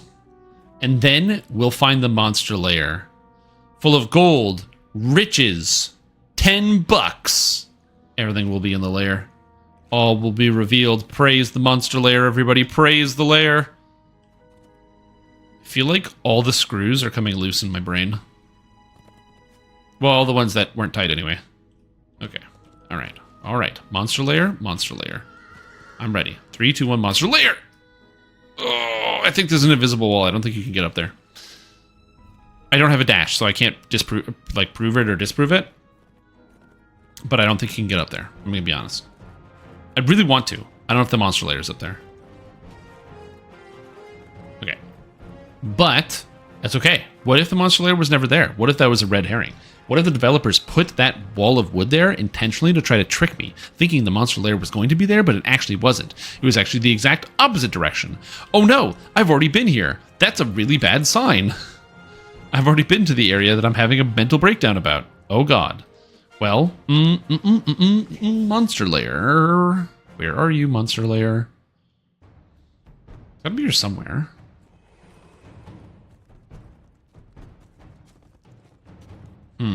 If I was a monster lair, where would I be? I mean, I figured, like, under the town would make sense if there was a monster lair there, because it's, like, the monsters would be hiding, like, right there, like, underneath it. I don't imagine it's going to be in the actual city of Drannor proper. I assume it would be under the settlement that's over here, but it doesn't appear to be under the settlement. So, which means it's got to be somewhere else. Now, I could just go and uncover all these sections of the forest here, but I don't know if this is going to be super relevant. But, maybe. Are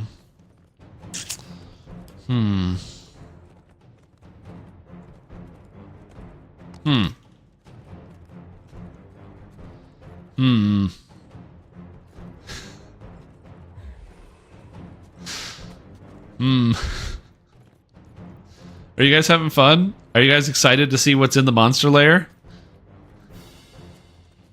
I'm excited. I've never wanted anything else.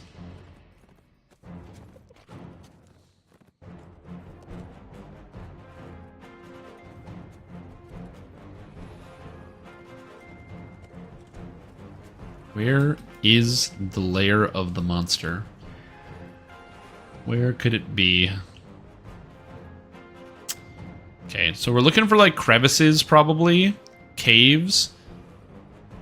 I checked the entire wall. All the walls are checked, so it's not on the outside wall. I can confirm that. I know it's not. So it's somewhere in the middle of the map somewhere. I don't know where, though. The weirdest thing to me was that cul-de-sac, and it keeps calling me back there. that cul-de-sac that's right here, where you go in and then it's just a weird circular area with nothing going on and nowhere to go. For some reason, my brain thinks that that is in fact where the monster lair is, but like, why would it be there? I already went there and there was nothing. So like, did the monster lair just appear? Did it change? Is the monster lair shapeshift? Is the monster lair actually just like a reflection of myself? I have to take a look in the mirror, and in the mirror I will see it, the monster's lair, laying deep within my mind? What is happening?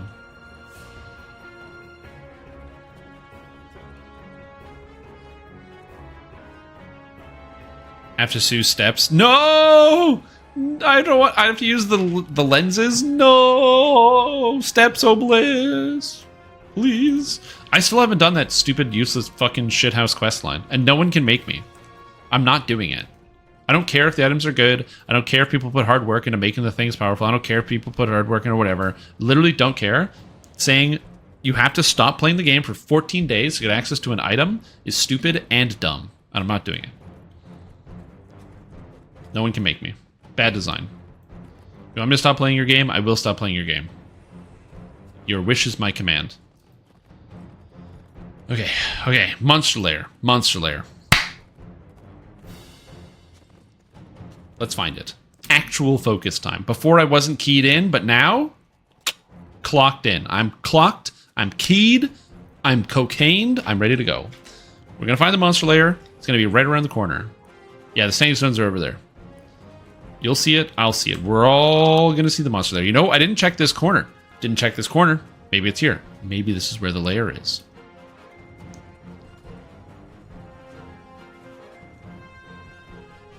I will find it. Or my name isn't Monster Jenkins. Wait, what's that? Wait, my name isn't Monster Jenkins?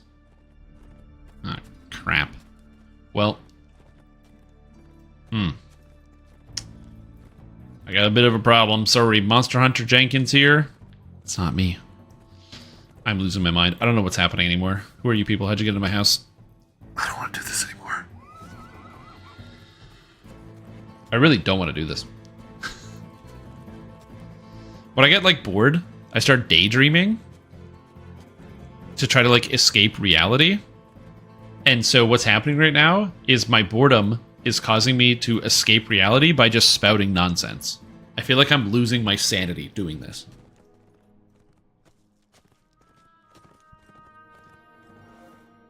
Do I want a hint? I don't know. If I take a hint, then that's giving up, and I'm on the last one.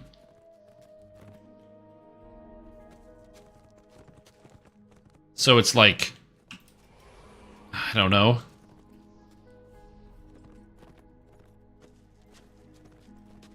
I don't want to throw it off, and I'm like, dude, I'm so close. I'm probably gonna find it soon. If I keep uncovering the map, I'll eventually find it. Do you a solid? Sure.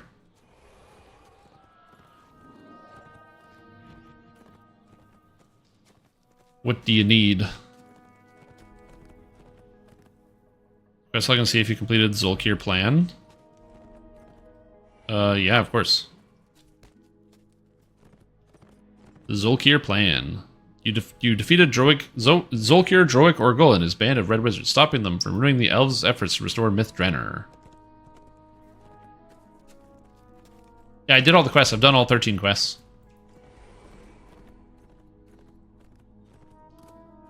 Monster Lair, where are you? I will find you. Oh, weird.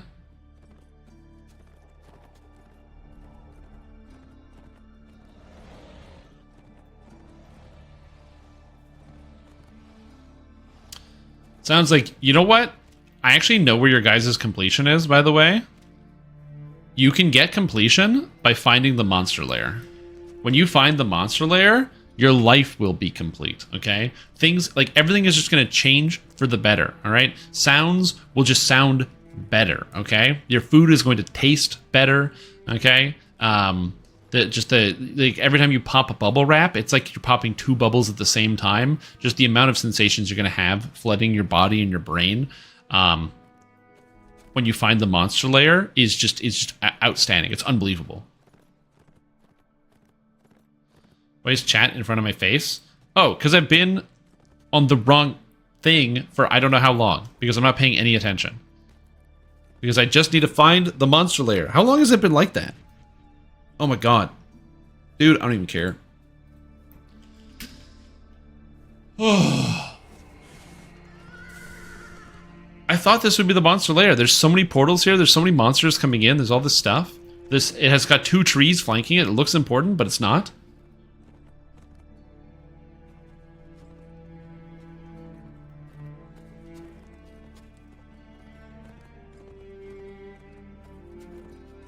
Fine, doesn't matter. It's going up on the VODs channel. People can watch me mentally unfucking ravel. Oh, the monster lair. I'm gonna find it. I'm gonna search every nook and cranny. Every goddamn nook and goddamn cranny, and I will find the monster lair. Okay, it could be at the bottom of the water. I haven't ruled out the possibility of the monster lair is underwater. I don't know if it's underwater. It might be. So that's always a possibility. So I gotta be mindful of that the monster lair is more likely to be underwater. Every nook on Granny? No, that's somebody else's job. Not me. Oh god. I feel like I don't even need the Explorer bonus because I'm literally uncovering the entirety of the map by myself. Is it like the hidden cow level? Yeah, it is. It's but it's like, you know, when you're working in Photoshop and you got all the layers, the monster layers where the monsters go on your pictures.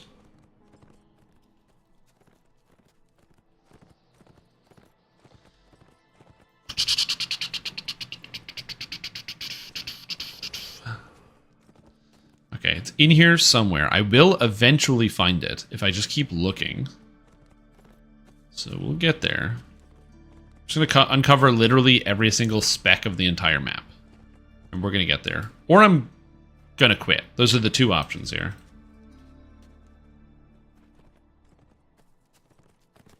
Woo!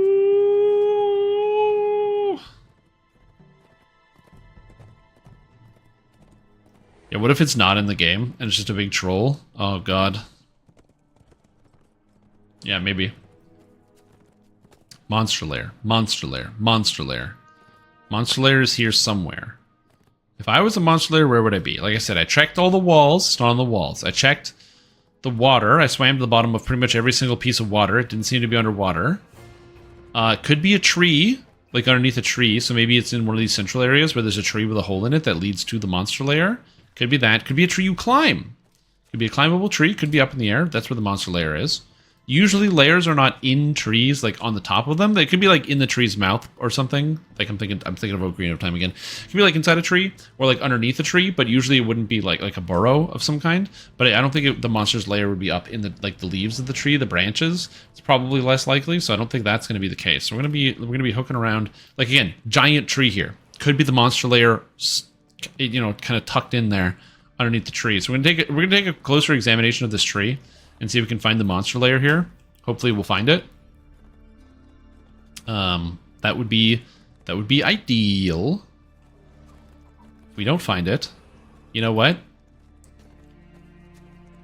Something you guys should probably know about me at this point. My motto, my personal motto, the thing I use to define pretty much my entire existence on this planet Earth. My personal motto is, life is pain. And this exemplifies that. So we're all on the same page here. On the same page. Good old Myth Drannor, buddy. Good old Myth Drannor. Let's go. Monster lair. Monster lair. Monster lair. Monster lair. It's going to be in here somewhere. I'm going to find it. I'm going to find my way into that lair. And defeat all the bad guys. Get all the treasure. We get like 20 items, maybe 30 items. So much magic. Oh my god, a +2 longsword of flaming? That's crazy. It's +2 and it adds a d6 damage?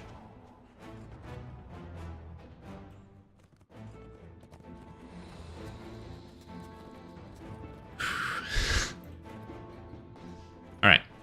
It's cool. It's cool. We're just gonna hang out. We're just searching. We're just searching.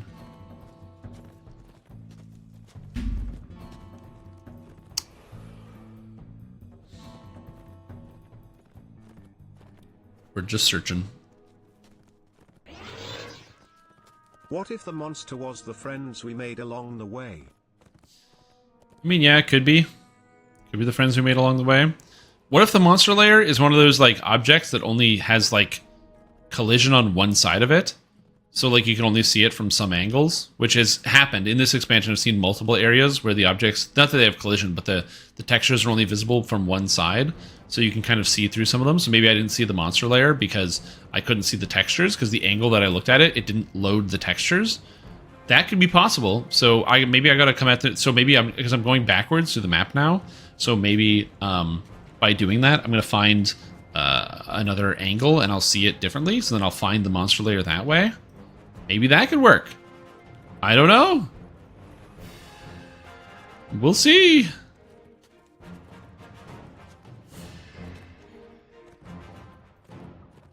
Again, I think I'm just going to clear off the entire map myself. You know what? Maybe I don't even need to find the monster lair. If I just clear off the map myself, then I'll be able to see the whole map.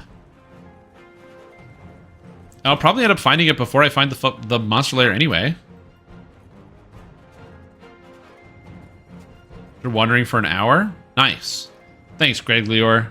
I appreciate you for really giving me some added context to my mission. If it was your first explorer point, then you know what that means? It can be my last. I'll carry out your mission. Give me 1 more hour and I'll find it. 1 more hour. I haven't found an explorer point since, what was the last one before this? That was the tower thing, or the church. Yeah, the Temple of Shondakul. And I think that was about half an hour ago. So it's gonna be somewhere. Oh, guys, there's a camp. There's a camp. It's not a lair, but it's close enough. Oh my god, there's a camp. Oh my god, I found something. Holy shit. Oh, it's a piece of art with a camp. Whoa, shit. There's nothing there. Oh, I was so close, dude. I was so close. Like I said, okay, that's just the graveyard. Well, you know what? I didn't check every grave. I didn't check all the mausoleums. What if one of the mausoleums is the monster lair? It's not this one. Go in here. It's not this one. Oh, go into this one. No, it's not here. Oh, but there's a note. This cemetery haunts my heart. Here is where my friends were buried. High mages and ordinary folk alike. Their bodies hold our memories. Friendships to me are so fleeting, but I will keep my heart open, even as a Baelnorn. I must strive to live. Her story sounds very sad, and I'd feel more sad if I wasn't searching for the goddamn shit-sucking monster lair for the past hour. I will find it, eventually. There's only so many more places I can even search. The map is becoming more clear as time goes on. Just like my mind. Open clarity. This is what it is. It's all about levels of focus. You know what? They say us young people have no ability to focus. I'm in my 30s. But they say we have no ability to focus. Well, guess what? I can focus on anything. If I put my mind to it, I can find the monster lair. And I will get there. One of the tombs? Yeah, that's the quest. That's the quest in the Barrel Glen. Don't you worry. I've already done that quest. All the adventures have been completed. We will find it. Or, I don't know. I'm gonna pass out at my chair. Oh my god. I think I'm like hallucinating bugs. I see bugs in the room, but there are no bugs in here. Oh god, something's happened to my brain. My brain's unhappy. The repetitive actions. Okay, nope. Nope. Okay, what if the monster lair is actually right in the middle of the scene? What if the monster lair, it's like an allegory and it's not really for monsters? What if it's like the bank is actually the monster lair? Because the bank is going to come, they're going to take your money, they're going to make investments and stuff, and then you're going to be like, yo, bank, give me the money, and they're going to be like, sorry, we can't, our investments crashed, and we need a bailout from the government because they're a bunch of monsters. What if that's it? What if it's just a description of real life? I don't know, man. I don't know. It could be anything.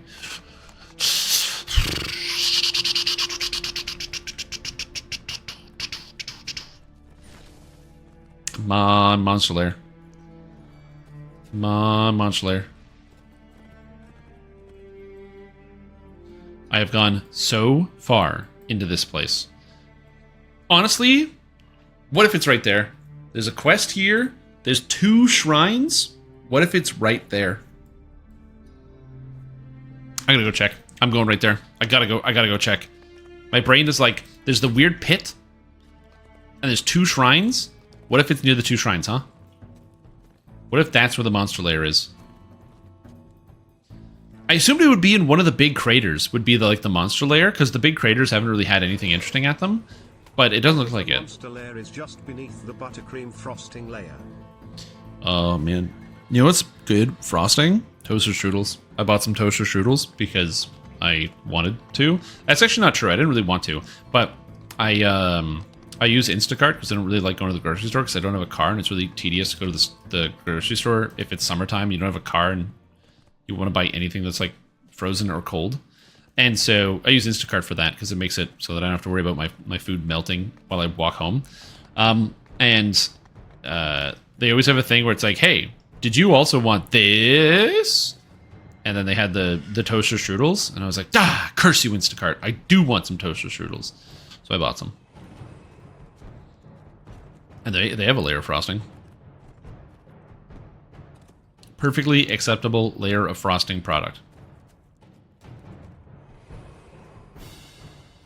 Okay, this is not the monster layer. We're getting closer. 2 shrines. 3 shrines. I honestly think I'm really close. I see a 3rd shrine. Oh, shit. A monster layer? No, they didn't, unfortunately. I mean, they're like strawberry, so they got like red on the inside. So maybe it's like blood. It's like a monster layer. I don't know. Maybe that's where the monster's hiding. It's on the inside. Mm-hmm. Yeah, I didn't make my will save to resist the toaster strudels. I mean, they're like $2, so I don't really stress about it.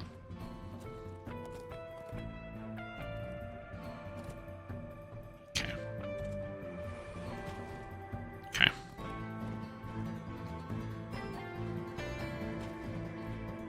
I don't remember going to the bottom of this. So Of the last battle there could be something down here. the city. Vast craters where entire neighborhoods used to be. Okay, hold on. Nope. True, also you can volunteer. Okay, so you can volunteer to fail a saving throw if you want. Monster Lair.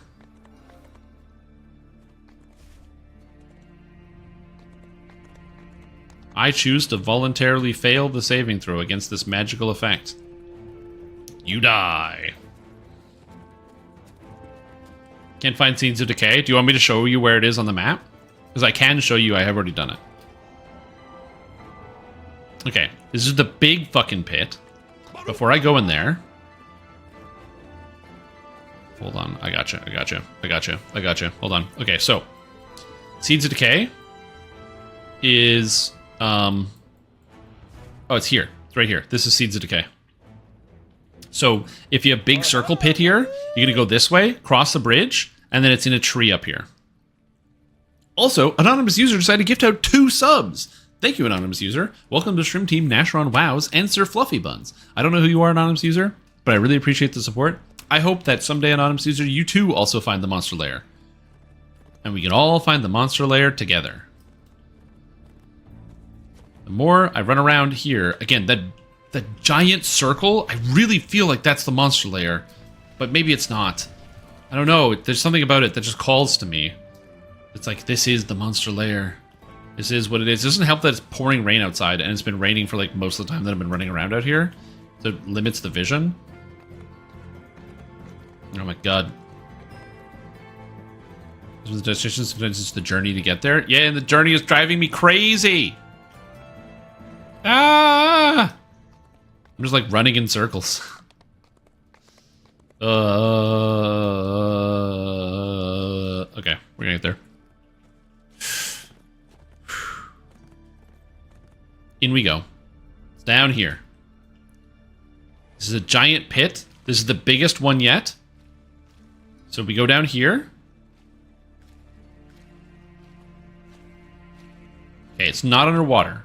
So it looks like the monster lair is not in the water.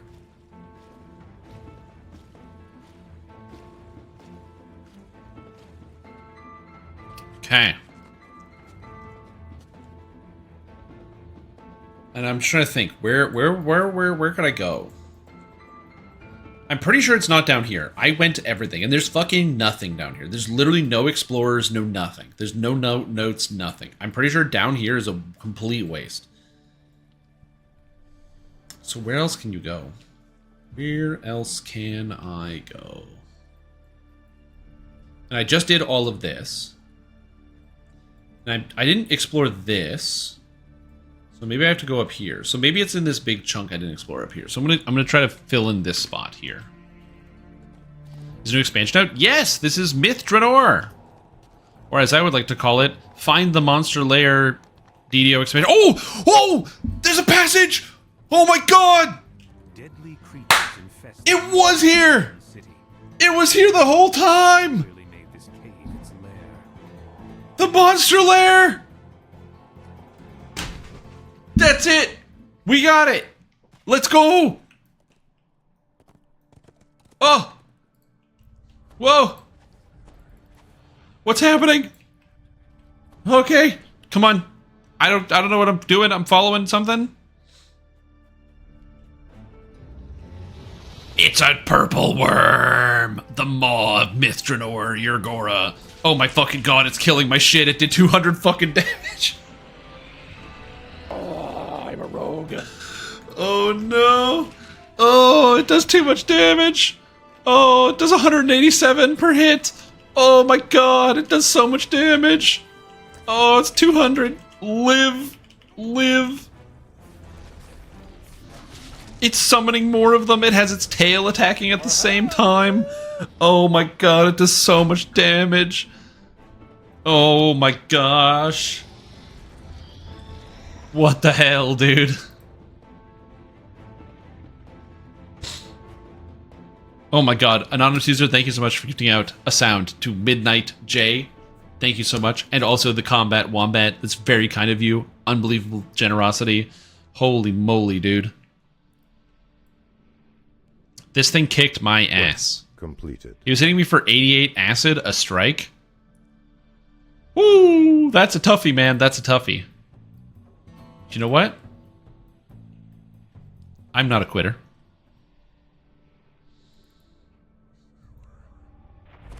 This gives me like a minute to fight this boss, but a minute is still a minute. Here we go.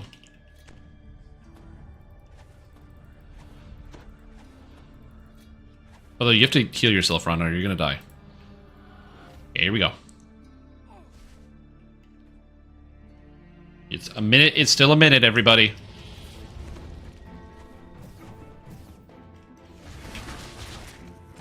Okay, tumble. So I get the dodge. Oh, the poison. I'm dead instantly. That does so much damage. Or the acid.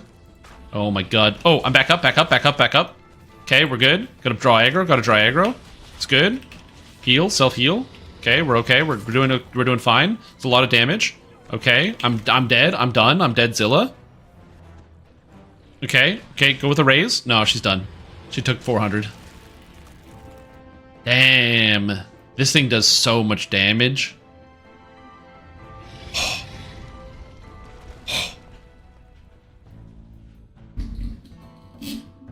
Oh my god. This is crazy. Also, Anonymous User, thank you for giving out a sub to Unosto, King Super Smex, and Cozy Bean. My god. What a beast. What a boss. I don't have any way of beating this as of right now, because it does too much damage to me. But that's very cool. I play on Arganesson, that's my server. Oh, I'm just riding the high of finding the beast lair, or the monster lair. It took me so long. That took me so long. Anonymous User, I don't know who you are, but I really appreciate the support. It's very kind of you. Oh, 4 hours to find the explorers, but I got it. Got them all, buddy. So now, when I leave this hellish place, which I actually have to release out of because I can't do anything. Yeah, 4 hours 20. Let's go to Myth Drannor. I have 4 death penalties. Oh my god. Oh my god. Oh my god. Oh my god. Hold on. Hold on. Hold on. Hold. Hold. Are you holding, kids? And now we go through here. We crack this door open. We come in here. You look around. The whole map uncovered. Wow. Look at it. Look how beautiful this map is. Oh my god, it's so huge. You can see like the stepped cliff here, actually, now that it's uncovered. So you're going to see all the cliff that you can't get past. This area here, I still find confusing that there's nothing in this spot. Very bizarre to me. Maybe there's a rare that spawns in here. But yeah, very bizarre. You can actually see the city, which is kind of cool. Seeing it from the top side, the huge crater with the explosion. There's the monster lair. You've got kind of like the city intersections. And again, you got another big crater up here. Again, more city. The map looks really, really cool. Where's the north crater? Where's the north one? Is that the north crater? I don't remember where the north crater is. But yeah. God damn, dude. What a time to search. Alright, I think I will go try to kill that big worm bastard, but I'm gonna protect myself and try to get some ablative armor, which might help out a little bit. So we'll see what we can do here. Use a bite to eat, please. I require juice and bacon. Because I can just go back in. There's no downside to doing that. Give me that. Nom, nom, nom, nom, nom, nom. Delicious foods. Oh, we're gonna need a bigger boat for damn sure. I think I have one. Oh yeah. Oh yeah. I got a bigger boat here. Let's get the team. Mikhail the Pious. Scarecrow, Shield Guardian.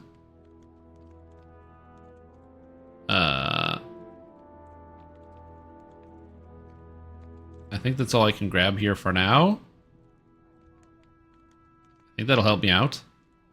So we'll have the boys coming in, saving the day.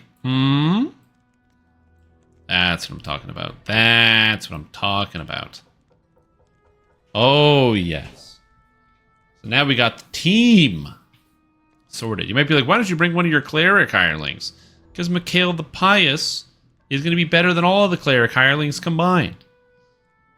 I'm going to overwhelm this thing with unrelenting power and force. Strong Pact, extra damage. Now I have Stanch for more hit points. I can protect myself. I can I can get resurrected. I won't have the stacks for the Stanch, but don't think about it. All right, did my zone reset? Not yet.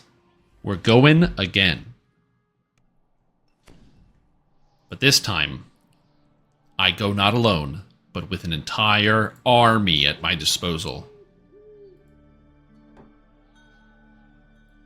That's right.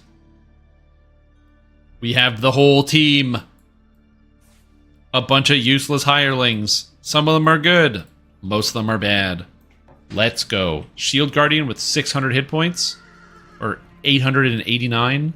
Animated Scarecrow with 544. The worst hireling in DDO history. If you've never used the animated Scarecrow, count yourself lucky. It's so bad.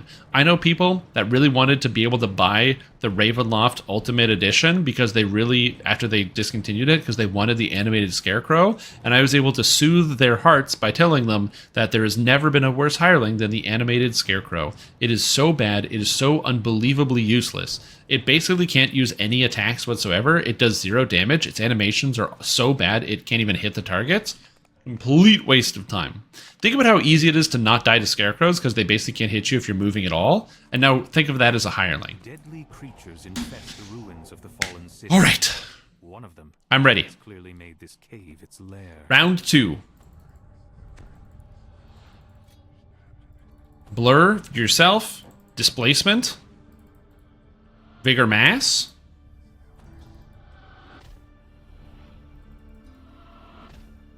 We're going to stack this up. Okay, we got stacks. Everyone's stacked up. Let's go. I'm prepared.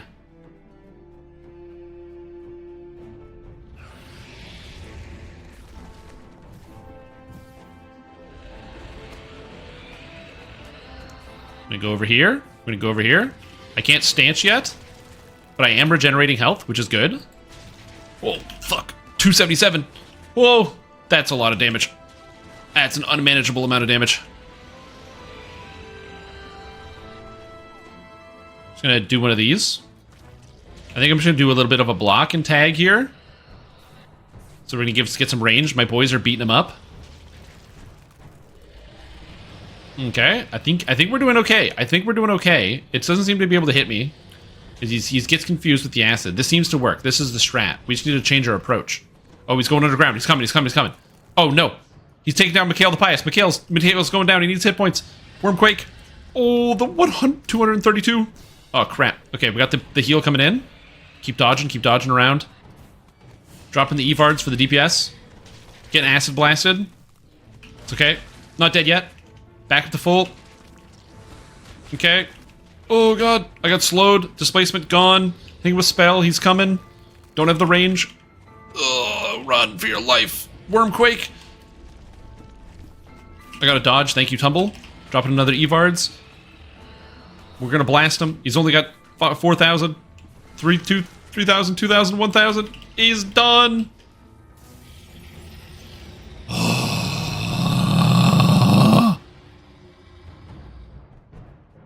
Beautiful. Give me my treasure chest. Now, after all of that, after it took me 4 hours to find this cavern and 3 tries on the worm, what do we get? Are you ready? Are you all ready? Everyone out there to see what's in this treasure chest? I'm ready. I'm so ready. Because it's time to click that chest. Could be anything in there. Could be $10, could be $20, could be a scroll, could be 2 scrolls, could be arrows, +5. Oh, are you ready? Let's go! Yeah, I got a docent and 2 emeralds. Yes, dude. Yes. A docent and 2 emeralds and 700 gold. Hell yeah.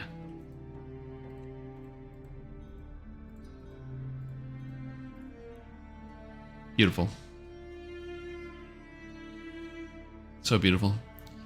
There's even like crumbling buildings down here. Maybe there were dwarves that were living in this hole or something. They were like trying to build it into this place, and the purple worm was like, nah. My house now. Oh, God. Isn't it beautiful? Isn't it amazing? Actually, I need Rana here. Where's Rana? Rana Leafheart. No, I can't summon her again for 5 minutes. No. Ah. Oh, yeah. Oh, yeah. Ah, feels good. I feel good. I'm so satisfied by this. So satisfied. You know what satisfaction brings? Closure. Knowing that I found the monster lair is going to make me sleep easy tonight. And hopefully it makes all of you find the quietest and peacest of dreams tonight. As we close this chapter of Myth Drannor, but closing this chapter of the live stream. So thank you guys for watching. Hope you had a fantastic time. If you like what you saw, consider following the channel. If you didn't like what you saw, that's acceptable. I was really manic for most of it when I couldn't find the monster lair. We'll be back tomorrow. I should be streaming tomorrow with some more stuff. And yeah, I'm excited. As I mentioned before, I have a reduced schedule because I'm in school now, because I want to better my life and the life of those around me. But in the meantime, I'm still going to be streaming, still making content. Again, just at a reduced schedule, so it'll be around and here. If you miss any part of today and you wanted to watch it, you can always go to the Streams YouTube channel, where I will be posting the VODs again, because I stopped doing that out of laziness, and I'm going to try not to be lazy, and I'll start doing it again, starting with these VODs. So that's all I have. Thank you guys for watching. We'll be back soon. I'm excited to do some more streaming, to spend some more time talking to you guys. It's been a good time. Oh, the XP, by the way, because I did want to know the answer to this question. The XP is, as I thought, it was 8 ranks. So I did get 8 ranks in this content. From just the expansion alone. So it is very likely you can do Giant Hold at, like, you can do Giant Hold at level 13 or level 14, and then do Myth Drannor after that, and skip a lot of content. Oh my goodness gracious. And as I'm turning off the live stream, an anonymous user gets out 50 subs!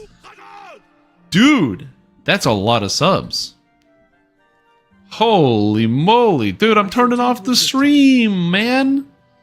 That's crazy. That's crazy.